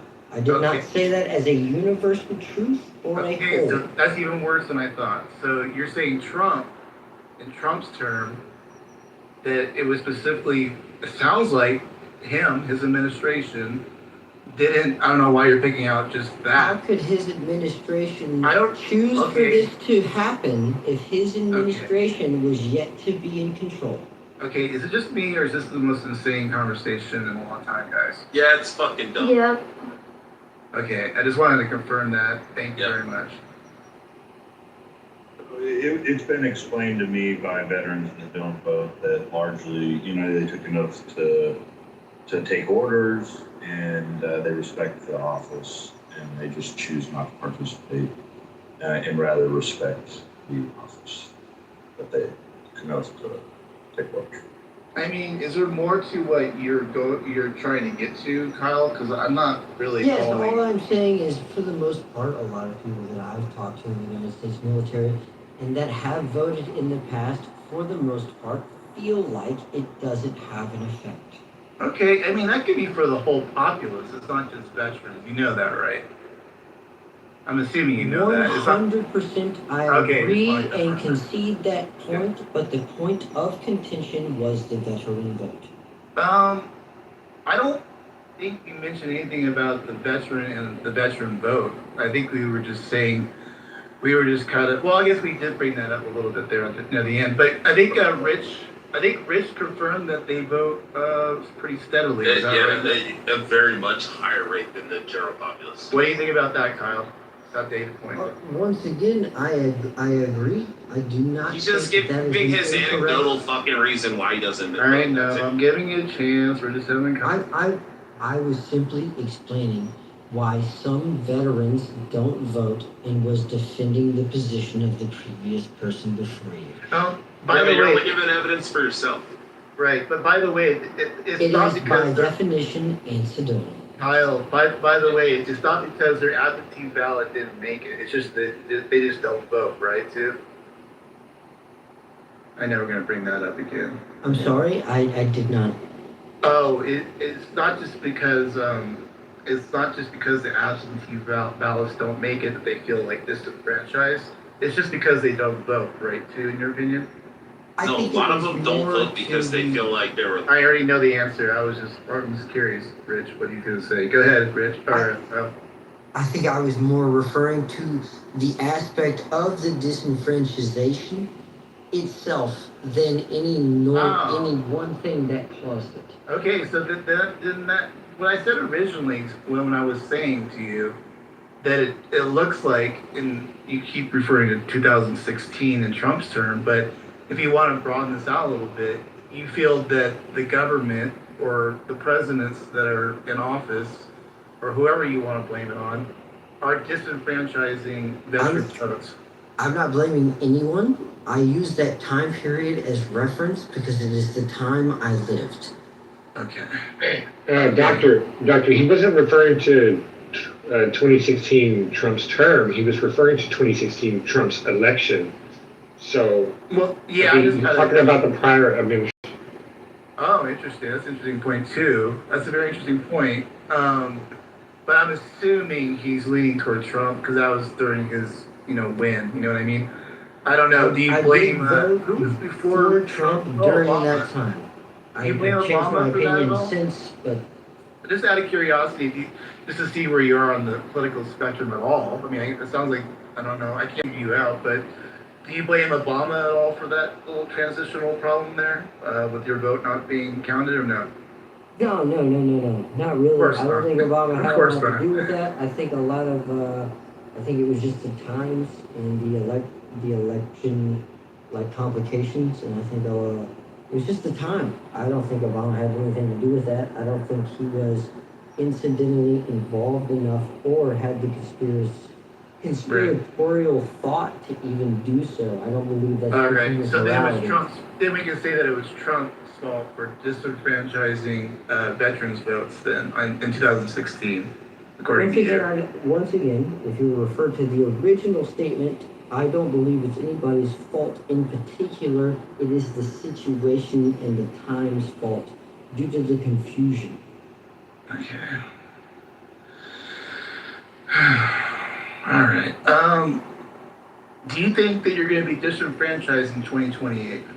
I am no longer a veteran, so I am always a veteran. I'm no longer an active service member, so I don't believe that the same criteria would apply.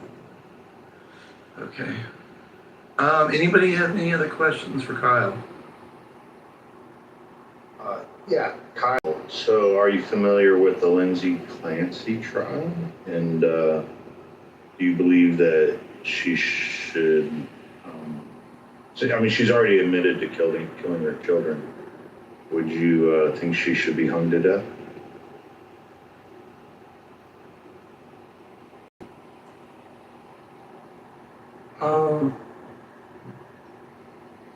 Yeah, I always want to go the Matrix. I don't want to You got to get the mic better, bro. We want to hear you. Come on. I know the one time. Put the other headphones on, bro. You got the bad headphones on. Yeah, it's like Put the good headphones. Real quick, while he fixes that, does anybody else here on stage, and I'm not going to come at you or whatever, but do you feel that people are disenfranchised in their votes for veterans or just in general? Just in general in the elections. Does anybody feel that way or no? I would say yes. Who's that down there? Wait, not you. You already spoke. I'm thinking about somebody new. Anybody new? pretty funny. All right, we're good. Kyle's the only one that's had a problem. We're good. I feel so good about the 2020 election. It's going to be very, very smooth. We're going to have a new Republican president, hopefully MAGA light. It's going to be exciting times. I'm sure the Israeli Wire will inform you. Oh, what's the Israeli Wire? What's that? The Daily Wire? Oh, Daily. But did I hear Israeli Wire? Did I? 100% you heard that correctly. Yeah, that's pretty wild. That's pretty good. I gotta hand to you, that's pretty good. So, are you familiar with the Lindsay Clancy trial? That's titled. Dude, I really quickly tried to Google it, but I realized that was disingenuous, and the honest answer is no. We had just earlier before you came in, how we kind of got to this point, I just wanted to catch you up, is we held a vote earlier in the night for Lindsay Clancy, and the room overwhelmingly supported finding her guilty and hanging her for murder of her children. And then we had a woman come in here and apologize for her behavior due to the culture of men. And that's kind of how we got to it. We're the problem now. Joe, I missed that first part. I didn't know anything about her stance on the Lindsay Clancy trial. So now it's all coming full circle. That's interesting. She was a child murder apologist, and she gave an excuse for Lindsay Clancy murdering her children because of men. Casey Anthony flashbacks. So wait, is that for real? So like, it was a real statement, because the men are overly aggressive or whatever she probably said. I could probably repeat exactly what she said at some point here, and that's why this whole bear thing carried over. So she was all spiced up because of that, right?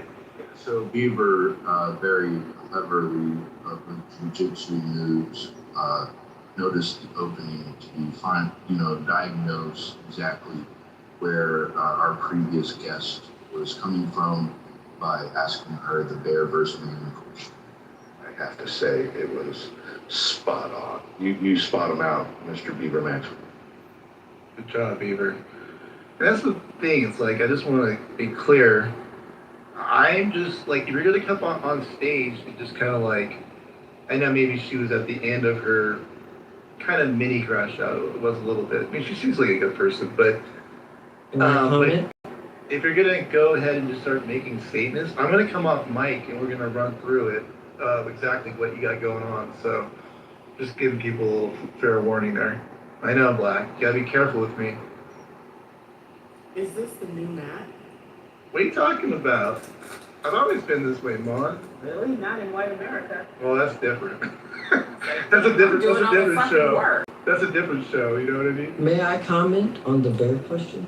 Oh yeah, for sure. Is that Kyle again? Who's that? Yes, it is. Yeah, hold on, Kyle. It'll have to be posed to you by our lead host here, Beaver. Beaver, I don't know if we've ever heard a man offer the bear question. Have we? Maybe one person we did. Actually, I might have done that one time. That was pretty gay. But if we can get gay in here, anybody opposed to getting gay or no? I am. Oh, come on, I know. Why don't you just close your ears for a second? We'll get gay for a split second. Actually, you know what? Let's not get gay. I guess the mods have voted down as question Kyle due to the faggotry of. That's all right. Well, that's Rich. You want to ask him the question? You can. Yeah, you have to be locked in a bedroom with JJ or a bear for 24 hours. Okay. I think the incidental problem, and this is not an attack on women, but it seems that way because the question is framed towards women, and I don't mean it that way. But the true answer to the question sucks because neither of the people in the room would care about the woman in the room because they would just want to. Okay, hold on. What the fuck? I know, I gotta rewind. Huh? Kyle, you're interesting. AI robot for a second. Wait a minute, there's no option to leave, right? There's no options, right, guys? It's just like either you're gonna get Yeah. tore up. No. I totally agree because the real demon in the room isn't the bear or the man. Okay, who's the It's demon? the person forcing them. Oh gosh, and who's the person forcing them? There's no force. Us. Huh? Man, Kyle's really stretching everybody's minds tonight or doing something else. I don't know. He's on shrooms. He's a very deep intellectual, philosophical thinker. Shrooms was mentioned. That's an option on the table too. No, the question is presented to a woman. Which would you rather be in a room with? A bear or X man? Which is worse, right? The question is framed to present a woman. Which is worse, the bear or X man, right? The answer to the question is the monster in the room isn't the bear or the man. Okay, can we take it out of the room? Don't we have this in a forest, by the way? So I'll go gay for a little bit, I guess. Please, I'm gonna have to figure something out. I gotta retract that at some point. Pause. All the other things. Kyle, like, if you're in the forest, you got the woman, or the man, rather, and you're a woman. Let's just pretend that you're a woman in this case. Yes, sir. Yeah, you're not being boxed in at this point. You're in the forest, and like you got a bear. I would be. Okay, go ahead.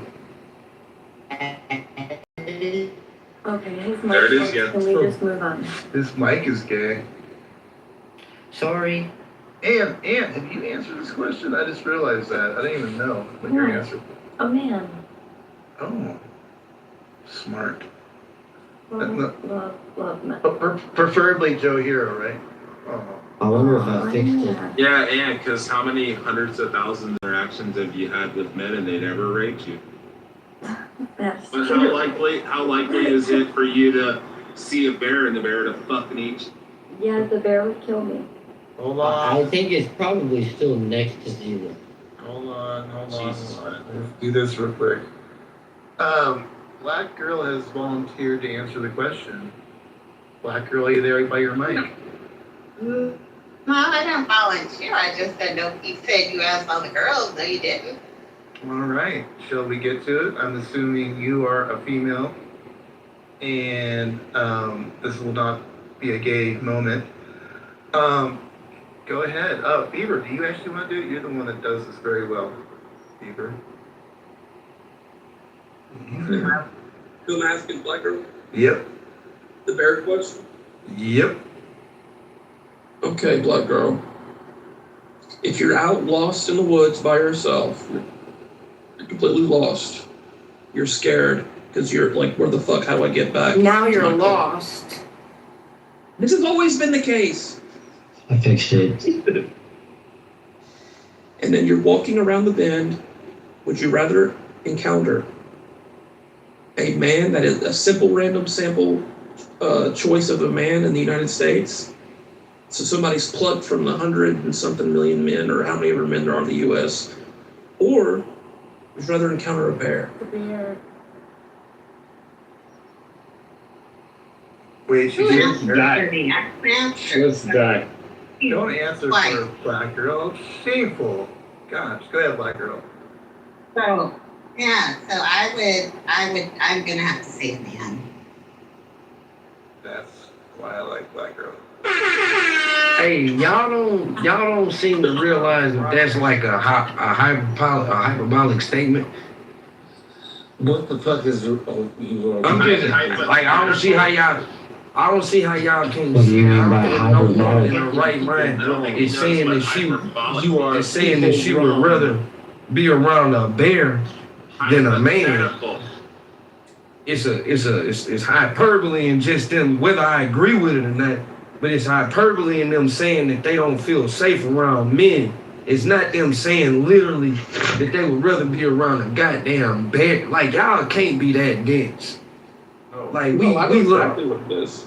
y'all can't be that dense, man. Like, we learned these are basic literary terms that you learn in He doesn't English. understand the hypothetical. Just move Rob, on, you're people, not- please.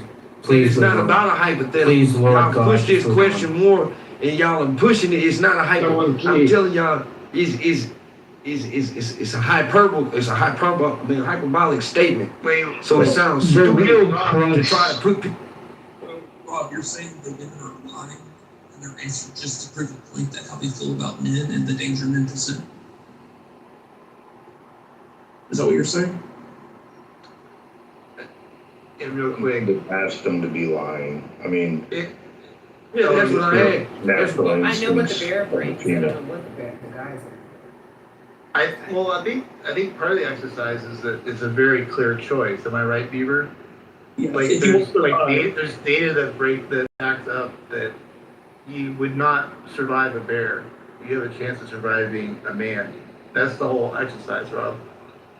I think the exercise depends on how you treat them. what are you? I think the exercise is missing the point of why that statement was even made to begin with. Exactly. Like, because both yes, of you them know would be that just more as than likely, annoying. if you're alone with a bear, it's more than likely Do you get that, you're Beaver? going to be hurt by a bear than a man. But again, the statement is hyperbole to show that certain women feel unsafe around men. I mean, that's not the intention, but if someone wants to feel that way, sure, go ahead. Beaver, go ahead. So you're saying, Rob, you're saying the women are lying to prove a point. Did he leave? Yeah, he No, he talked about. Y'all are fucking bullshit. Oh, he's down below. He's down. Y'all are fucking bullshit. Okay, that's the. You hate people. You Hold on, hate that's people. Wait, I can't hear you, Ty. What are you saying there? What do you got? Wait, Tay? Is that your name? H1? H1, are you there or no? Yes. You What are hate you saying? I people. can't hear you. You hate people. What does that mean? Because you don't love me. Huh? He's having a hard time tonight. Oh man, shrooms are big tonight. Everybody's on shrooms. Where are they? I'd like to. They're point on out that hyperbolic shrooms. Black girl advocated for us to bring up Tai Chi, and I apologize to the other mods for sending the Like invitation. you're calling me out. I don't know what your obsession is, Joe. Stop addressing me.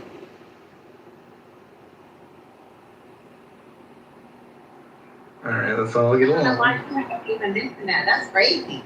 All right, let's all get You always along. want to pick a fight with me, bro. You tricked me. You tricked me. Bitch. I You. I didn't trick you. You're the mod. You can bring people up or down. I might have invited them up too, so I might be part of that. But let's carry on. William, are you there? Yes. How are you? Oh god. Do you like peanut butter and ponies, sir? Oh my gosh, this guy's on shrooms too, but he's joking around, I hope. Okay, so do you have something, do you have anything to do with any questions regarding the Lindsay Clancy trial or what we've been talking about? I just popped in. Holy shit. A lot going on. I mean, the emotional part of me says just burn the bitch, right? But I mean, I have this feeling that she just, she broke. And I don't know the history of it or anything like that, but really, really sad when you start to take a magnifying glass and look at the mental health industry in our country. It's just not a place where people feel like they can trust, and this case doesn't help. I guess obviously some people feel like they can trust that, but it's just really, really hard to get the help you need if you are suffering at this point.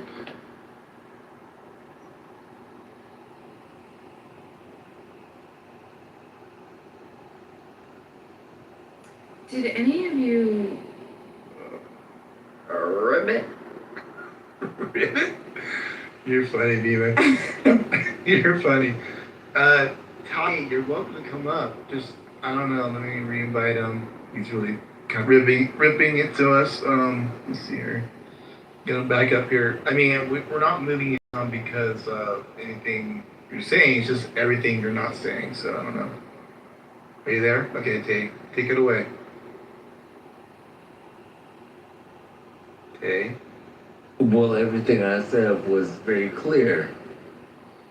It was very clear that you are very homophobic in your rhetoric. Oh my god. And that's what I have to say. Actually, that is true. Is that actually toward me? I'm assuming that's for me, right? For the stage? I don't know. That's to everyone.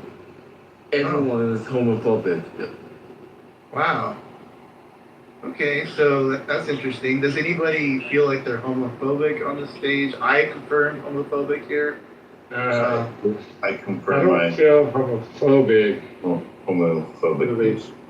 But Tai Chi, are you? Can you answer for us? How much have you been drinking tonight?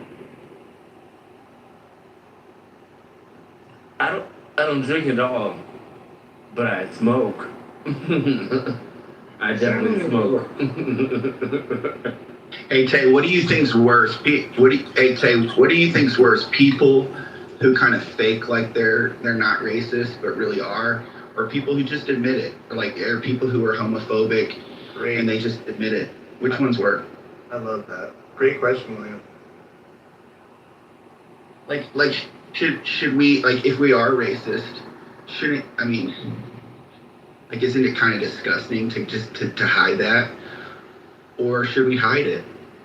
Or if you're a drunk, you could just say that you're drunk, you're a drunk, and then why hide it kind of thing, you know? Yeah, exactly. At some point the lights are going to get flipped on anyway, and you're going to get exposed.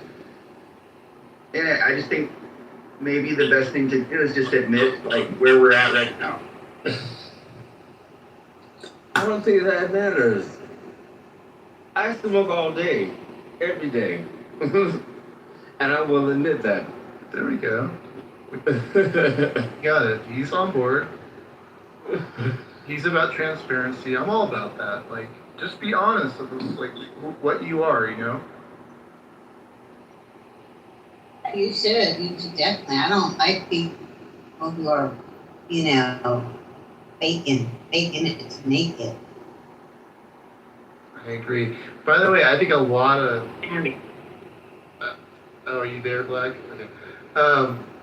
I think a lot of leftist women do that. I just want to throw that out there, spice it up a little bit. We haven't had a leftist woman up here in a while, have we, Anne?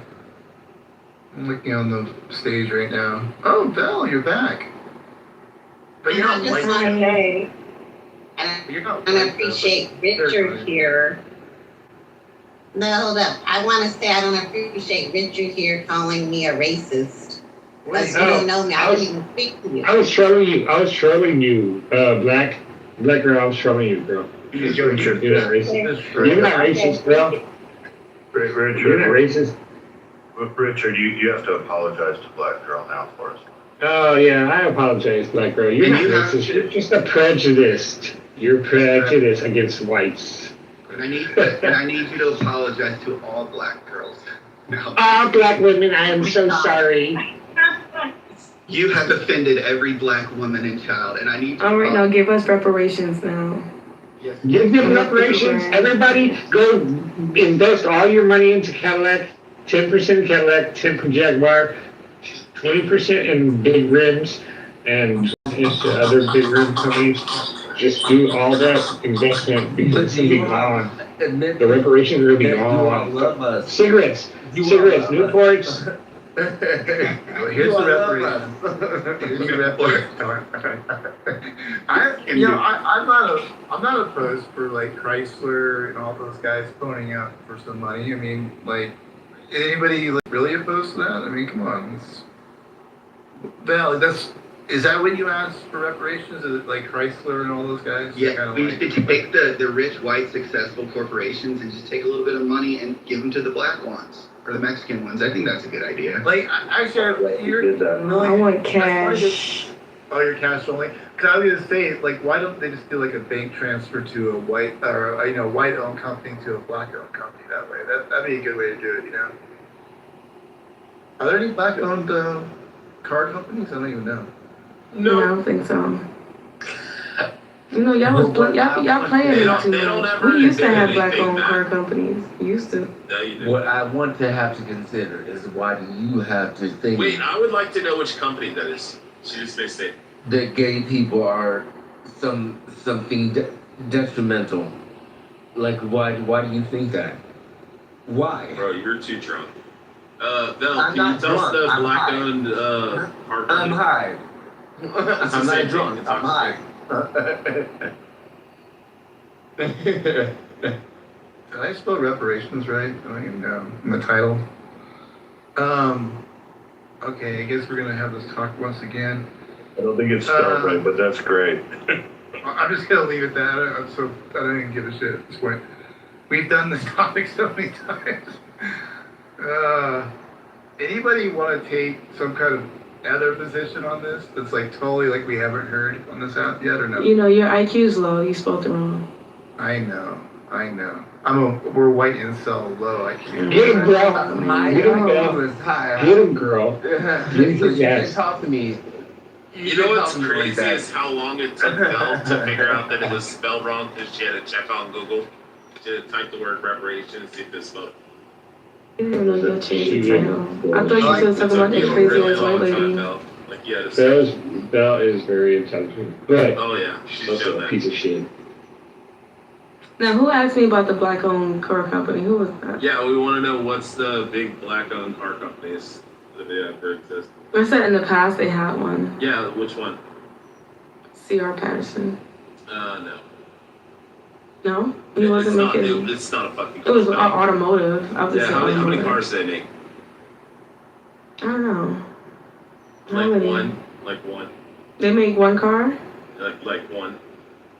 Oh. Tell us more about it. Yeah, let's search C.R. Patterson. Oh, so you See how don't many cars know. they make.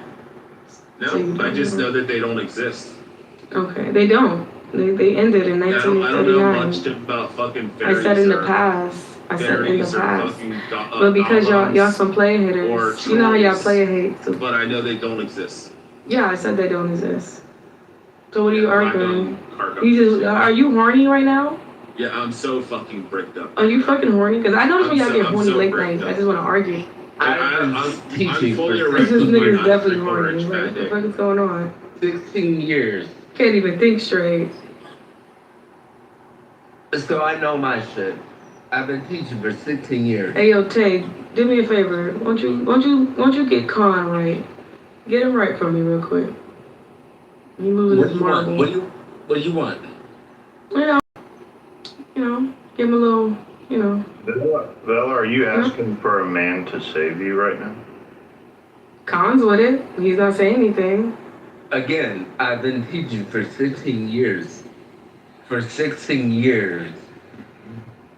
Val, would you take a Tay in the forest or a bear? I'm sorry. I had to Say ask. it again. Come on. Say it again. It's only fair. Come on. Have I been teaching what? You know, Tay seems really cool. I actually might pick Tay. Yeah, 1913 to 1917, C.R. Patterson, him and his father and son. 16 years. Less Look, he still can't help it. He went in Google. They, He they went were in in Google. business for 4 years and they made less than 30 cars. Wow, Okay. such a fucking achievement. Yeah, that is a great achievement. Yeah, it's a I huge done my achievement. job. Damn, you a hating ass. You was a hating ass dude. They You went a out of hater. business and made less Oh, than hating 30 ass cars. nigga. It's crazy. What did your family do? What did your family do? My Built the family entire is fucking world. the Yeah, your family ain't did shit. You a My dusty family foot has ass 25 immigrant. trillion My dollars in family You it. are a dusty foot immigrant. I'm a Jew. You like a dusty foot European immigrant. You ain't do nothing. My family's been here longer than your family. Yeah, your family probably working coal mines. My family brought Somebody said my name? We need one mic. Can y'all stop talking? Yeah, my family brought you here on a boat. Beamer. Y'all stop talking. Hi. We used to run tour Cruises here too. Yeah, right. Okay, Rich. We did. We Dima, brought are you black there? people from Yes, Africa. I'm here. So we're supposed to understand people, right? Mm-hmm. Did you want to carry your line of questioning about with Belle, or I mean, I don't know. Sure. How do you want to go about doing this? So that's interesting. So, though when you left, people were like, why are you defending her? You identify with her, all this stuff. And I'm just like, no, I was just trying to understand her, right? And so I think there was a couple things that other people had mentioned, and then I found a pattern, and I want to see, maybe we could explore that. So what were the things that we talked about? One, we talked about, there was 3 different topics that you had opinions on. One was, I asked you the first question. I was like, what's one issue that you have with Mega? You said that you were concerned about the growing white incel movement, which actually is a real thing. Okay, and they are white. Okay, so that is true. And that was the first. Then we recognized that I didn't hear your bear comment, but something along the lines of you would choose the bear over a man in the woods. So that was the second. And then the third was the Lindsay Clancy thing, which I was there for a little bit of your comments about that, which were basically, men drive women crazy. And so the underlying issue, obviously comes up a lot, is like, this is what I'm thinking. I'm thinking something is going on with you and men. Now, what? I have no idea. But I think that there is that denominator. So you're reacting. So there is something about men that to you is doing something to your nervous system. Somewhere in your experience, in some way, masculinity in the manosphere became for thou associated with, according to things like danger, I would say Whiteness. Powerlessness, betrayal, lack of safety. I'm thinking about the things, okay? So now we have that issue coming through. So how close am I? Yeah, I think you're kind of almost there. Wow. See that, guys? Yeah. See that? But here's the thing, Bima. I know that you can get it because you have the same concerns. See, that's yeah. You see, this is where we get deep into this as women, right? Let's get deep into this as women. You have the same concerns. Now, Bima, I'm gonna assume you're a white woman, right? I'm assuming, I don't know. You're a white woman, right? You will never be the president of this country. They'll never allow you to do it. A white woman would never run this country. You'll never do it, okay? White women are single-handedly the ones that are pushing feminism while also not being heard to have any real political power. You'll always be powerless in the nation your men build. Now, I'm thinking I did see that out first. Excuse me, let me finish. I'm talking to Bima. I did see that the first vice president that is a woman was a black woman with mixed ancestry. She was not white. And I noticed that through your years of your history as a white woman in this country, you will always be as subservient, and you'll never really have a place in this country. But you make good secretaries. I love the way how you took notes just now. It's what you're really good at. You've been raised to do that. But you'll never ever stand in the position that I'm in to actually talk to your men and put them in their corrective space and in their place. So, Bima, most of my concerns are concerns that you have for your daughters as well, because they have to be raised around these type of men that you are associating yourself with. You're moderating with an incel group of men that are very dangerous. you yourself, you know that your daughter would never survive around them. You tried to defend her. Now she's Well, I'm lecturing gonna land you. here. I'm going to land here. She I'm thinks gonna you land here. date white women. I'm going to land here. Okay.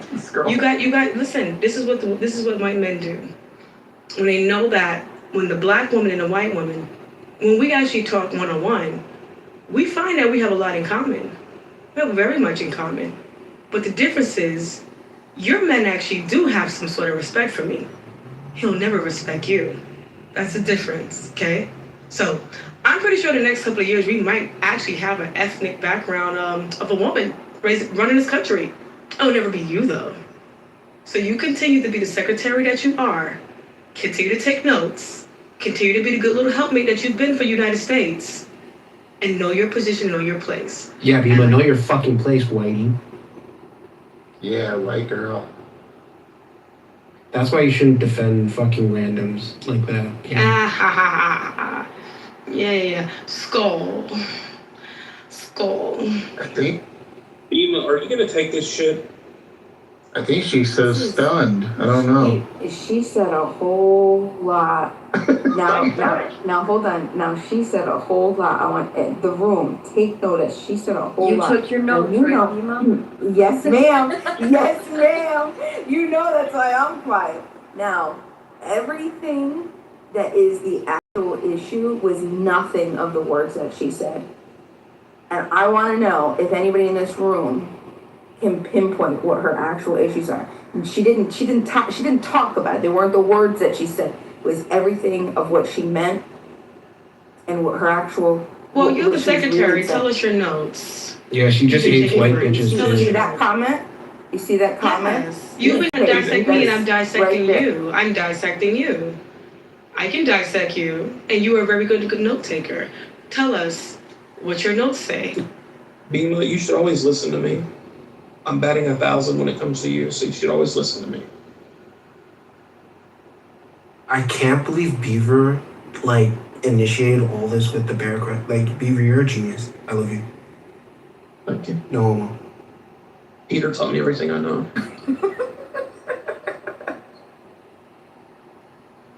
And you just giggle. Yeah. All you do is giggle. And these men don't respect you either. You just giggle away. Really? Man. They don't? They don't. That's not true. You can't even get moderated. Just a has-been. I am a has-been. You're just a little sad puppy on the sidelines, looking for attention. I put in my. I know. Look, I am such an attention seeker in your room, right? That you changed the title. I came in to talk about the crazy ass white woman who killed her 3 kids. And you guys changed the title to reparations. This is so funny. It's like so crazy. when they try to you guys figure out are so why boring. the I love that you guys Syrian are so immigrant is crashing the shores of the Western society. Just empathize and figure them out, and then they rape you. I'll come Bima, back. you I'll just come got back a little later. virtually raped by a fucking immigrant, basically. I have suspicions. I want to know, does anybody know if she's straight or if she's... I was gonna ask that. By the way, she wants a therapy session, and I charge for that, so I'm not doing that.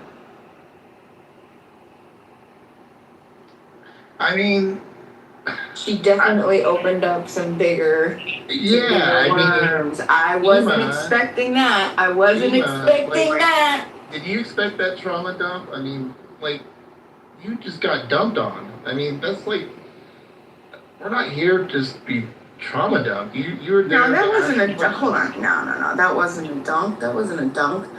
That was an exposure. What are you talking about? You guys don't listen, do you? When people talk, you gotta listen.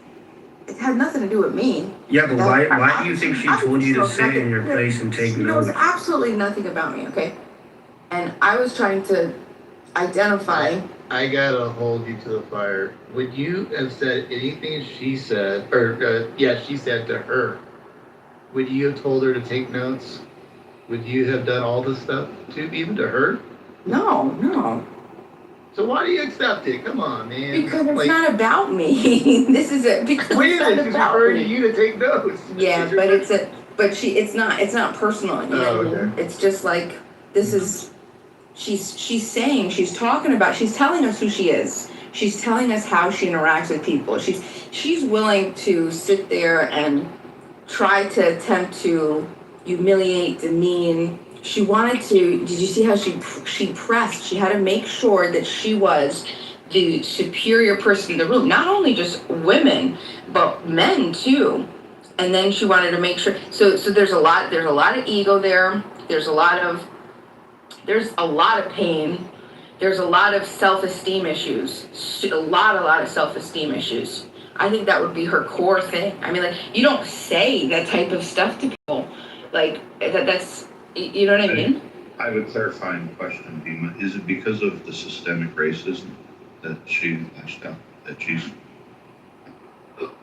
Well, I mean, I'm not gonna lie, but I would lie. I wouldn't, okay, I would be lying if I said that I don't think that could potentially be a reason of her frustrations. I'm not mad at her. I have nothing. I'm interested. I'm very interested.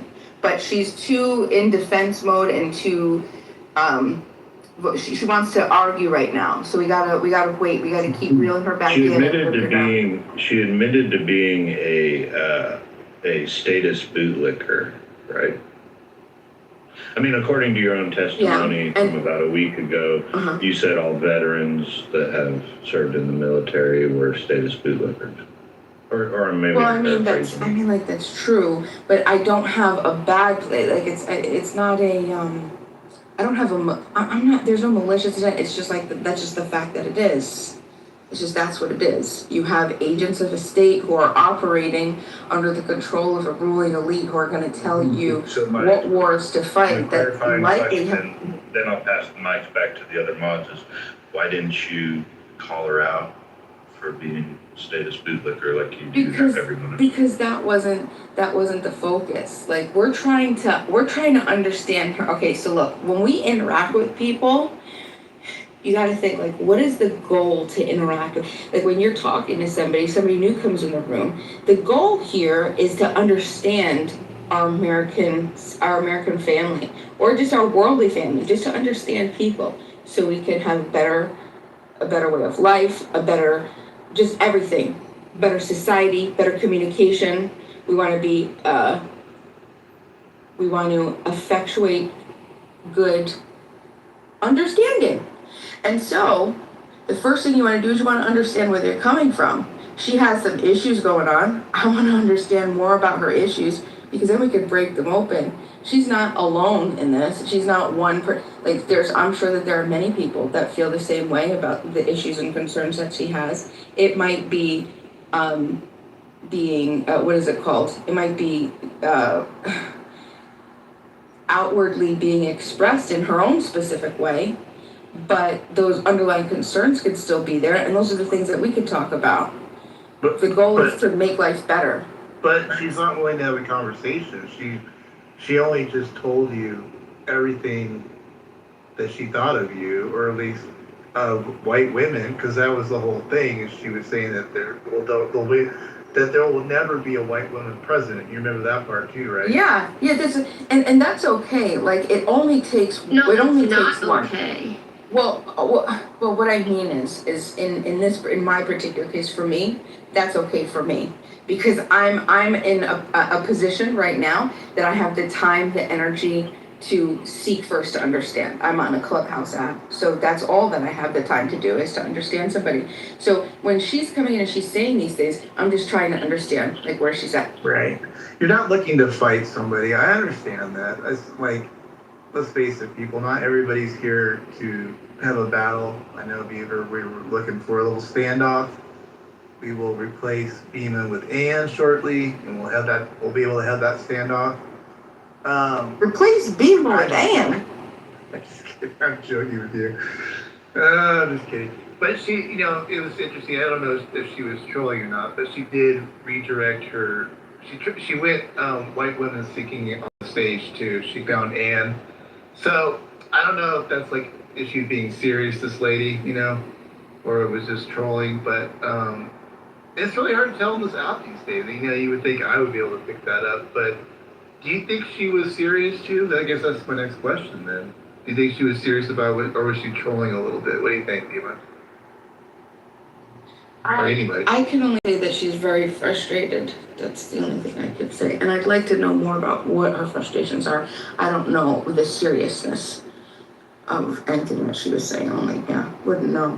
Why is it that certain people get away with what they say to another group? I mean, I know you even wouldn't go on a quote unquote basically all white or black stage in this case, and then challenge a black lady like that with all kinds of stuff. You know what I mean? Maybe you would. I don't know. I've never seen you one way or the other in that way, but it's just amazing, like how that comes about. I don't know what that's about. You know? Yeah, I would say it's surprisingly I've tried. I definitely have. And what I've come across, mostly on TikTok, believe it or not, and I get kicked real fast. Yeah, we didn't do that. She left on her own accord. In fact, has left twice now, which is the way it should be. No one should be gooed or removed in the ideal world. So, but if you were to do that, or Ann were to do that, go on a stage full of black women and say, "Oh, you better be taking notes. You better read back those notes to me. There will never be a black woman president." I mean, like, you'd be good probably in 4 seconds. I thought that backfired tremendously, and I rarely ever come into these spaces but I thought that basically, I mean, her argument was that the part that I thought she really thought she was digging in was saying that you're hanging around these dangerous, quote unquote dangerous incels. I thought that kind of that flipped the power dynamic accidentally in her face and handed you a win. I mean, the moment you brand a person or a group like quote unquote dangerous, you're just saying to them, you have the leverage, you have the power, you have the ability to intimidate me, right? It's like she's just kind of I'm not saying you have that power fantasy, but if you did, she would just be handing you the W. I just want to point out that, throughout the conversation with Val, it seemed like, yeah, everyone was going back and forth, and I was calling her retarded, she was calling me names, and her and Doctor were going back and forth, but it seemed more kind of like joking. And then when she directed at Bima, it kind of seemed like she was getting really personal with Bima, like who the fuck are you to talk to me or something like that. But the rest of the conversation was yeah, joking type shit. That's a good point. She actually had more respect, ironically, in my mind, for the white mods up here than she did for the white women mods. That's kind of what your take was too, right, Skull? Yeah, it just seemed like she got a little bit darker when she was giving that kind of monologue to Bima. I think she exposed it though. She let me know that's what she thinks of white women. She was explicit to make sure that I was white. She asked me if I'm white. She said she would assume that I'm white, and then a woman, and then she let me know you can't handle men. You can't handle men in general. You can't handle your men. Your men don't respect you, but I have that authority. I can hold this, and I'm the one that's. So it was a way to, let her know that she's superior to me, which is interesting.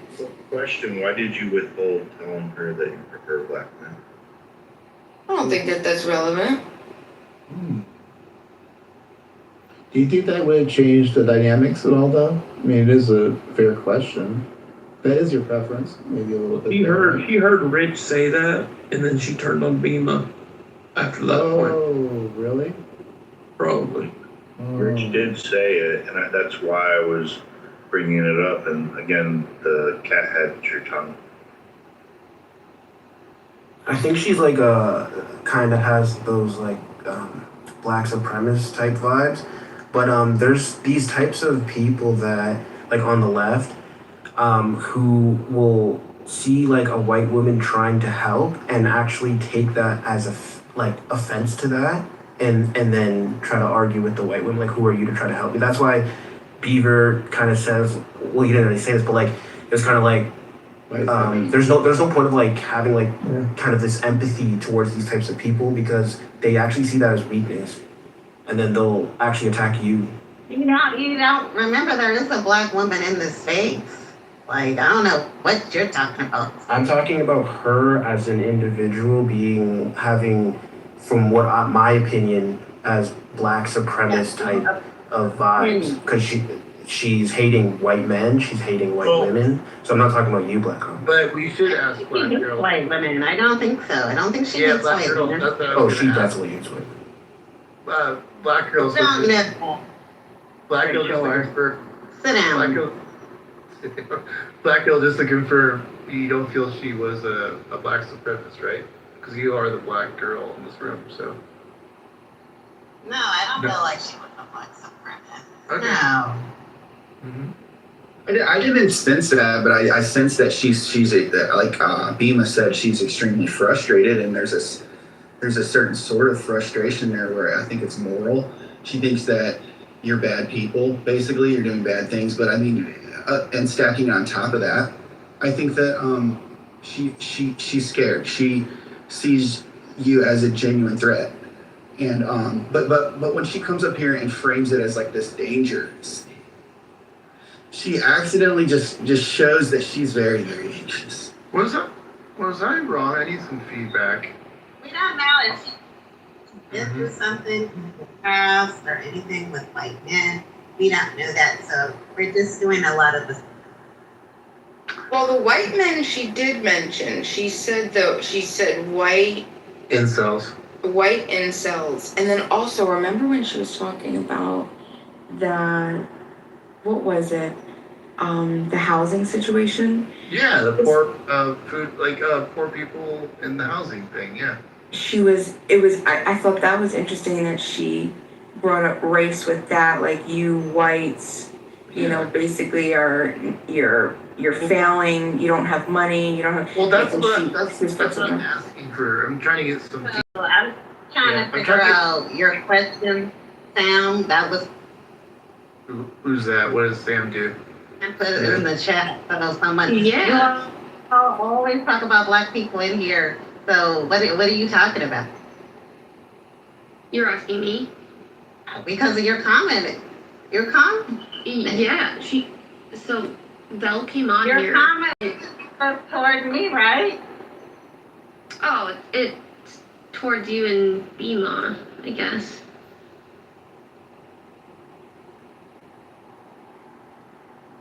Hello?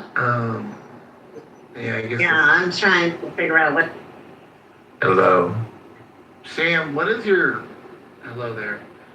Sam, what is your overall take so far tonight of what you've heard? Are you disgusted by it? Because you've been very vocal about this introduction of race in the discussion tonight, I think.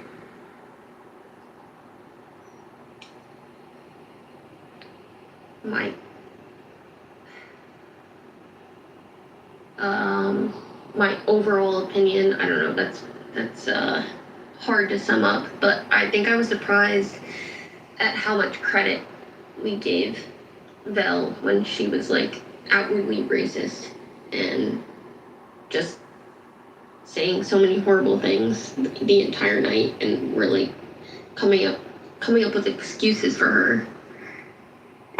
Which is worse, to be outwardly racist or inwardly racist? Which is worse? Yeah, William brought this up kind of in a way earlier. It's just amazing, Sam. You sit up here and say that, and I have come into this space and had people say all kind of N-words. I've even been called the N-word by Pepe, but nobody stands up for that. That's horrible. I would stand up for that right now and say that he shouldn't have done that. Okay. Yeah. Well, if it was a day that ends with the letter Y, he does it on days that end with the letter Y. And I just want to say, Sam, just for further clarification, there was no justification for how she was. I wasn't trying to justify how she was like trying to make room to give her an excuse, to give her excuses. What I was doing was trying to understand, and there's a big difference because I can absolutely talk about how, you know, I mean, how emotionally, obviously, very emotionally immature. She couldn't handle. I mean, like she wasn't civil. Her focus. There's so many criticisms. Like, but I wasn't focused on that. I was focused on understanding. So there's a difference, right? There's times to be critical, and I'm not excusing her behavior.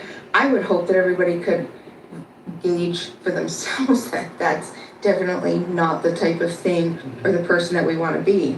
So, but the question is, when someone is already been created, this is already her reality, and now she's coming, she's sharing it with us. She's her. So we don't need to make excuses for her. Now it's our job to just understand.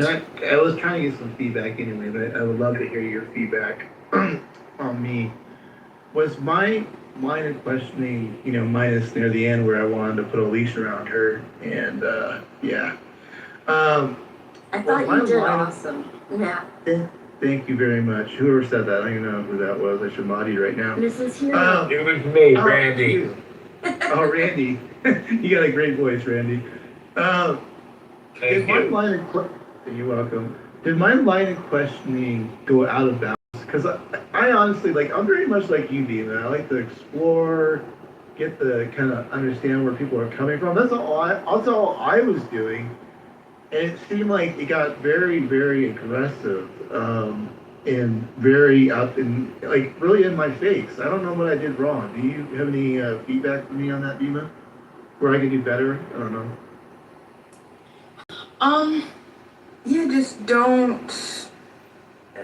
I guess it's up to the mods to just make sure that we could make sure that people stay out of the way, so you can have a good one-on-one, and you could, you stay controlled. And you keep focus on whatever her response is. Stay logical. Don't worry about attacks, like the personal attacks, because it's not personal, right? It's you set that aside, and we just try to get to the. So I think you did good. We just have to make it. The rest of the mods in here, it's our job to, and for everybody else that's listening, when we hear somebody that's willing to take on somebody else that is maybe a little bit excited or pugnacious in the room, or try to then give them a step back and let them try to unpack that. I appreciate that. So I don't think I was being personal. I was more asking her more of what does she mean by a poor white community, and as far as I knew, she lived in that community. So I was just trying to figure out what she That's not what I said. That's not what I said. Oh, she's back. Yes, I'm back. Hello. Hello. Look at you lying to everybody. That's not what I said. Oh my God. I changed the title just for you. Go for it. Of course she's back. I said this is a middle class, suburban area, and I'm noticing more and more you are having trouble paying your mortgages. That's what I said. You heard what I said. You heard what I said. Why are you up here lying? You thought I was gonna come back and check your shit at the door? She's kind of good at this, to be honest. And we're gonna line up around the church too, man, with those big, long lines, and we're gonna get those boxes. We're gonna keep getting those boxes filled up with the free food. And we're gonna keep smelling like bologna, man. All of us white people, we smell, don't we? No, but Val, we're here for you, okay? We want you to feel comfortable in this room. I know you're in amongst, white women and white men who are, the worst of the worst, right? And we want you to feel at home and Listen. Yeah? You guys are killing your children. Okay. That's why I came in here. I came in here to listen to Lindsay Clancy. Remember, that was the original topic to this room. Mm-hmm. I came to listen about Lindsay Clancy, how she was killing her kids, and how you white men are marrying women who are killing your children. So I just wanted to listen in. You turned this into something totally different, and I'm good with banter, so I can go toe to toe. I'm okay with that. But I would love to get back to talking about white women killing your kids. And why are white men annihilating their families? This is a growing epidemic. Yes, let's talk. Because I want to ask you about this media framing and public sympathy we got going on. It's disgusting in this country. You got Lindsay Clancy. She's this white middle-class suburban nurse. She gets all this widespread public empathy from Bell, this really nuanced media coverage. And it's all around a broken maternal health care system, right? And this postpartum psychosis, right? Meanwhile, Black and low-income mothers facing mental health crises, facing tragic outcomes, statistically what? They're far more likely to be portrayed in these courtrooms as purely as just fucking criminals, right? Very true. And there's no discussion, very little discussion of psychiatric illness there. So why for Lindsay? Well, that's why I said that I don't believe that she didn't do it. Absolutely, she killed her children, but I can see what can lead up to that moment. Like she's still a human, and I'm not gonna pretend like postpartum depression could not play a part of it. But she actually should go to jail, and I think that her lawyer is arguing the broken system so that they don't sentence her as harshly. I think that's all that's about. I think he already knows that she's kind of cooked, you know? She's cooked. Like sentenced to like a mental rehabilitation center or something like that. Probably is what they're going for, right? Maybe like a rehabilitation, or maybe they just not gonna give her as much time, you know? Oh gosh. Do you have issues with women, Val? I have an issue with you. Why? Because you keep coming at me. Let's go. You have nothing to add to the conversation, but you loudly keep coming at me. Nothing to add. I have heard nothing intellectual come from your mouth. So can you... Now, what more notes have you taken about me since you like to diagnose everybody in the room? What more notes do you have? Out of curiosity, what is just name one thing? I don't know. I feel like you're like a mosquito. You won't go away. You just keep talking. You keep coming at me, and I don't know you. I don't like you. And yeah, I know you don't like me. So we should probably just like not talk to each other, you know? That's crazy. I know. Well, hold on. I'm gonna mute my mic, and I'm gonna wait till we move on, or I'm just gonna leave and come back like I've been doing. But Val, she was trying to defend you though. Well, hold on. Yeah, so I don't think Val knows that. Val, I have nothing against you. I don't know why you think that. I'm sorry if you think that. I think you misunderstood what I was what I was trying to. I think you're an instigator. Because I left this room 20 minutes ago and I came back, y'all was still talking about me. Yeah. It's kind of crazy. Because, one person has that much power to have that. And I know it's because of you. I know it's you. Right, I was defending you. No, you're not defending shit. You're a dangerous person. Well, you're very dangerous. You keep leaving. You're very dangerous. So you can't. I leave You said because I know what narrative you're trying to do. You're a very dangerous person. Everybody. And I see through your crap. And so do a lot of the men see through your crap, but they use you like a pawn because you're usable. I'll let you finish. You are a usable piece of trash that can be used. So you make an ass of yourself. Every time you open your mic, you make an ass of yourself. Hey, Val, let me ask you a question. No, William, hold on. One second. Val, would you be able to identify something? Absolutely no. William, ask your question. Oh, no. William's not going to ask this question. Okay, well, I'm not going to listen. Okay, well, then you could leave. I sure can. I'll be right back. Bye.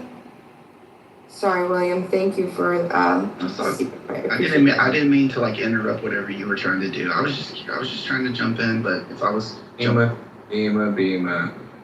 You're gonna have to. I don't know. Just think, Beaver. Beaver was right 100%, 110% this whole time. The guy is just like a fortune teller, this Beaver guy. What was Beaver right about? He gave you a heads up. He knew exactly what was going to happen. What did he say? You know, come on. No, I really don't. Alright. I'm going to let that just marinate a little bit. I want to hear her logical critique. Just don't. Well, hold on. There is one. I think she's really recharged. One second. Hold on. Bima, that was brutal. That was absolutely brutal for you to be taken down by Vel twice. And then for you to say she could leave the room, I mean, we sit up here and take arrows all the time. Why did you dip out on that conversation? Like, why did you tell her to leave? Because she wasn't gonna engage with me. So if she wasn't gonna engage, then there was no point in, you know what I'm saying? So clearly she doesn't want to continue the discussion because she's not able to withhold her claims. She said that she made crazy assumptions and there's no justification for them. There's no basis. She's just saying stuff. She said that I don't like her. Do you She has think no maybe it's because justification. she doesn't want to be rescued by a white one? I listen, she doesn't even know what's going on. She's not here long enough to even hear or understand. There's definitely though, definitely some issues with the ego. Like she has this constant. I was wondering, maybe, do you know, I think it was like the psychological situation when I said, hold on, I'm trying to unpack this. I don't think she liked that. So I think that's where That's totally what it is.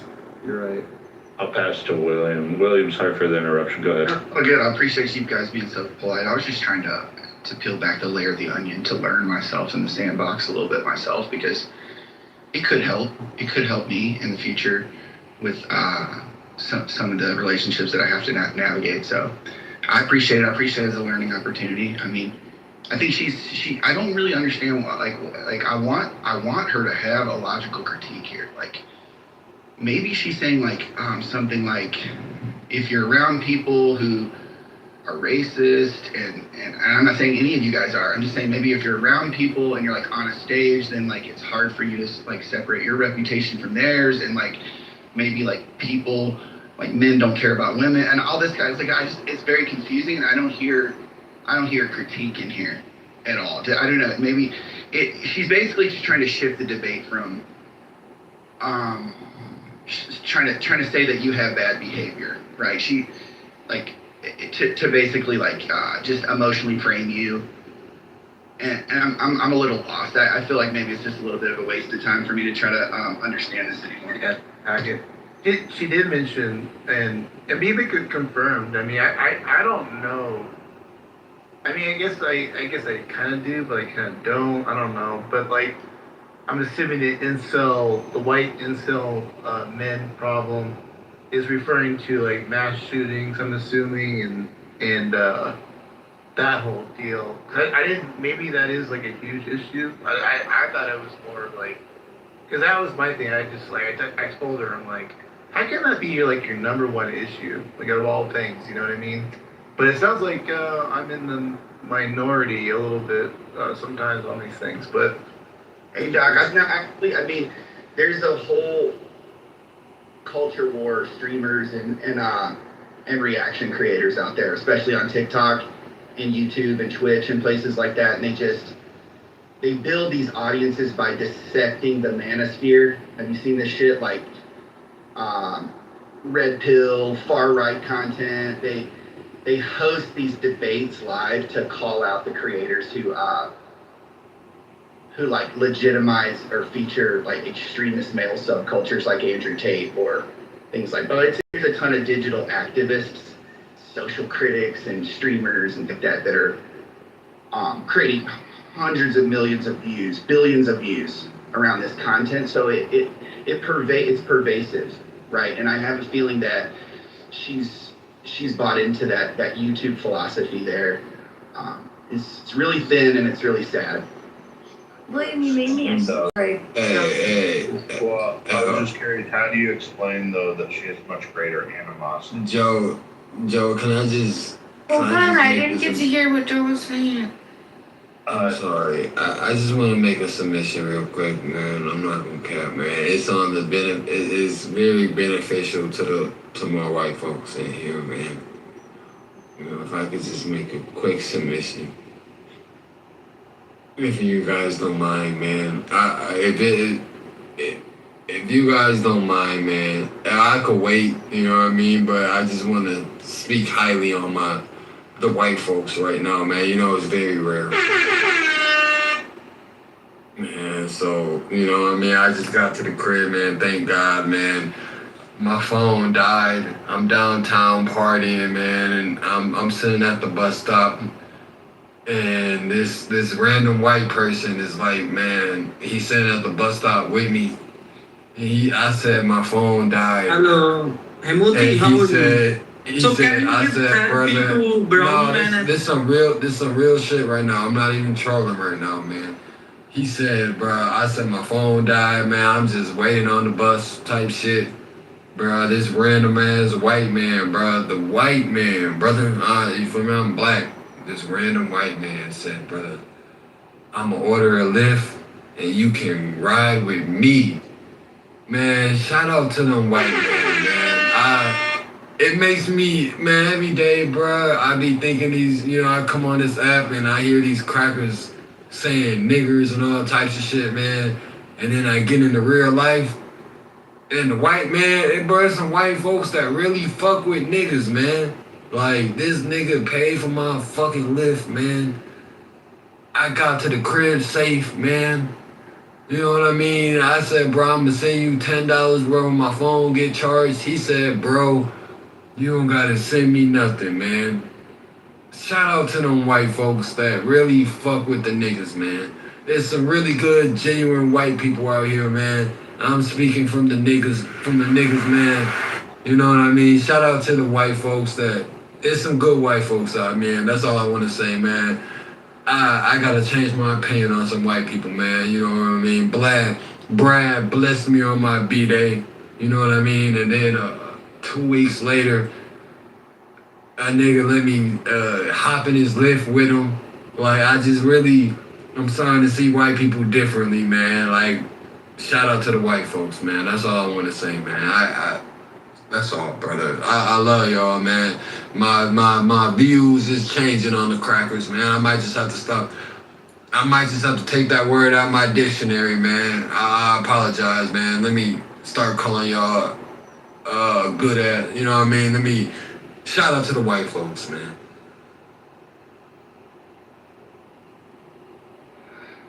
Thank you, Timothy. I'm just glad you got home nice and safe with the white man. You never know. You might have been Nolan'd out. You know how that goes. So what a great submission after we've heard so many women come on stage and say if they were confronted with a bear or a white man, that they would choose the bear. Timothy, clearly, we're glad your experience was positive when you confronted the white man. Very positive, man. This white man, I would say though, he's dating an Asian. He was with his Asian girlfriend, but man, he showed nothing but love to me, man. My phone was dead, bro, but man, shout out to the white folks, man. Did you feel at any moment that that you were scared for your life? No moment at all, brother. When I tell you, he showed me nothing but love, man. A random stranger, bro. Like, random stranger, white as fuck. And he was telling me his story. He said he be selling AT&T, going door to door. And he said black folks be pulling guns on him. I'm like, damn, bro, that's fucked up. You know what I mean? And here I am, a black nigga. And he like, bro, I see your phone dead. You trying to make it home. You can ride with me for free, bro. So it's like, damn, bro, I damn near have to apologize on the black community for him, bro. Like, you know what I mean? But shout out to the white folks, man. You know what I mean? Some good ass white folks out there, brother. Everybody ain't racist. Man, shut your drunk ass up, cuz. Nah, this some real, bro. This a real ass experience, nigga. I ain't capping, nigga. On my mama, I might be drunk, nigga, but this some real shit, bro. I just experienced this shit in real time, nigga. You doing something. And you know what's crazy though? No, let me tell you what's crazy. Let me tell you what's crazy though. Hold on. I'll tell you. I walked up to goddamn 5 black people and asked for a charger, nigga. They all said, I can't help you, nigga. I went to the bus stop, nigga, and was waiting for my bus, nigga.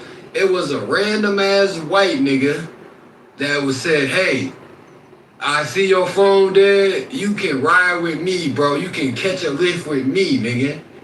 And that nigga, I hopped in the lift with that nigga, bro. But when I asked my own peoples if you had a charger, nigga, they said I can't help you, nigga.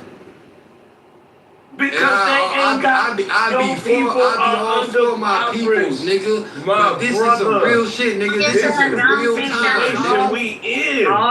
All black people, Hennessy. Don't think that's all black people. I'm just saying though, this is like real time though, bro. I asked 5 black people, can I charge my phone? You think niggas just wander around with chargers, nigga? Bro, I just left the club, bro. I'm talking to security, like, bro, can I come charge my phone?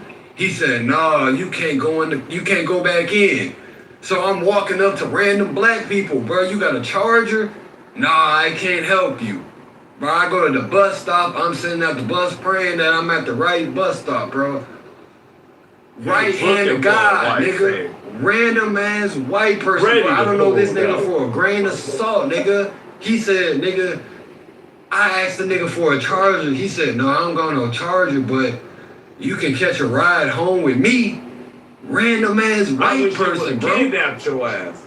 Nigga, this nigga got me to the crib, nigga.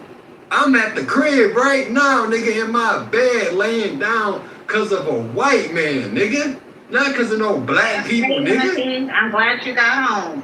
This is some real shit, though. I just want my people to know, bro. I'm vouching on that white man tonight, It was nigga. just somebody being nice.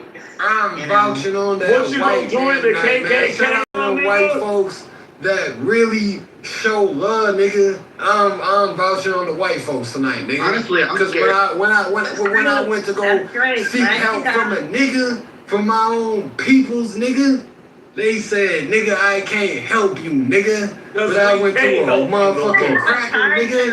And that nigga said, nigga, I got you, nigga. Careful with the white man. Keep asking the white man for help. I just might keep asking the white man for help, nigga. Because that white man got me to the crib tonight, nigga. I know. Where else he gonna get you to? I know you're on a high right now, but just saying, bro, that they smell like bologna, and y'all think I'm trolling though. I'm not even trolling right now, bro. This is a real life. People be coming on this app capping, bro. I'm telling you a real life experience, bro. I just experienced this shit, bro. You think the white people on here is the same as that white person? They might be. No, they not. I'm not gonna cap, bro. I go to the black rooms. I got my first mind bass from a white man. I ain't gonna cap. I supported black rooms like a motherfucker. Shout out to my nigga Beaver. Shout out to my nigga Matt. Them niggas green me the fuck up, nigga. I got my love from the white man, what bro. they do, bro. And I'm a crib, nigga, 6'0", nigga. You could go try me, nigga. I'm in Cleveland, nigga. I'll drop my addy in the goddamn chat, nigga. You can pull up on me anytime, nigga. I'm like that too, nigga. But shout out to that motherfucker white man, nigga. Cause he gave me that motherfucker green bean, nigga. These niggas ain't do shit for me, nigga. Nigga, you ain't in no nigga space, nigga. You sound crazy as hell, nigga. Nigga, I went to HBCU, nigga. My whole block is full of Crips, nigga. I'm really like that, nigga. This is a motherfucking app, nigga. But I keep shit 100, nigga. And I ain't gonna cap, nigga. It was a motherfucking Beaver, like I said. Shout out to my nigga Beaver. And shout out to my nigga Matt, nigga. Cause them niggas gave me that motherfucking bean. Them niggas seen shit that the black folks, when I was in all them black rooms, nigga, and I was giving my feedback, nigga, them niggas was sending me to the goo, nigga. I'm just keeping it 100, nigga. He does have a point of white people. I'm just keeping it a buck, nigga. Because white people are amazing, you're right. I'm gonna concede that shit. You know what I mean? I'm pro-black, I'm pro-nigga at the end of the night, bro. I just want to share my experience, because I know we be talking about a lot of race in this shit, bro, but this is real life, real time, bro. Like, I was just on the block, phone dead, praying that I'm at the right bus stop, nigga.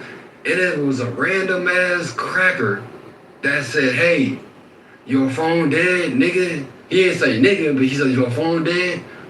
You can't catch a lift with me, bro. After I just asked 5 black people for a fucking charger, nigga, and they all said I can't help you, nigga. It was a white man that fucking helped me, nigga. Yeah, and the black people in this room just hoped you got kidnapped. Shout out to them white folks, man. You know what I mean? Lying ass bitch. You're a lying ass bitch. I never said. 19 just don't say I wish you got kidnapped. Y'all get back to what y'all was conversating. I ain't want to. I said he could have got kidnapped, you stupid white bitch. Shut up, Mike Allen. What's your line, man? Fuck, get on your ass. Midnight King. No, don't you start with me. Don't you start with Midnight King. No, don't be trying to feel empowered because he praised him. Get back to what y'all was talking about. Yeah, hold on. I didn't want to hijack the stage, but I had to share my experience. All right, we appreciate it, brother. You know what I mean? There's a lot of white folks on this stage, man. Can I cuss white Allen? I gotta show love to the white folks. Can I cuss this white Shout man out to them goddamn white folks. Hey, can we get a review on Yelp too? Hey, can we get a Yelp review for white people, please? Mm-hmm. Not for your white ass. So. And Joe, I don't appreciate. Hold on here, Joe. I don't appreciate your comment in the chat. Was rather racist. You said don't bring Timothy Black to the plantation. What made you say that? You were trying to put him back in line. Like he was just showing his appreciation, and you were trying to put him back in line. No, I was not.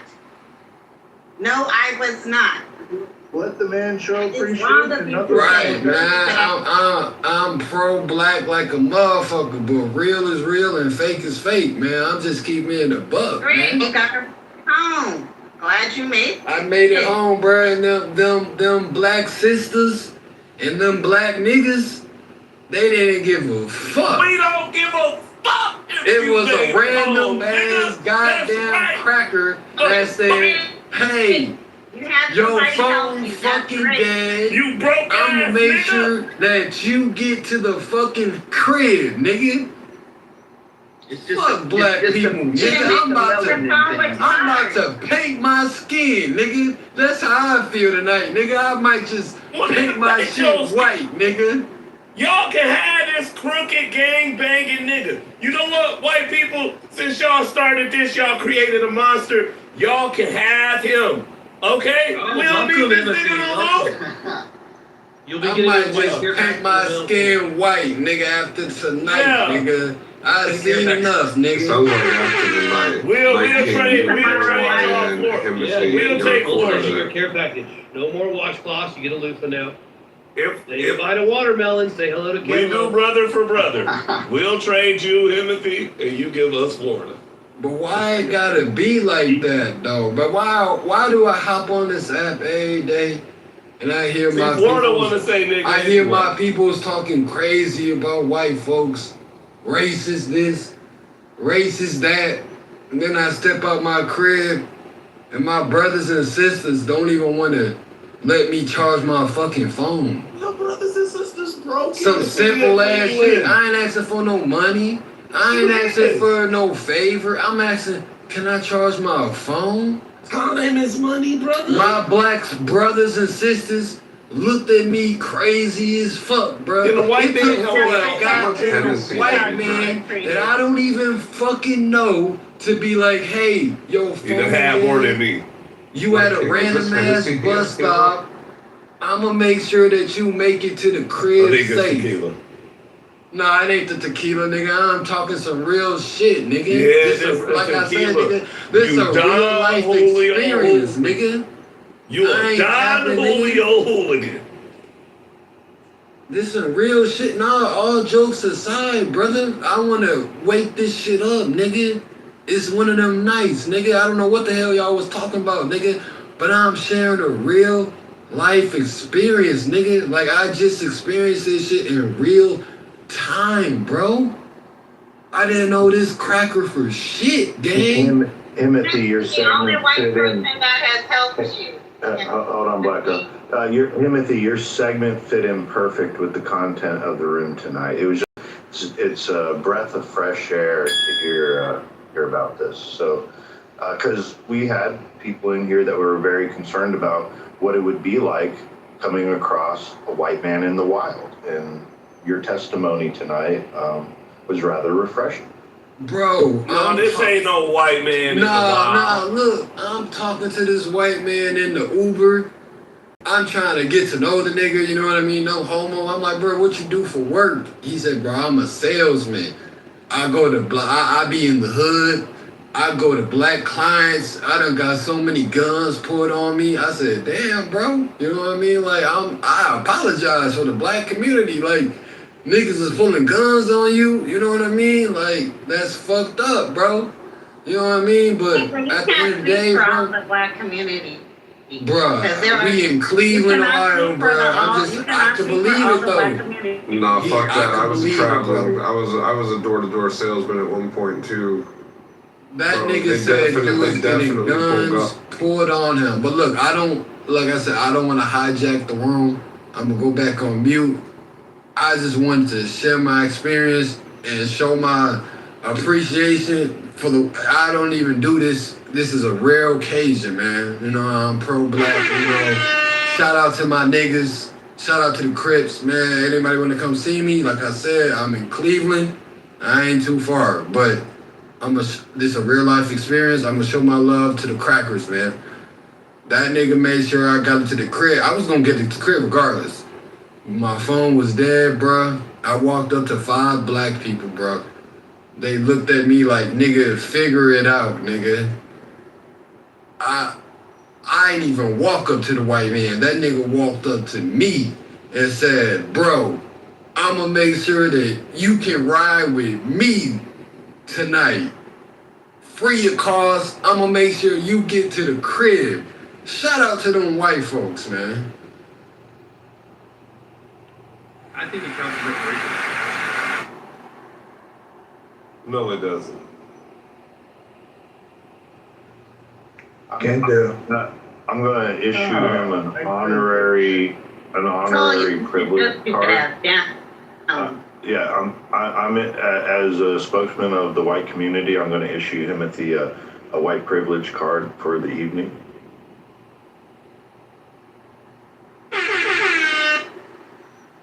Use it wisely, Emily. Nah, bro. This man, y'all just don't understand, bro. I'm off the tequila a little bit, but this, I know. I'm speechless right now, cause you feel me. I would expect my brothers and sisters to help me. You feel me? Like damn, That white man take your breath away. At least let a nigga charge his phone. Did he I ain't asking for no sweep money. you off your feet? Bruh. Offering you a charger? Night King, bro. Let's keep it a buck, gang. You know what I mean? Like, bruh, I went to the brothers and sisters first before I went to the white man. Them niggas said, fuck you, nigga. Well, what sisters did you go to? I walked up to the club. I walked up to 5 random people, bro, that looked like me, nigga. And they said, straight up, figure it out, nigga. I sat my ass on the fucking, I sat my ass on the concrete, nigga, at the bus stop, and it was a random ass That's what I'm saying. white man that said, look, your phone is dead. I'ma make sure you make it home safe. And that nigga said, you don't have to pay shit. And I got in the lift. He said, I'll take care of you, daddy. Paid for, I ain't paid not a dime. He paid $30 for that motherfucker. And I made it to the crib, and that's how I'm on Clubhouse. Night. Can't we? He tricked off on you. Can't we just have one night where we get our flowers? Just one night, like. I mean, you gotta give it up. You gotta give it up. Do you think you can have your flowers? Say flowers, bro. But the flowers don't have flies. This is the night that y'all get that's y'all all put around flowers, us bro. when we getting our flowers. It ain't no dick sucking, because tomorrow, you know what I mean? It is what it is. But for real, though, all jokes aside, you know what I mean? I'm finna go on mute. You know what I mean? I'm finna drink some milk because I'm a little drunk. But on some real shit, bruh. Like, it's some good-ass white people out there, man. No cap, bruh. There's some good-ass white folks out there, bruh. My brothers and sisters, man. I be vouching on y'all, but I just experienced in real time. Y'all was gonna leave me hanging, man. Y'all was gonna figure it out, nigga. And it took for a random ass white man from Australia, nigga, that didn't know me for shit. Oh, he don't count. He was from Australia, but he lived in Cleveland. Brother. He been in Cleveland for the last 6 months. No, You know what I brother, we mean? can't But give him still, that. regardless, that nigga said, you know what I mean? It took for a random ass white man to be like, bro, your phone is dead. Like, okay, yeah, see, you said I'm you gonna make sure said too you make it much. to the He crib. fucked So all you up, feel me? man. My phone on. I sent that nigga $20 just cuz, nigga. Like that's love, nigga. But again, shout out to the white folks. Shout out to the crackers. This is coming from a real ass G, real ass Crip, nigga. You can come see me if you think I'm capping, nigga. Cleveland, Ohio, nigga. I'll drop the Addy in the motherfucking chat, nigga. I ain't ducking no fades, nigga. I'm a real Crip, nigga. I'm a Sigma 2, nigga. All about that black shit, nigga. Sigma, but bro, that's what's up, dude. You're a Sigma, that's what's up. Shout out to them No, that's fucking good. crackers, nigga. That's crazy. He's a Sigma. He's legit. He's a Sigma, man. I'm definitely a Sigma, nigga. He can't be no Crazy. Crip. I didn't even know that. I'm definitely a Crip, nigga. If you want to come You can't take be a my Crip flag, Sigma. nigga, you can come you can come and try and take my flag, I'm nigga. not meeting up with you. All You done right already then, met up with me in the nigga. night. Enough said, nigga. You done met up with me in the night. Look, all I'm saying is this, right? First of all, you got some bootleg Australian who don't really count as a white man. So that's not even a dub for y'all. That's probably a dub for the internationals. So shout out to the internationals. You know what I'm saying? Y'all can have that dub, the international whites, you know. They not in the immediate, like, big picture fight, though. Like, this don't count. No, he was white, bro. This That don't nigga count was to white the- as fuck. The But you speaking on the white man. Let's speak on them brothers and sisters that said, fuck you, nigga. Nah, fuck that. I'm talking tonight, nigga. You go on mute, nigga. Nah, nigga. You go on mute, nigga. I'm talking tonight, nigga. Let's talk about them goddamn black brothers and black sisters that I motherfucking asked for a goddamn charger, nigga. And them niggas and bitches looked at me and said, nigga, fuck you, nigga. Figure it out, nigga. Let's talk about that, nigga. You doing it out anyway, brother. Nike, In the what would heat of you the night. Nike, if he asked you at the club, what would you say?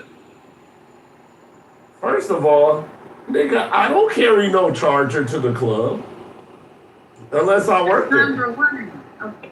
Yeah, that's just like that hat, bro. It's plenty of I walked up to a motherfucker with the charger in they fucking hand. First of all, it was the motherfucking bitch. You get to sit down and in your that club? bitch, shut What up, kind of Night club is King. that? Shut up, nigga. Nigga, this ain't Respectfully, no nigga. Respectfully, nigga. No, Shut ain't the no fuck up, respectfully. nigga. No. Nah, We making nigga. sense about this shit. Shut the fuck up. We making sense Respectfully, about this nigga. shit.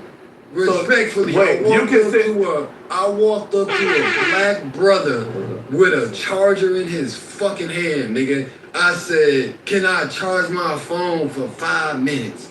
That nigga said, I can't help you, nigga. Yeah, he didn't know you. Right, but then a random ass cracker made sure he said, nigga, you can hop. He ain't say nigga, he said, bro. No, he probably did say no, nigga. He ain't say nigga. You He would've let said, him, bro, too. I see your phone. I said, bro, my phone is dead. He said, we was both waiting on the bus. It was like an hour wait. This random ass white person said, look, me and my girl gonna order an Uber. You can hop in this Uber with me and you can get off at my stop. I was like 10 minutes away from him. I say like 10 minutes away from bro. On the grace of God, like true ass story. This is some real shit, Night King. Like I'm not trying to suck no white man dick. I ain't trying to do none of that game. But real is real and fake is fake, bro. I gotta come on this app and show my flowers, bro. Cause I hear a lot of black folks, including me. I talk down on the white folks. Racism this, racism that, bro. But in real time. I just experienced this shit in real time, bro. My sisters and my brothers left me hanging, bro. And that shit kind of hit me, bro. And so it's all over now.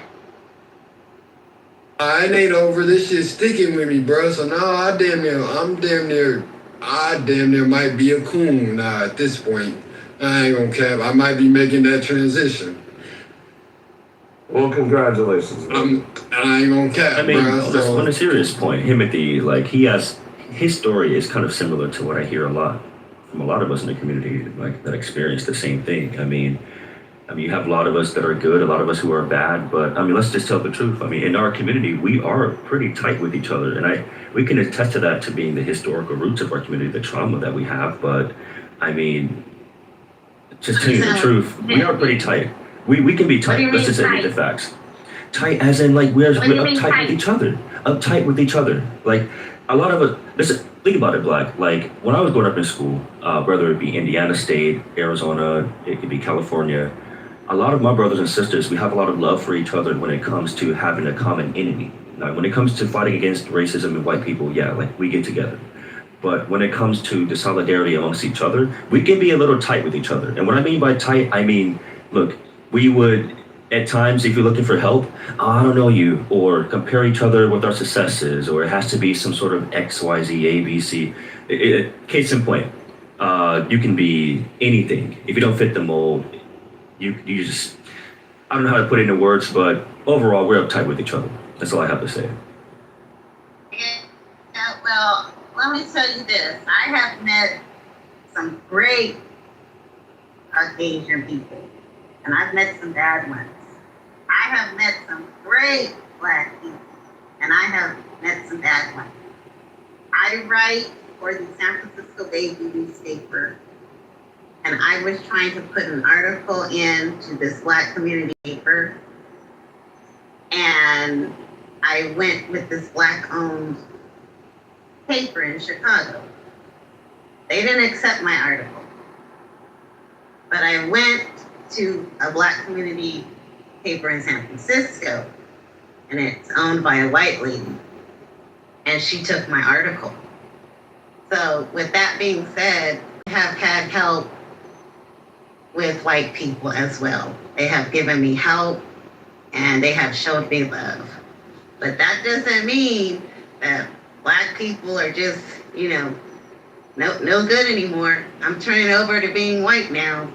No, I love Black people. I ain't say all that, Black, but am I willing to pledge my allegiance to the coolness? I just might, cause I've experienced 2 weeks in a row now. My birthday was August 2nd. The only person to bless my goddamn Apple Pay was a white man. And now today, my phone is dead. I asked 5 Black people, can I just simply charge my phone? They all looked at me crazy. A white man said, look, I don't know you for shit, but I wanted to make sure that you make it to the house safe. You can ride with me. Hey, sign me. I just might sign up for the coon shit, bruh. And it's hard for me to say that shit, but after today, I've seen enough. I'm a coon. I wouldn't even say that you're a coon. That's not being a coon. You're just admitting what's happening, like with the people around you. Like, why am I getting so much pushback then, D? Because we don't want to admit that we can be tight with each other. Like every community has tight people, and we are tight with each other too. And Black, you're kind of taking it as like, it's a walk away from the Black community. Of course not. But it's more like, hold on, say that one more time. Well, you just said that. What did you say before? You cannot speak for me, okay? But in so many words, you're saying that if Timothy's submission is almost like him walking away from the Black community or being a coon or kissing up to white people. Like he's admitting his story where he walked to Black people who looked just like him. He asked them for help. They didn't want to help him. I believe, did you hear what right? Said you was at the club. Who carries a charger at the club? And then Black, but you missed the part where I said I tried to go in the club. Black, let's be real. There's plenty of peoples with chargers that carry chargers on them, And they carried a block on them. And you missed the fact where I said I tried to go back into the club and the security hold me. Regardless of the fact, I tried to get help from black people first. And black people hold the fuck out of me. It took for a random ass white man that didn't know me for a grain of salt, didn't know who the fuck I was. He's sitting on the side of the curb with his fucking girlfriend, and this nigga said, hey, your phone is fucking dead. I'm with my girlfriend. I'm gonna take the safety of my girlfriend out of the equation, and you can come fucking ride with me. That's bro, this is a true fucking, like, you guys have to realize, people come on this app and cap. I'm not done talking about it. People come on this app and cap. This is a true fucking story. Continue. I said I'm done talking about it. I'm glad you got home. Shout out to the fucking white man, man. I got home because of the white man. I would have got home regardless, but it would have been probably 2 hours later. That white man got me home in 30 minutes. Well, I'm glad you made it home. That's all that matters. Thank you, man. Thank you, man. Thank you. That's all that matters is that you. And thank you, Black. I know you guys show nothing but love, man. You know what I mean? So, I don't know what y'all was talking about. I'm here now. You know what I mean? I'm sure there will be others who will talk about your experience right now. I think, Shantae, I think you're new on stage. What do you think about what you're hearing? And we can't hear you. You might be on mute. Even though you're off mute. I don't know what that's about.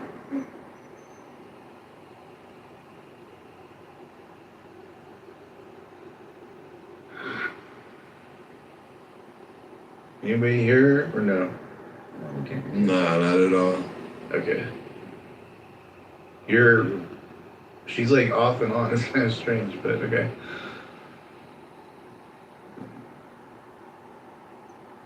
Hey, Shantae, can you leave the room and come back? Oh, it can't be that.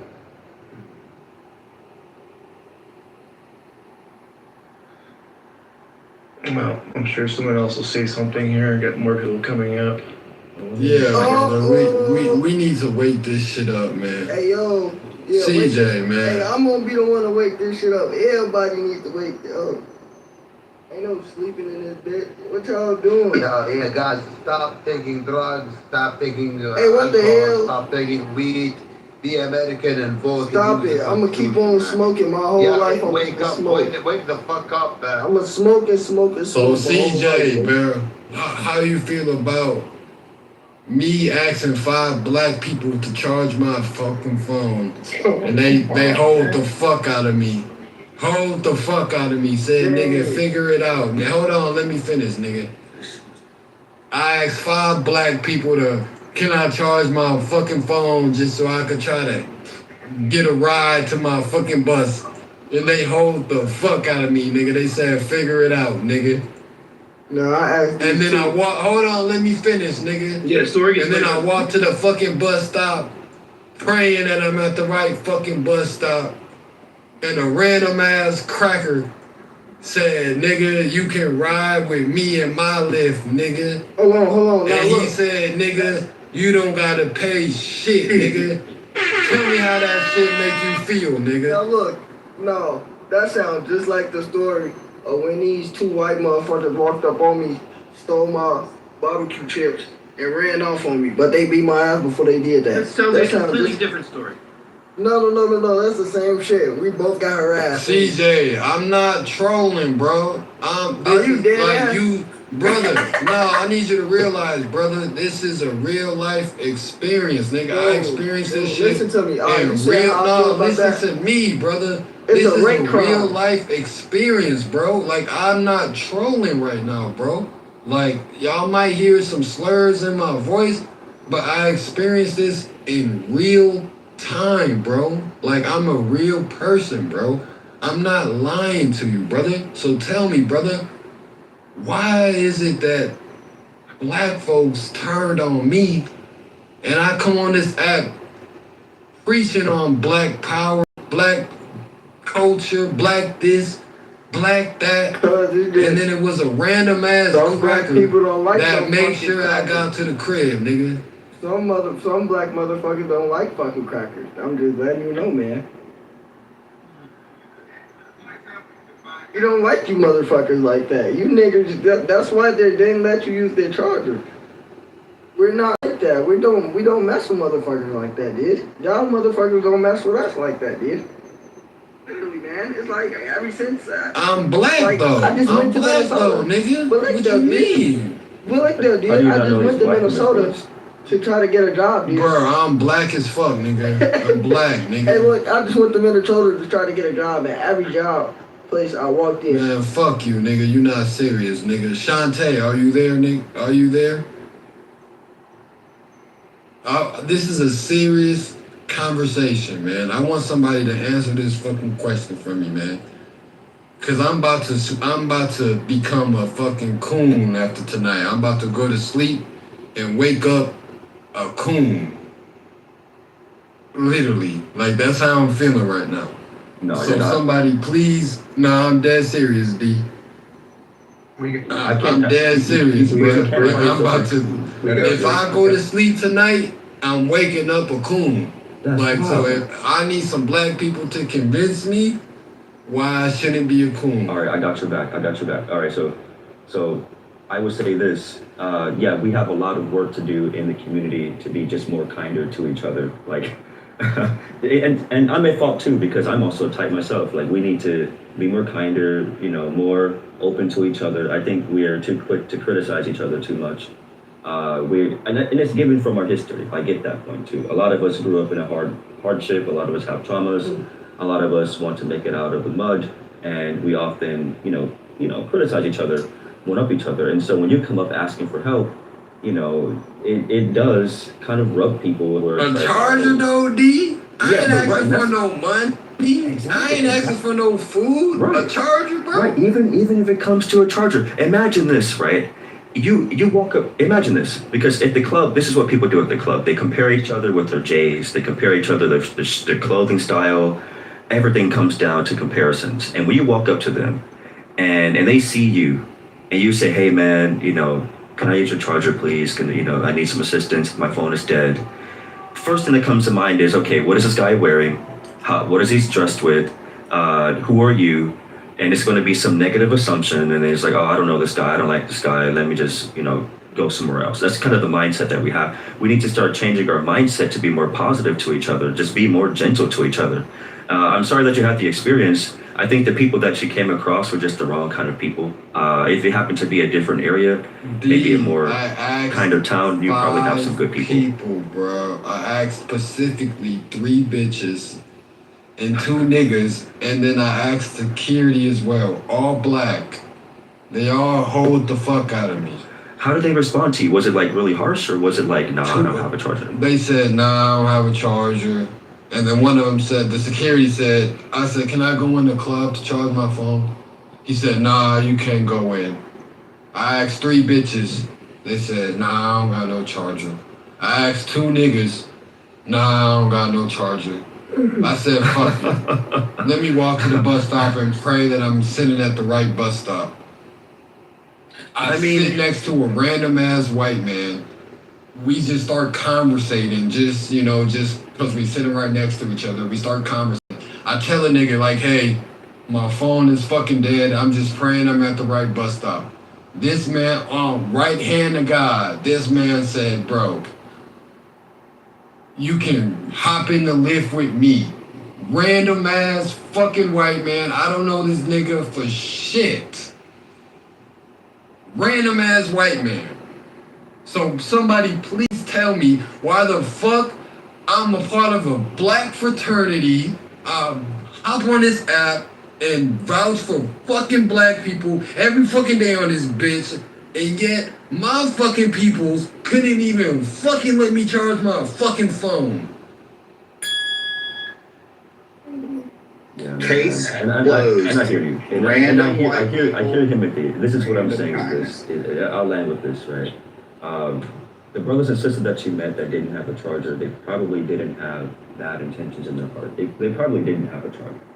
But at the same time, I get the point where you're coming from. Like, yeah, like, you know, if they're being assholes to you and being uptight with you, that's a problem that they have, something we can work on as a community.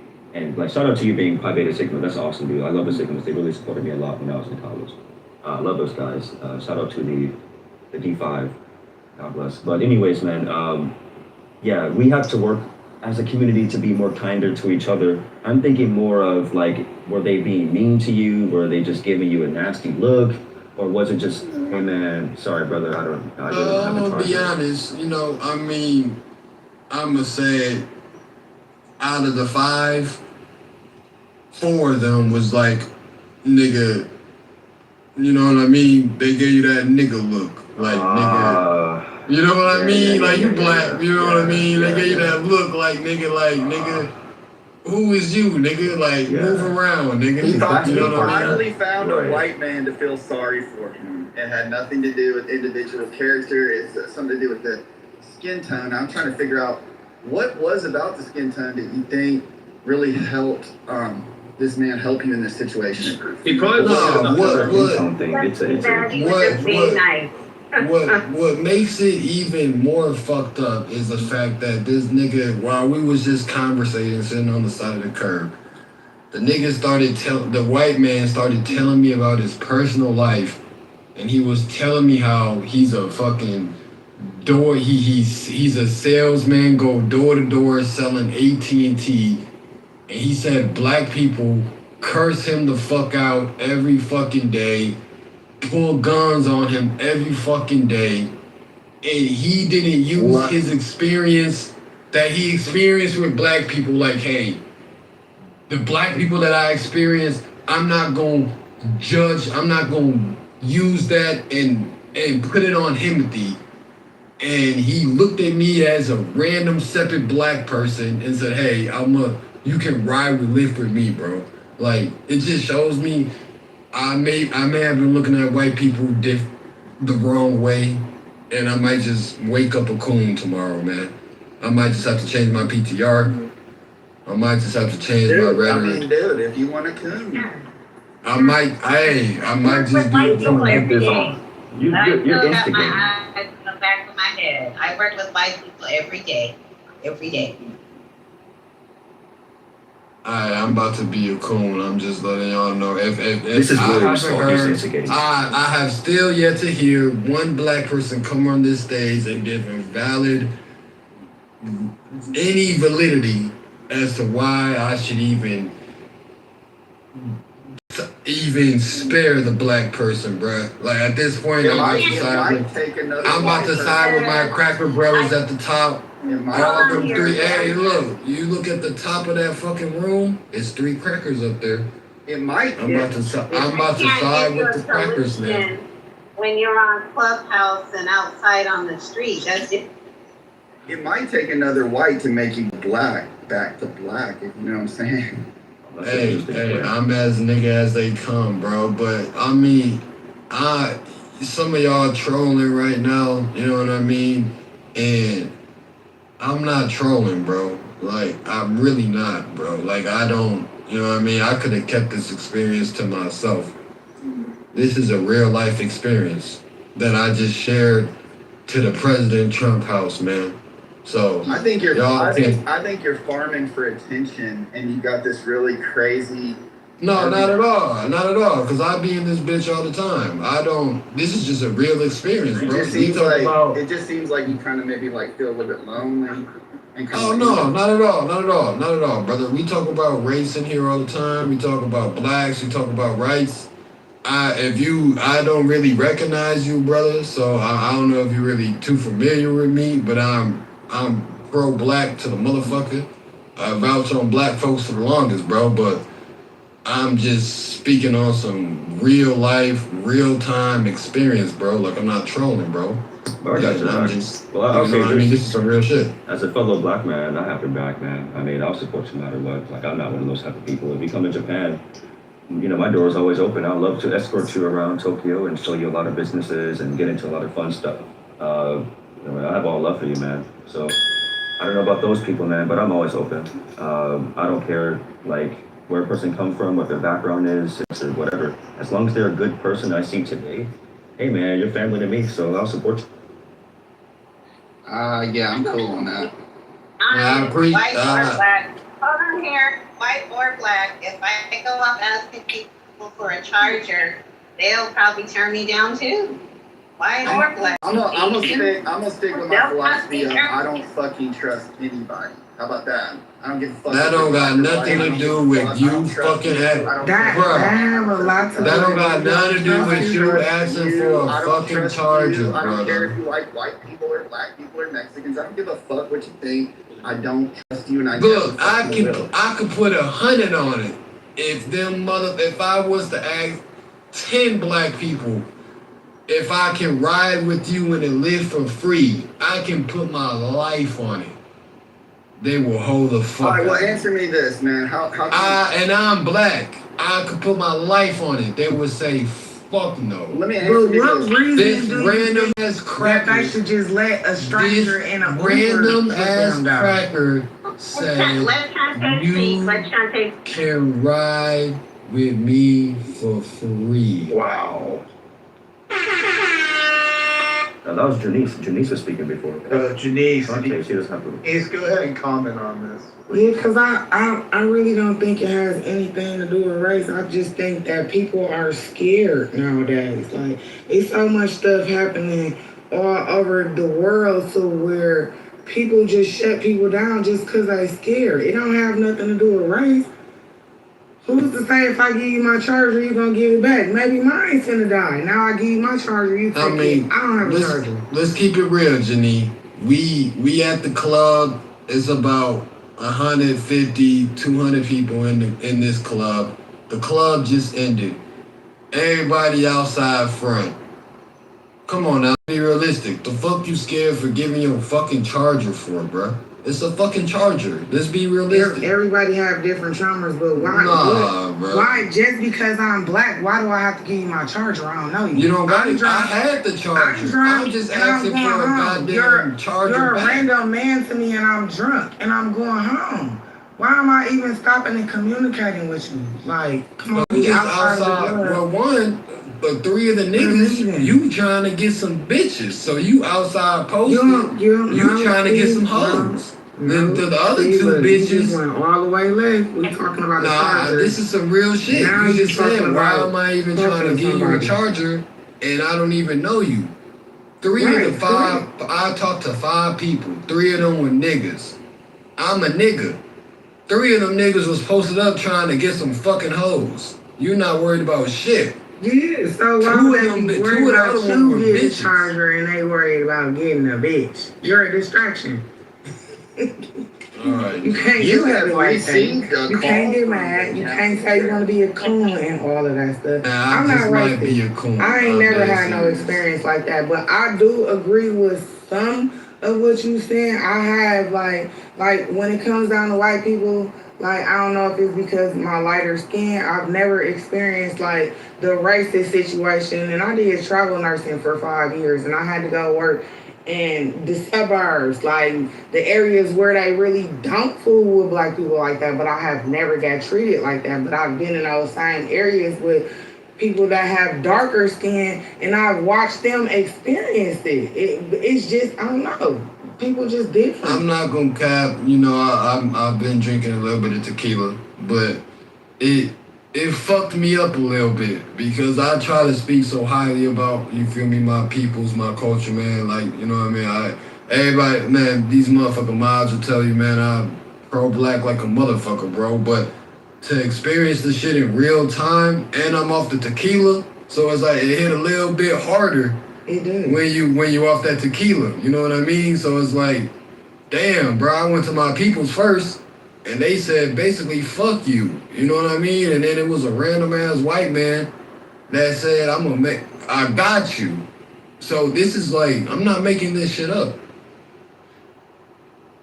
This is a good conversation. Timothy, thank you for sharing this. I would even go as far as that this sounds like a combination of a lot of experiences that just boiled up and now the pot has overflowed and erupted. So I think a lot of people experience this shit, D. Maybe not my situation in specifically, But I think black people, I think we have such an allegiance to black culture, you know, black people just from based off the history of what black people go through.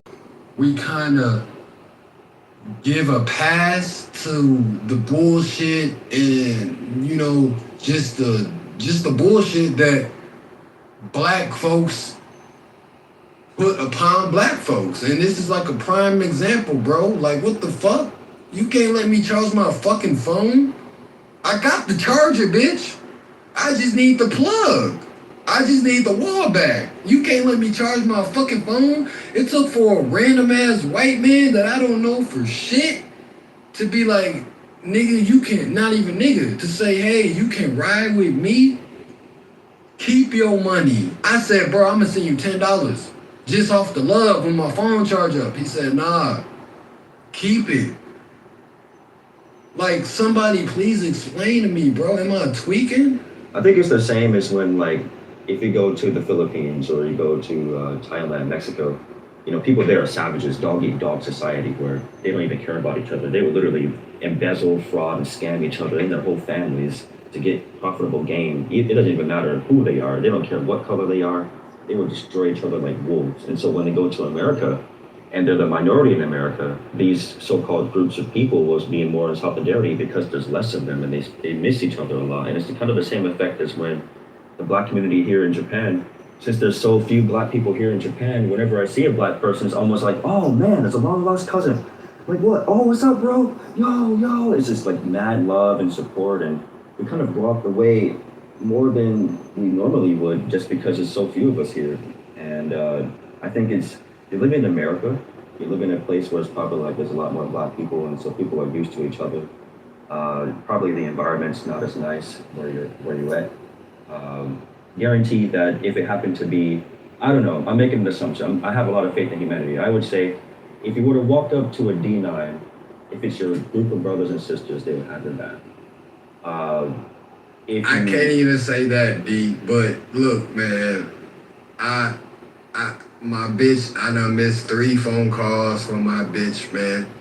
I gotta call my bitch back because my phone been dead, man. You know what I mean? I just want to give a shout out to them white folks, man. Shout out to my nigga Joe. We appreciate you. Shout out to my nigga Doctor, man. My nigga B ain't here right now, man, but I'm gonna shout him out too.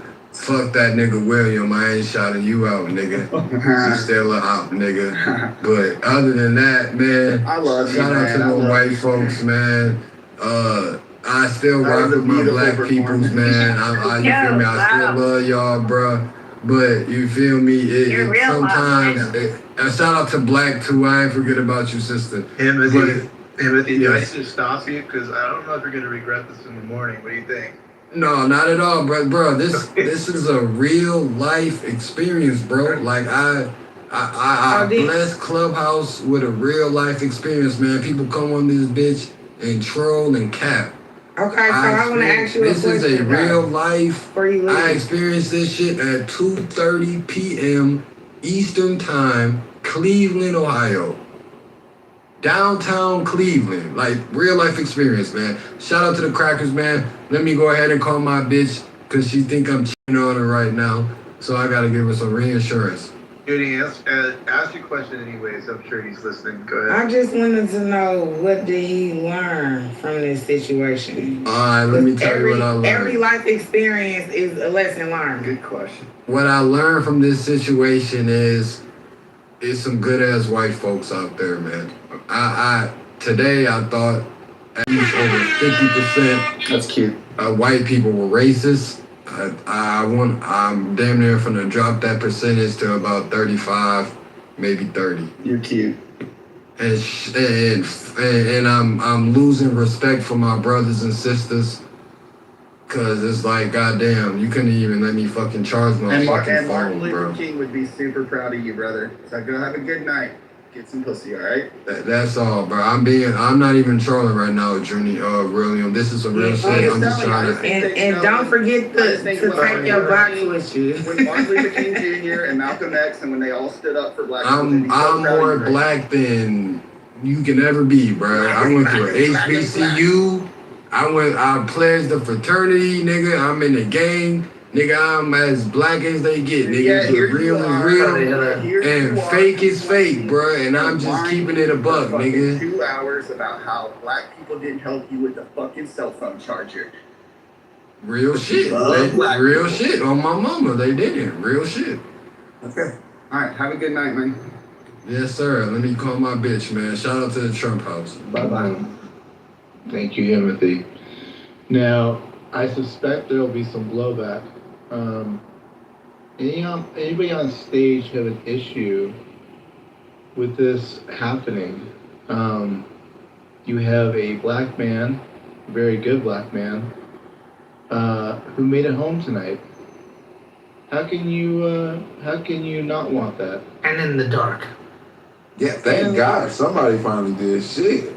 I was losing faith in y'all motherfuckers, man. I'm like, what? Able to be seen and it was in the dark. It was great. It's a miracle. Peace. I just think that us being adults, we gotta make better choices though too, because if you are gonna go out and drink, you gotta make sure you have everything that you need. You can't put that off on other people that are strangers that are not with you. And then you can't get mad at a whole race of people because 5 people didn't help you. But see, the benefit to that is he gets to take no responsibility for his own life. Right? Exactly. No accountability for not charging your phone up all the way and not having a set way to get home. He gets to just be a degenerate. Julie, but like this kind of counters like the Nolan Wells narrative, right? You know that story? No. You don't know? Yeah, it's white people misbehaved again. All I'm gonna say is, judging by they the did it again. conversation that was just had, this world is so fucked beyond repair. It is. Makes it ironic. That's why you just gotta move based off your Hold on. Julie, what you mean? I ain't had shit planned out. My phone was on 70% when I popped out the crib. And my motherfucking bus, I knew exactly what time I was supposed to be at my bus stop. My fucking phone died. Right, Don't act like it should have been 100%. You gotta catch the bus anyway. I wasn't. And you should have had a portable charger on. I had a portable charger, brother. My portable charger died. Oh, why did it die so fast? Where did you go? Everything died. Did you go to Mount What do you mean, bro? So you mean when my portable? I had a portable charger. You mean when I'm outside, I can't ask my black brothers and my black sisters? Why is everything dying with you, bro? No, it's iPhone, because if you get the update, it kills your battery. The iPhone update kills the battery. Honestly, brother, like I said, bro, I had a charger, I had a portable charger, bro. I had both, bro. My shit was on 70, bro. I be on, as you know, you could have got Nolan Wells. When you in the club, you on your phone 80% of the fucking time. So my phone fucking died. That's terrible. Hold on, my phone fucking died, bro. I leave the club, and I'm like, hey, my fucking phone is dying. Let me fucking ask. I went to a mostly black club. It was like 90% fucking black. I went up to fucking 5 fucking black people and like, hey, can I charge my phone?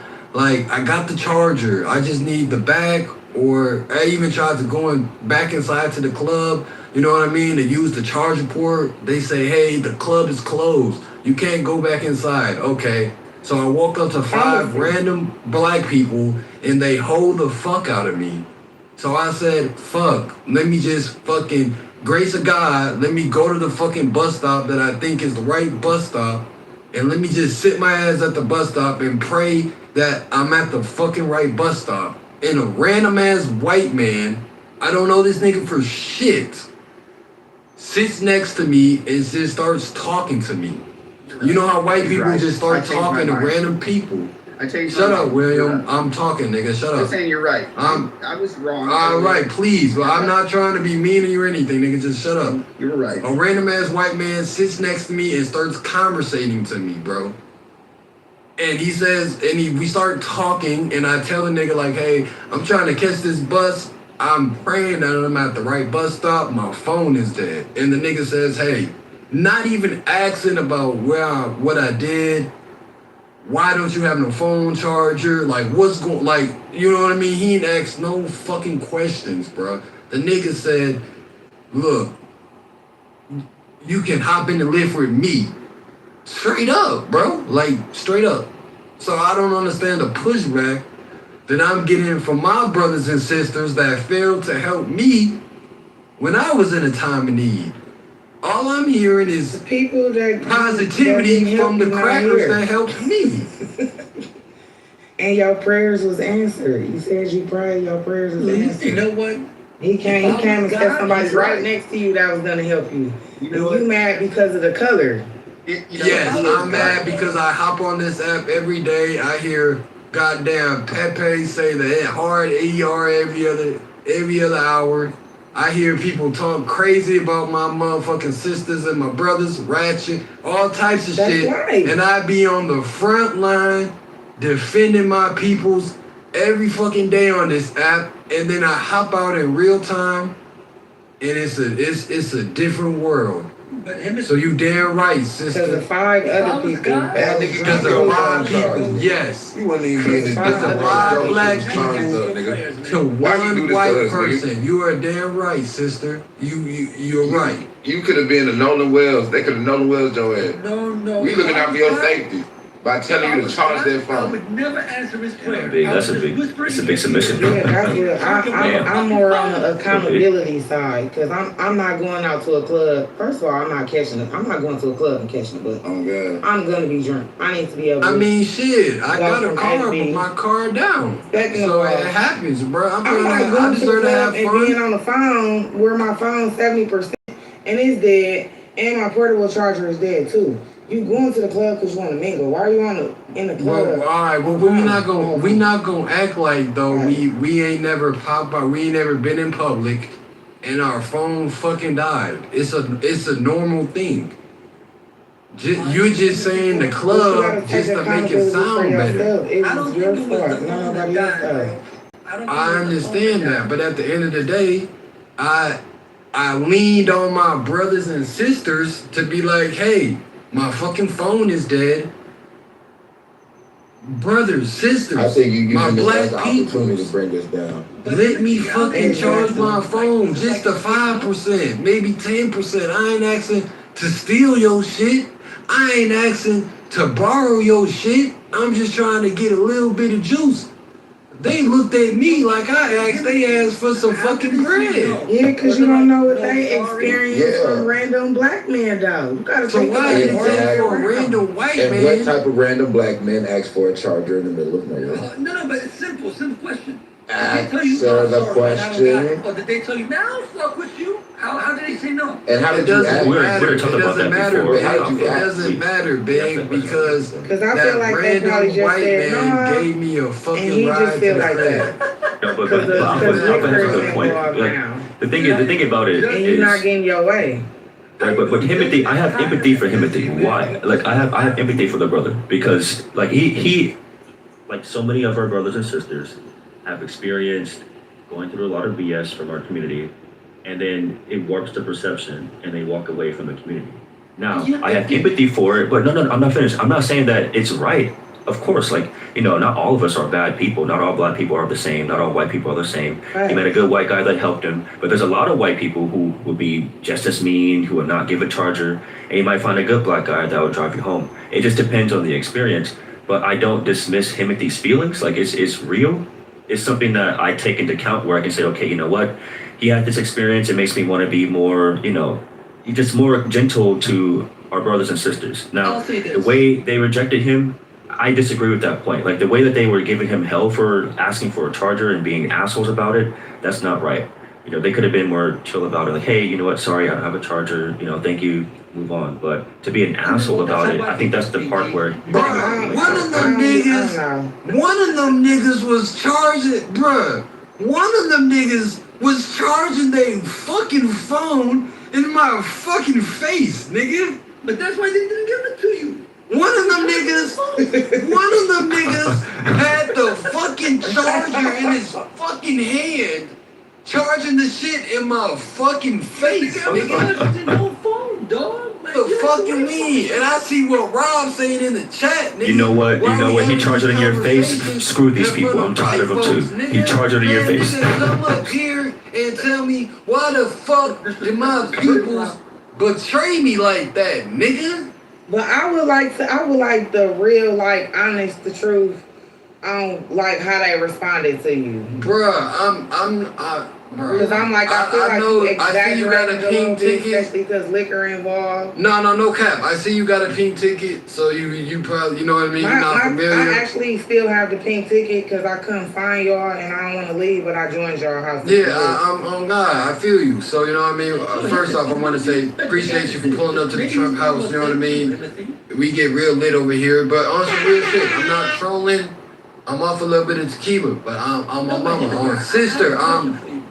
Let me answer like the first person you said, hey, can I use your charger? Let me answer a question though. I'm about to answer your response? question, bro. I'm about to answer your question. I left the club.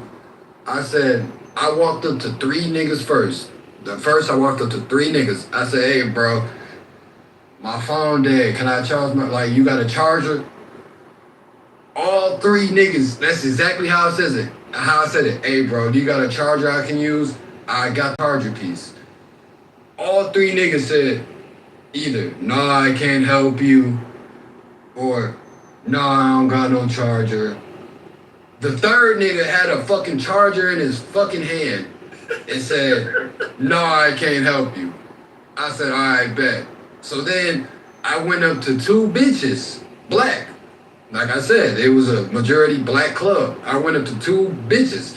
I said, hey, do you got a charger I can use? I got the charger cord. They said, nah, I don't got no charger. I said, okay. So that's 5 people I walked up to. I said, fuck it. Again, I don't know why I gotta keep saying, telling this story, but for your clarification. At that point, it's a mind thing. But at that point, my confidence was killed. I said, you know what? I'm not asking another black person for shit. Like, fuck it. I was ready to just. Did not have it. Like, what if they genuinely did not? I mean, have what it? lesson did you learn? But again, like I said, I went to then at that point, I went to the fucking club security that's standing in front of the fucking club. The club. I said, hey, my fucking phone is dead. Can I charge my phone? I'm trying to catch a bus. He said, no, I can't let you in. 2 minutes later, God strike me if I'm lying. I see the nigga let in 4 Mexicans. You know what? God, I swear to God, I'm not lying, But bro. Timothy has a point. Let me tell you this. As a black man, we never have chargers. My phone charger, it never works. It's always broken. It goes sideways. I have to twist it around to make it charge. My phone is always on 2%. Now, as a black man, I'll tell you the truth. Black people, we really don't have chargers. My phone is never charged. I always have to ask people for a charger. So I think this is a bigger issue in our community that we don't charge our phones. We need to start charging our phones more. I never carry a phone charger. I always ask, hey, bro, you have a charger? Do you have this? Do you have that? You know your phone is on low battery, black. Don't lie. You know your phone is on 2%. I need to charge my phone right now. Mine's on charger right now. My phone is I'm doing the right thing, black brother. Okay, if you're telling the truth, change your PTR. Let me see your battery. Let me see your battery. Let me see your battery. Man, y'all some mothers. If y'all not mothers to my black sisters out there, if y'all not mothers, you know what I mean? Y'all want to be future mothers, man. If your fucking son is out there in the streets and his fucking phone is dead, you would want for somebody to be like, hey, my son just needs his fucking phone charged. If he can come in your establishment to plug it up for 5 minutes, or if he gotta ask a stranger, hey, can I fucking use your charger back? You would want somebody to help your fucking son. He's not asking for fucking money. He's just asking to charge his fucking charger, his fucking phone. And the fact that I had to experience 5 of my brothers and sisters straight up tell me fucking no. But what if they didn't have it though? But listen, you correct. I would want somebody to give my son a charger, but I can't expect 5 other people to be like me. Because I would do that. Because I would do something like that too. I would even probably have made a phone call on speakerphone. Okay, let's be If you go to Dollar Tree and you buy a phone charger, it only lasts for like 2 days. All right. The last time I bought a phone charger from Dollar Tree, it didn't work. If a brother asks me for a phone charger, I'm not gonna sit there and off. So why? But Dollar D, Tree, why I'm is not money it? like that. But It's D, inflation. why is it? I asked. Why you have no? Y'all not understanding the numbers to this shit though. I asked 5 black people, 5, and they said no. I asked, not even asked. Black people. What time of night? I was asked 5 black people, and they said this shit no. was probably in the middle of the night. One white man said yes. Y'all don't see a problem Well, with he that? bypassed the little charger thing and gave you a ride home. That nigga said, fuck the charger, Yeah. I'm gonna make sure you make it to the crib. Don't take this the wrong way, Timothy. I'm kind of glad your phone died.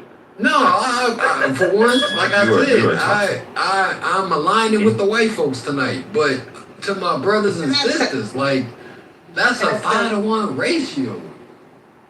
Yeah, a 5-to-1 people that's not here.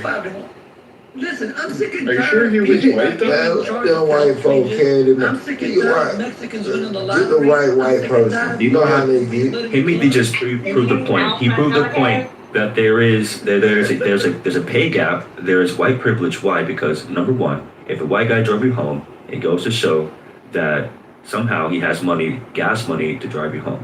If black people don't have money for gas money, it tells us that our economy is messed up. But you order the lift. This is the same white person though that said black people pull guns on I don't him, have nothing to bro. do with money. Listen, I'm trying to connect the dots. Can you let Alpha speak? I can't hear. You know I love you, right? You know I love you, right? You're like a brother to me. But I'll tell you this. You have to consider maybe those 5 people genuinely didn't have it. And the guy that you asked him was recharging your face. Maybe his phone was dead too, and he was, waiting for his son to call, brother to call, right? Could be an emergency. But you got. So what about the nigga that had the charger in his hand? Let us have our His was dead too. So what about the nigga that had the charger in his hand, Alpha? What do you gotta say to He could have that? been scared. Maybe the person that had a charger, Scared? right? Had a bad experience with helping. And listen, if y'all really tap into y'all cities, and I'm from Milwaukee, Wisconsin, if y'all don't tap into y'all cities, then y'all don't know a lot of stuff that really actually be going on. I'm actually an ALDA counselor, and I'm a rehab specialist. I work with people that have mental health and substance abuse. And mental health real, man. You can't be out here moving like that. And people that are not exposed to certain things, they just don't know. Sis, I can tell you he wasn't one of them niggas, bro. I throw parties. You can't judge a book by I its throw cover, parties. I literally, you can Google me.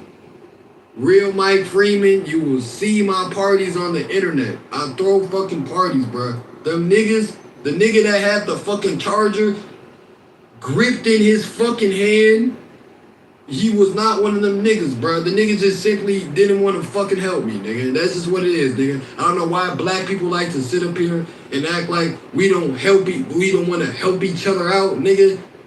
Stop it, man. Let's stop the cap, bro.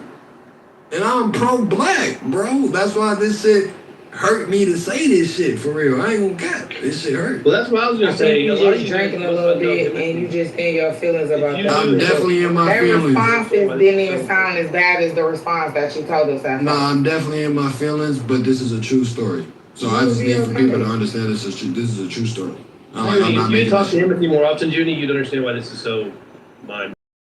Right, bro. Majority of this fucking stage, bro, I be fighting with white crackers that be so pro fucking white, and I be going to war for black sisters and black brothers, being the only black moderator on this fucking stage for the most part, other than black. She get moderated every now and then, my nigga Edward. But for the most part, I'm the only black person that moderate this fucking stage. So I go to war for my peoples, bro.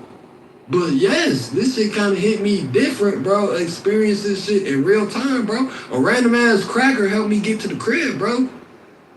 I asked my own people, bro, and they said, fuck you, nigga. What if he's a serial killer and just wanted to find out where you live?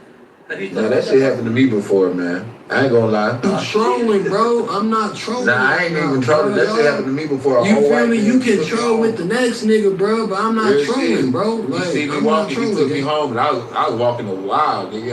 I had just got let out of jail and shit. I was walking and shit. He took me home. Oh, that nigga. But at the same time, nigga, it's been niggas that look out for me too. Like, so look, man, don't do that shit with these white folk. They not all that nice and dandy now, nigga. But why y'all trolling with me though? And they niggas like us. Why y'all trolling though? No, I'm not. I know, but I'm just saying, I'm not trolling, bro. Oh, look, bro, years ago, bro. I don't troll. No, I'm not trolling that. Nah, you ain't trolling, Junie, but Alpha trolling, Big, you trolling. I'm not trolling. This happened to me before, trolling, bro. I'm telling you a story that happened to me. It's just black and white people that looked out for me. So I'm not gonna put my race down because a random white person looked out for me. Shit. I just be like, fuck them 5 people. Fuck them. But even when it, I mean, but even it's too many times I done stopped and looked out for too many money, niggas. So like, black person ain't hiring me, nigga. I'm making my money because of Jews, nigga. A black person ain't put shit in my pocket, nigga. If I want to keep it a buck. They say the same. So If I want to keep it a buck, ain't no black person hiring me. Ain't no black person put money in my pocket. Don't do that. I praise God for my black people. I pray God for black people. I'm good black people. I think that's I hate the right shit. I really hate the right shit. But anyway, then that divide us. I ain't got no beef with no white people right now. Look, we got the focus now. Look, where my brother Jake Lang at? Look, nigga. Hey, we got to team up with our white brothers, man. We got to take our country back. That's true.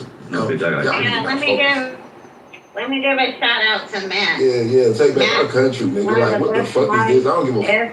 These white people not bothering nobody right now, nigga. Let's get this good. They over here. Jake Lang. I just hop on on this this standing up for what the nation supposed to be standing up for. I hop on this app every day, that's what it's man. about, nigga. Fuck all that I hear black people come in this room, call Joe, call Doctor, Matt, call Beaver. I hear these niggas call these niggas crackers, all types of crazy shit, and 90% of the time, I be calling them crackers too.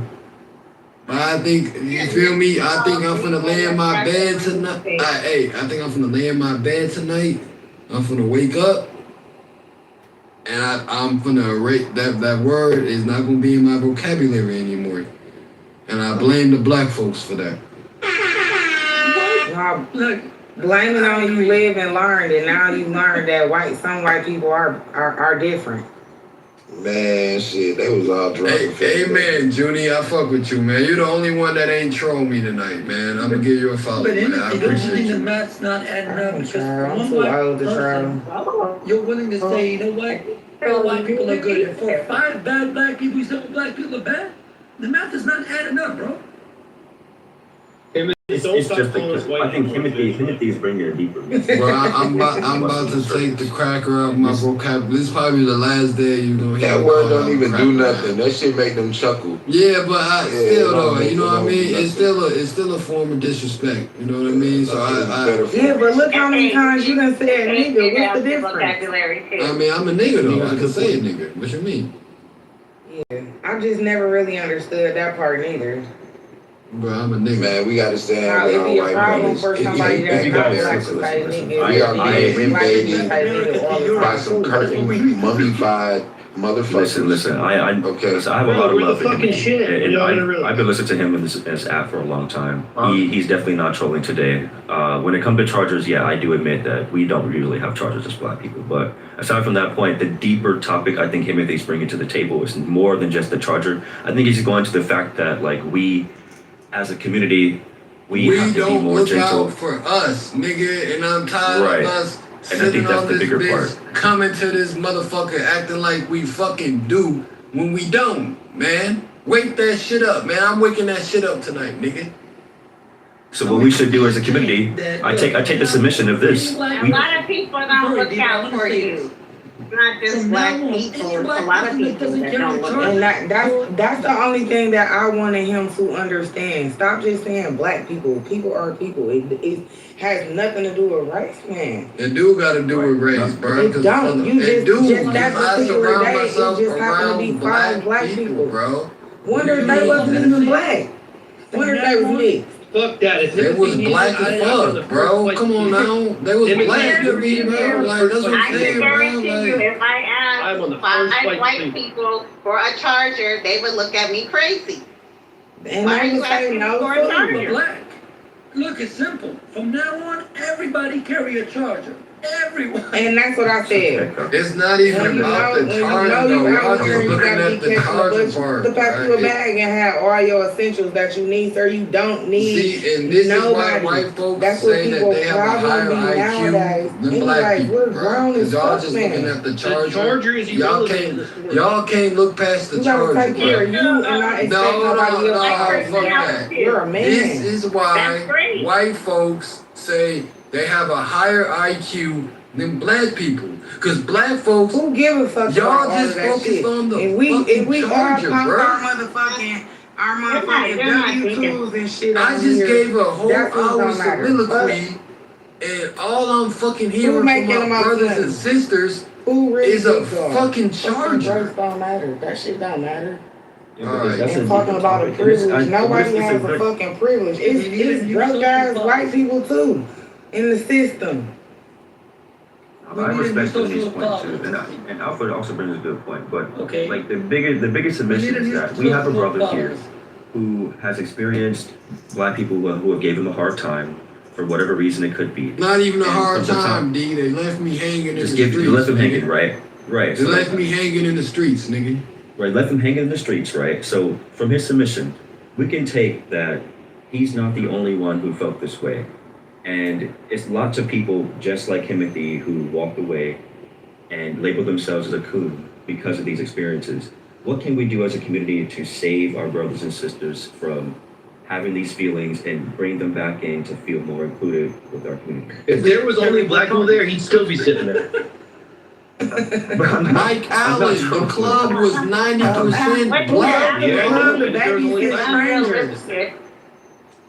I'm trying to bring a real conversation to the table, guys.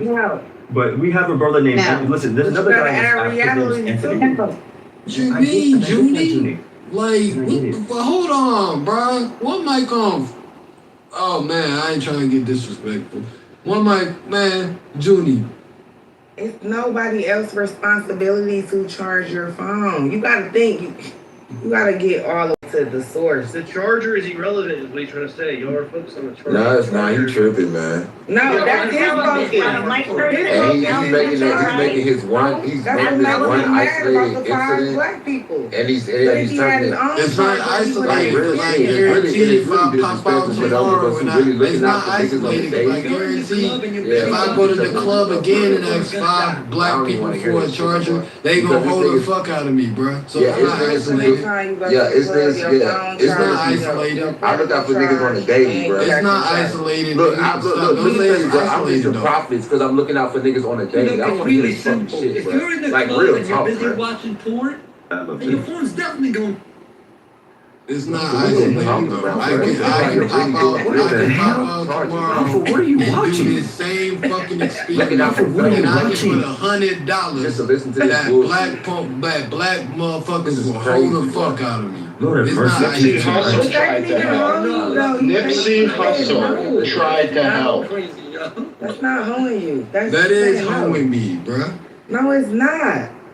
Hey, we If have your enough. phone dead, why is it my responsibility to get it charged? It's not your responsibility, but we can't sit on this fucking. We can't sit on this fucking app. Blame it on all black We people then. can't sit on this app and slander Like white Junie folks ain't look left out for and nobody. right. Like I ain't look But out for then nobody. when it comes to black people looking out for black folks, we don't even I want to don't fucking slander- look out for I don't each slander other. white people. Yeah, I have to look out That's for what I'm somebody. I have to saying. look out You for got a somebody. pink Hours ticket, ago, so on a you don't repo. be. What are you talking about? I'm thinking you new to the Trump house. It's a I blessing am. that you're here. I'm glad you're here. But in the Trump house, you know what I mean? It's a lot of slander that go on in this motherfucker on both sides. Not just black folks slandering white folks, and white folks is on both sides. But I just want to make it clear. But y'all that- together, so that mean y'all fuck with each other. That's the conversation. We just gotta be have to mix. real. Just be real. Mike I'm Allen, just saying, man. I'm just saying, bro. the I'm charger as is not black as they relevant. What get, is bro. relevant? Right. The charger. The fact that it was black people and they didn't give it to them. Black girl, I'm saying the Charger's irrelevant to the story because what Timothy's saying is that forget the Charger. That you expect the black people to even help him get home? Like he's saying, forget the Charger. The white Right, fuck the Charger. Like Frank Allen said, fuck the Charger. Ain't none of them five niggas, ain't none of them five people say, hey, I'ma make, hey, I got a dub for you to get home, bro. You can ride with me, bro. Ain't none of them five people. What if The next five time? black What if people to next give time? him a ride home. If they're not going to give him a Charger, why would they give him a ride No, home? what if next time he goes up to five white people and they tell him no, only he for a goes up to a Charger. black person and takes him home? Facts. Then he's gonna come up here and say, you know what, man? You white crackers, man, fuck y'all, man. Well, I would say this. We have another brother named Anthony who comes into this room, and he's the prime example of a coon. And he has the same submission. Anthony's story is this. He got rejected by 2 white girls when he was in middle school. He liked them a lot, but they said, no, I don't like you. Why? Because you're black. And he grew up hating these white girls. Now, he tried to talk to a black girl. He went to the black girls, right? They rejected him. Why? Because they didn't like him. They didn't want him. They didn't want to be with him. They didn't like him at all. So what happened to him when he grew up? He started to hate the black community. He hated all black people. He says, these white girls rejected me. Therefore, he hates all black people. And so he comes into these rooms, right? And so he comes into these rooms, and then he says, oh, well, black people, have rejected me. Black women, XYZ, black men, XYZ. And then, and he walked away from the community. And on top of that, he also had people who didn't support him. He asked his mom and dad for support. His mother and father didn't support him. There was no therapy, no counseling. The brother was left in the mud. Why he But didn't now- go to the Asian now- community then? No community can help him. That's the thing. D, what does a coon mean to you? Don't use examples like what Anthony says. Say like, Okay, a coon is someone that walks away from their community and slander their own kind. That is a coon. Who slanders their own kind. You can be a coon if you're white, you can be a coon if you're Asian, it doesn't matter what color. what if the slander is justified? There's never going to be a time where you justify you slandering yourself.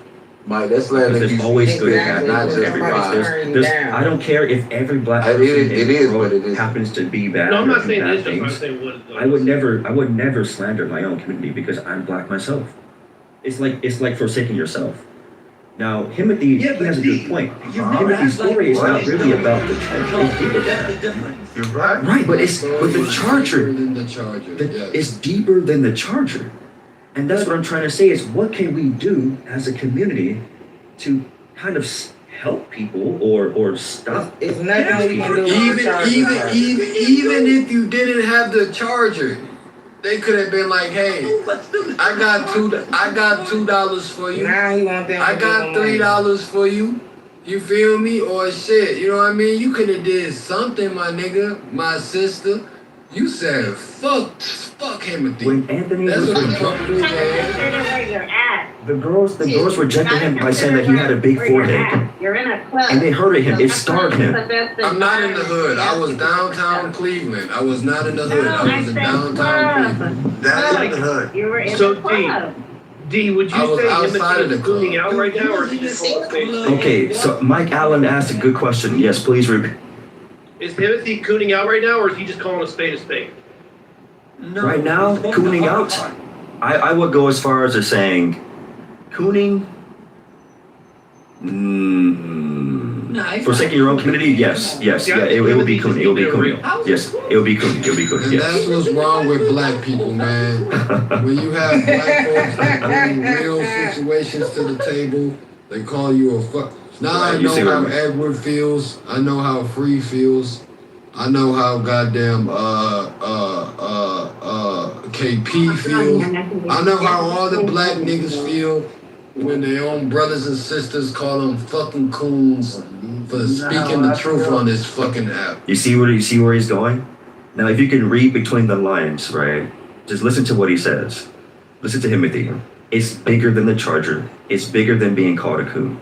It's bigger than that. And he's talking about the situation in our community where we have our own black people who are being tied to other black people. And then when you go through so much throughout life and you don't find good black people around you to help you and support you, you walk away and you try to find a different community where you might feel maybe more accepted. And then when they do walk away, the black community will call them a coon. And then, but in this case, I do think the example is extreme, but in the same time, I kind of get the submission Timothy's talking about. By the way, Now, we forgot one point, D. Why is Right. white man getting credit when the guy was an immigrant from Australia? Just another kangaroo out of place. I mean, Well, the white man getting- hey, but this- alpha, bro. I mean, shit. In my opinion, that nigga had skin, bro. That nigga was pale as a motherfucker, bro.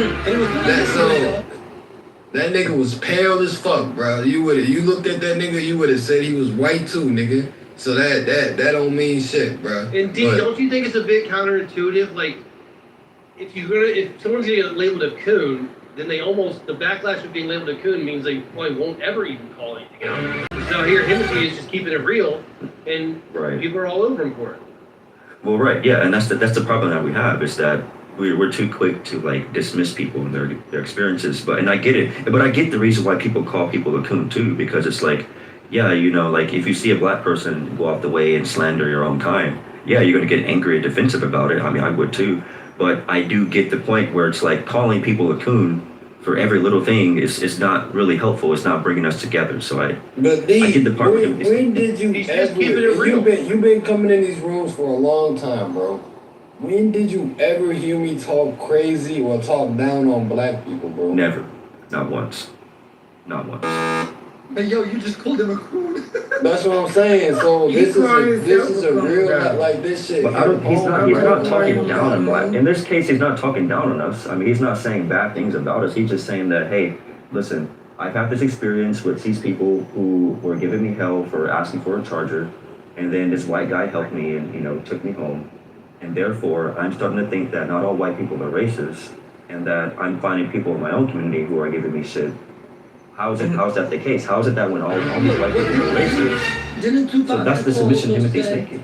They told me it's the white man. I don't think he's bringing us down by saying that. Yeah, I feel like that's a good experience for him too as well. So he can see that there are other people and other races that help people as well. And he just happened to be around 5 black people who didn't. But Judy, everybody drunk too. Liquor is involved as well, though. So hey, that white man was drunk too, bro. That white man had a can of beer in his hand. What happened afterwards? Like when that white man had a fucking Modelo in his fucking hand too. I ain't even say that, but so she said them black niggas was drunk. That white man had a Modelo in his hand too. yeah, everybody was drunk. I didn't exclude him. You live in the club. People go to the club too, get drunk. I'm just saying, sister, it was fucked up. Not saying nothing is wrong. Everybody go to have a good time in the process. It hurt my feelings. You know what I mean? I just have to come to the app and share my experience, man. Y'all could take it for what it is. I just have to share that experience, man. No, but I take it to heart because it does hurt. That's some painful stuff to do. That you're at home. That's Thank you, Black. I am safely in my bed right now, fucking with the Trump house, the #1 house on this fucking app, man. You got to be vocabulary too. Don't forget. I mean, the pain. This is a real pain, man. I see it all the time, and I'm no jokes aside, no joking. I'm being dead serious. I see it all the time. Where like you have black people who maybe are not so good at sports, or maybe a little bit more nerdy, or black people who are maybe into anime or something different, and they're labeled they're not black enough, or the way they speak, or the way they dress, or all these different categories of what it means to be black. And then what happens next? They walk away and they find some other group of people who accept them for who they are, and they happen to be white or happen to be some other race. And then this grows up, and since they don't really have good black people in their life, this is why I believe in good black people being more involved in people's lives, or just, I think people need to get out more, in my opinion. But this is what leads to like people like, Candace Owens or like Anthony, for example, where it's like, they're rejected. They didn't have enough good black people in their circle. And then they for other people to save them. For example, let me give you an example of Candace Owens. No, wait, Alpha, wait, brother. My But fellow the pain is sister, real. My fellow sister Black said this is getting old. So we gonna stop talking about it, man. I guess I said enough. My real life experience is getting old. So let's nip it in the bud and let's move on. I don't want to even hear nothing else about it, man. All right. All right. Well, again, I just want to bring up again that, yeah, man, Anthony, he was rejected by 2 black girls, man, in middle school. He was hurt. They said he had a big forehead. He was, he grew up hating all black people for that. He comes into the room all the time. He told me that. He told me to the room. He came in the room like 2 weeks ago, like, yeah, these girls rejected me. My feelings is hurt. Therefore, all you guys are the same. That's fucked up. That guy needs therapy. That is fucked up. The brother needs therapy, man. Man, how you gonna come home from a club when the drug girl said no and you're like, man, I hate women, man. I can't believe she said no to me. Oh, wait. What? I hate black women. But it's the It's same hard to thing. be a black woman. It goes both ways. Like people. Everybody hate us. Look, man. Look, speaking personally, all I need in my house is a shotgun and a Nigerian wife. Someone should ping Anthony into the room. Where is he at? This would be good for him. Ping him in the room. It's crazy. But I'm still curious, what happened when he took him home? Anthony comes in here, he starts yelling, he takes it real personal, and he just goes. You went back out. Listen, horrible. I'm sorry, man. I try to fight for you, man. You immigrants are out of luck. Sorry, man.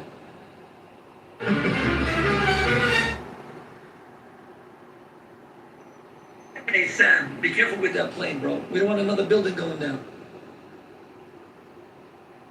All right, so I have a question, man. What is the biggest threat to America? Is it really immigrant? It's Timothy. Timothy? No. Like, would you say is white supremacy bigger than immigrants taking over America?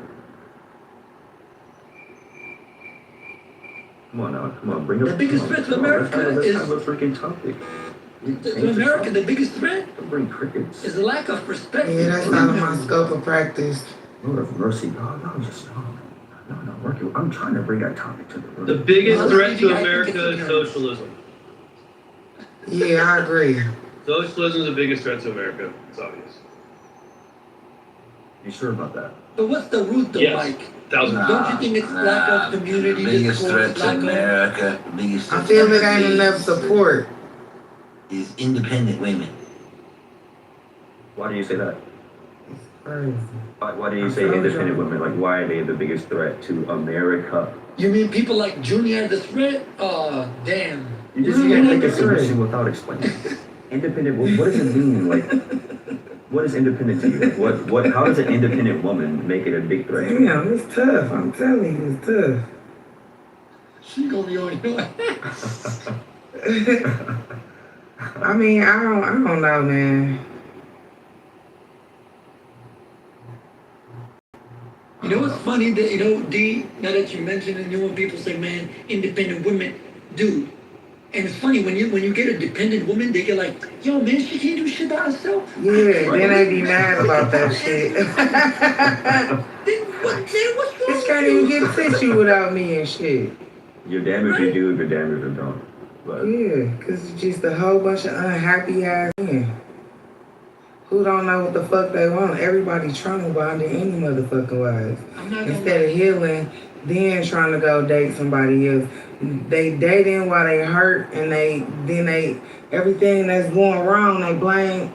Like, okay, if I've been cheated on and I see the new person that's dating is moving weird, like the last person, then I just automatically assume he's being a cheater. Like, But it's Judy, crazy. don't you think that kind of creates a cycle where you may assume things? It's like this. You bleed on people that never hurt you. You know what I mean? Because if you go by the assumption, without actually being patient and being observant, I mean, not vigilant to the point where you drive yourself into anxiety, but right. you become observant. So that way you're not blaming somebody out of their element and just say, oh, look, you're going to do the same thing just because they said something. It's Exactly. like, nah, I'm suspicious. So then you could, pardon my language, but you could fuck up a good relationship. Like you can fuck up a good thing because you Yeah, got think you would drive somebody crazy. right? And that's the issue. Like I'm gonna me tell you guys, I've been personally, cheated on, I've had good girlfriends, and I've broken up and everything, but I've never approached another person with suspicion. No way. That's just, I don't know, man. That's self-defeating. What's the point of approaching then? right. No, I just think America, like, I don't know, we have a habit of, like, othering people. You know, someone hurt me, therefore, everyone who looks like that kind of person is all bad people. Else. Right. It goes even beyond race. It's gender, all kind of categories. It's like you to be proven innocent. You're guilty when you first meet the person. Respect level is always 0%. It has to be earned. But for me, you know, I always respect people 100%. You can only bring it down. But the ideology that, you know, you can only earn my respect, it's just a form of narcissism to me. It's crazy as hell. Yo, stop the freaking crickets. Yeah, because I don't wanna be in a relationship and I'm on probation. I'm gonna end that shit. I'm not gonna make it because I don't like arguing. I don't like being yelled at. I need somebody that can communicate with me and bring out my soft space and bring me out my, soft spot as a woman. I don't want to be loud, arguing, aggressive. No. So we all here agree that, of course, yelling, domestic violence, those things are bad, right? We all agree. Right. But on a real level, it's unhealthy. So when we start to talk about religion, right, like Muslims, right, in their Quran they say it's okay to beat a woman. I mean, is that healthy for America? Is that it's funny because a lot of Muslim men get their asses whipped by their wives. So is that still even?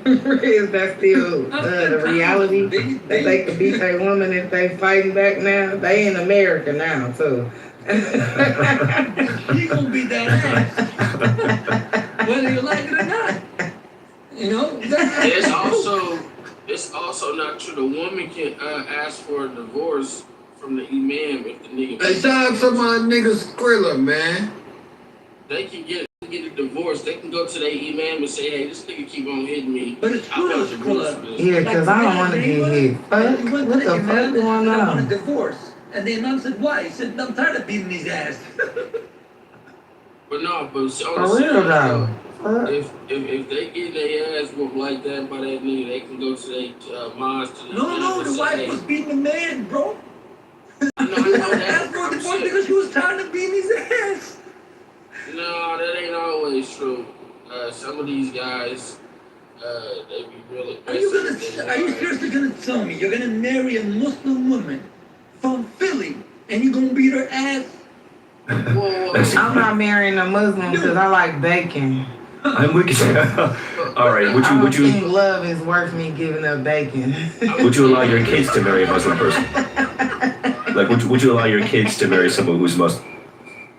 I mean, yeah, but the hidden shit, I ain't going for. I mean, would you let your kids, like if your son or daughter brings home a Muslim, like, would you be okay with it? I would. Who am I? If my kid was gay, I wouldn't be mad about that. I can't make my kids be who I want to. I can try to guide them in that direction, but when it comes down to love and people wanting who they want, I'm just mine. No, Junie, if your kid fucking raped somebody, are you still accepting him? Your son? I'm still gonna respect him, but I don't respect that, and I'm gonna feel some type of way. So basically, Junie, you gonna love him from afar. You don't want to be seen with the nigga. No, I'm gonna love him. I'm on his ass now. What the fuck? Is you cool? I'm gonna be honest, bro. I'm gonna be so disappointed if my son. Are you disappointed? Hurt? I'm gonna be so disappointed, and I'm gonna be so embarrassed. I might get a bat and fuck that nigga up, like, cause I didn't raise you like that, bro. What the fuck is wrong with you? But then at the end of the day, a parent's job is to grow your ass, not satisfy your ass. Exactly. So you're gonna have to make your own decisions. That's just like I had to do a paper for school.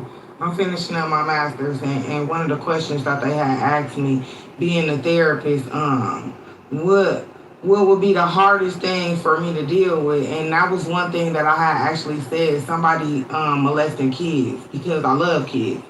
I have kids. I have grandkids. It's like, I don't understand how a man or a woman, because I'm not going to exclude women either. Women touch kids as well. Absolutely, and I hate that narrative that they don't like. But yeah, but women don't do it in that creepy way we do it. Like men sitting in the park. No, it's both. It's still creepy. It's both. It's still creepy because it's grown ass people out here that want to throw their pussy across people's face and you're touching kids. Listen, I've never been touched by a man, but I've been molested multiple times by women growing up. And I'm gonna tell you like this, bro. It's different. Yes, physically it's not the same. You're absolutely right. I can say that, like, a little girl being penetrated by a grown ass man is probably the worst feeling in the fucking world. Okay? But the psychological damage that it does on a young man when a woman does that is probably just the same on a psychological level. But isn't that why the court it destroys the innocence, and it destroys a lot of other things in a young man's mind. Like it's gonna fuck up his growth. And then it expose them to things that they weren't ready to be exposed. But isn't that why the court punishes the psychological aspects more than the physical aspect? Because I mean, the person that was violated could forget about the physical situation. You never forget. You never forget that. The psychological impact. You never forget that. When somebody do something like that, you as a kid, you never forget that. Like, come on, bro. It's grown people that can't handle that shit, bro. It's motherfucking men go to prison, or not even prison, but like some of these men now is getting raped by other men and they killing themselves and shit because they can't deal with. People uncles is touching now. The babysitter, the teachers. Y'all don't be hearing that shit on the TV. The teachers be fucking with the kids. Go look at jail, right? The pastor. A lot of these young niggas is going to jail.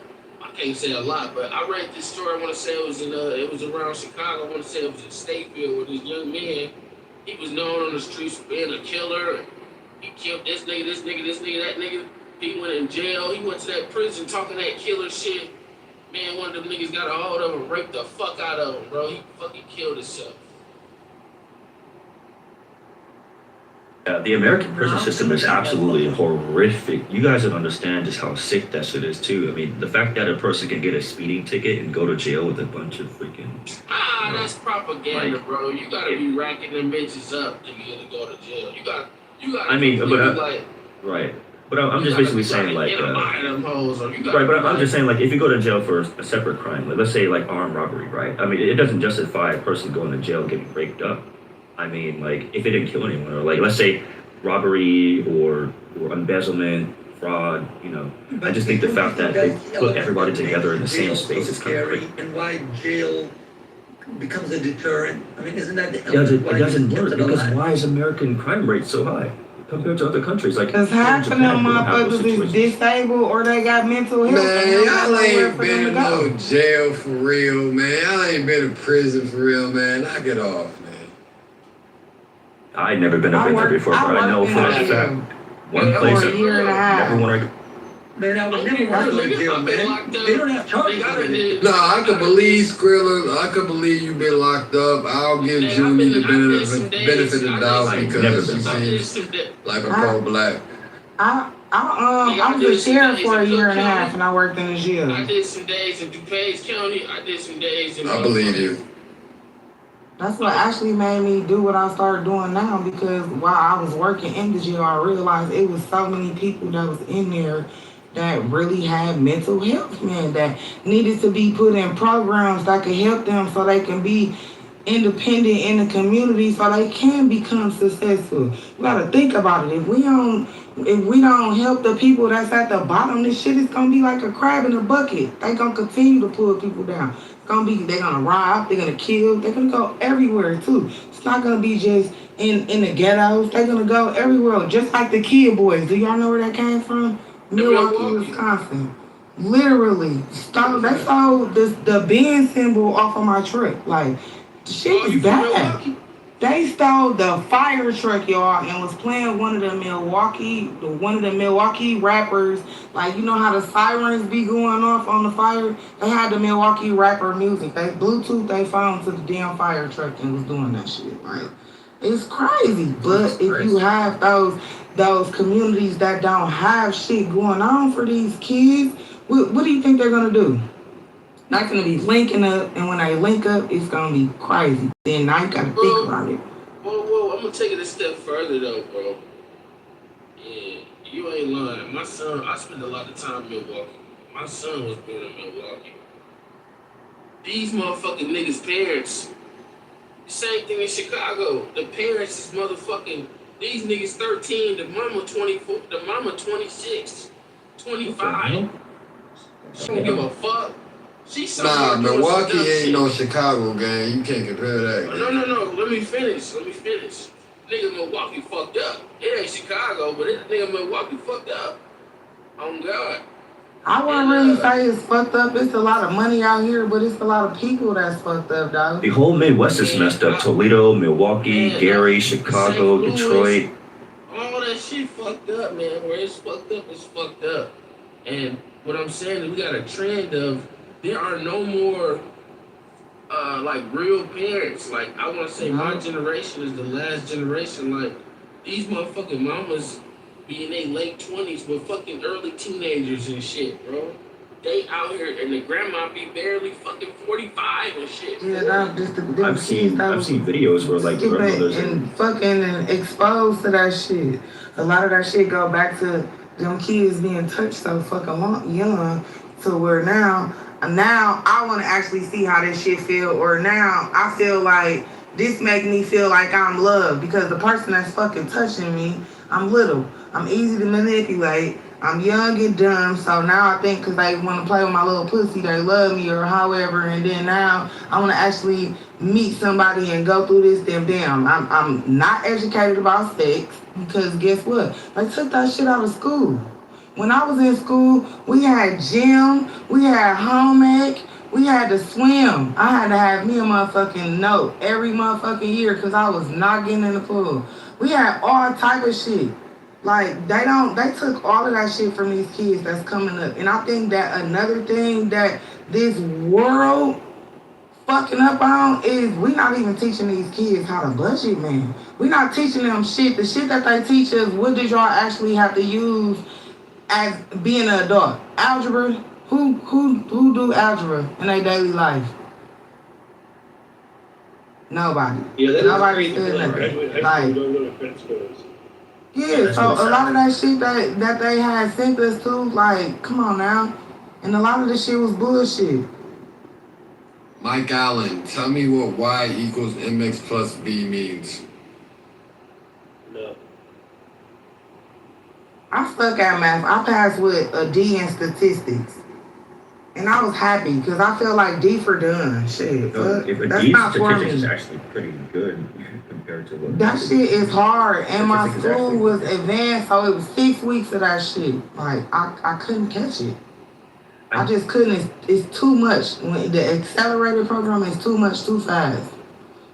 But the sad part about the American education system, they don't take into account the kids' lives that they have. Like, it's impossible for a kid who's going through stuff in their life to actually, excel in school. So the numbers doesn't add up. I think the American education system is dumb. You just go to school, learn a couple of things, you forget everything that you've learned.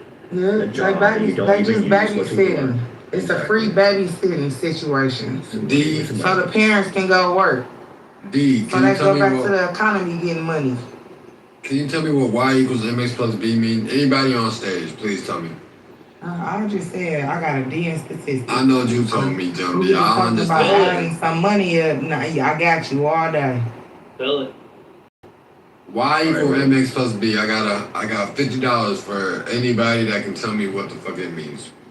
Okay, so what Y is like what X is the independent variable, Y is dependent, M is the slope, B is the y-intercept of the line. So like maybe if you plug in the equation. What do you use it for? That's what I'm looking for. Bro, it's simple. Slope. I mean, you can use it for like. It's just linear equation, man. That's It's it. slow You can use it for line. architecture. Yeah, but what job actually use that? An architect Architecture, or? that's all. Yeah, if your field has to do with geometry, then yes. It's for slope of a straight line, slope intercept point. Man, ain't no fucking job using y equals mx plus b, bruh. Knock it off. Yeah, if you're a physicist. I mean, you can use it in architecture. That's the only thing I could see. I was just trying to point out the bullshit that they teach in our education system. That's bullshit. I mean, if you're gonna go to school and you're not studying architecture, it's a waste. But I Pythagorean theorem is a waste too. But you can't graduate high school without it. Data science. That's what governs that part. major corporations. No, You know, it's the major idea business. like you have to get up every morning, you have to get ready. You have to understand that there's nothing, there's none. You have to be on time. You have to do your assignments. You gotta do that kind of shit. There's some stuff that like cause and effect. Like cause and effect is pretty important. Like knowing if you do something, there's going to be an effect of it. Knowing how to like research something. If you need to look something up, you learn how to like research it, so to speak. Like that kind of shit. Yeah, it's really just for me. It's daycare, right? Yeah, it's just because they just getting on ready for work. Repetition. You gotta go every day. Yeah, like getting up every morning, making sure you're on time. Like then when you get a car, now it's about responsibility, right? You gotta get like no one's making you go there. You just fucking gotta go. Like that kind of shit. That you know, making sure you don't forget stuff. That's really what it's about. But I agree with you, Junie. Like, why do we not know what a credit score is? Like, why do we not know how to balance a budget? Why do we not know like understanding Shit that fucking matters. Getting a job? Fuck that. I'm not letting a motherfucker that's anything. They don't teach you any of that kind of shit. But it's like everything you learn, you always gonna tweak it so that it work for you. So, but I'm just saying, like, to be, because I'm on that shit now. My 11-year-old is, I'm on that now. Because I know from me growing up, from my own personal experiences, because my mom, she sheltered me from that shit. So I felt like when I hopped off the porch, I was green as fuck. I didn't know anything. So I bumped my head a whole lot more. My kids didn't. They had it better because I tweaked it for them. My mom used to be like, oh, you so cutthroat. Like, nah, I had my first kid when I was 19. All my cousins, they had their kids when they was like, my youngest was 11 and she had twins. 11, 12-year-old with twins. She was hopping out the window on them babies. Like, but it's like, all the other girls from my generation, it was her 12 and it was 15. Up to 15. I'm the only one that had my kids when it was 19. So it's like I broke that cycle with my family. And then, with my kids, I didn't want them to be out there. Like, so I did used to tell them, don't be out here fucking and sucking dick. Don't you know men dump their dicks in the toilet? Weird ass shit thrown off. Make them think about it.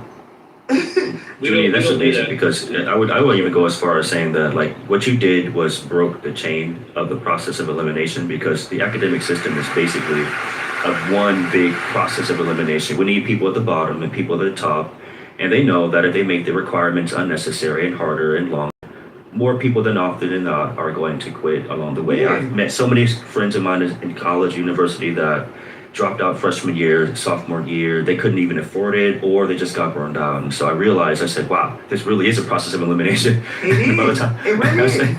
It's like, damn, so that American society is tough. One thing I love about America is dog eat dog. But there's so many opportunities in America too. It's like if you know what you're doing, I've been in situations where I had no money, no car, but I pulled myself up, worked in medical, got my own apartment, got my own car, studied in school, got the degree. You can really make a lot of money. You know what? If you graduate out of high school, go to a community college and become an MRI tech or CT technician. It only costs $2,000 to $3,000 to get in. Your net worth every year would be about $90,000 in your career. An MRI technician can make up to $70,000 to $90,000 a year with only 2 years of community college studies. That's amazing, right? But most people don't know that. And they just rather go to a 4-year college and then be in debt and then struggle and all that. They also got trades that you can start so while you in school, you ain't in so much debt and you still able to take care of yourself. I feel like that's it's why I kind of always put my kids on, catch a trade. Like, facts, and I feel like it's always avenues. Amen. Like, young black men, they typically feel like they stuck, in their hometown. They stuck because I'm always encouraging these niggas to leave because I left Chicago when I was 18, bro. I came to Texas to work in the oil field. And, Period.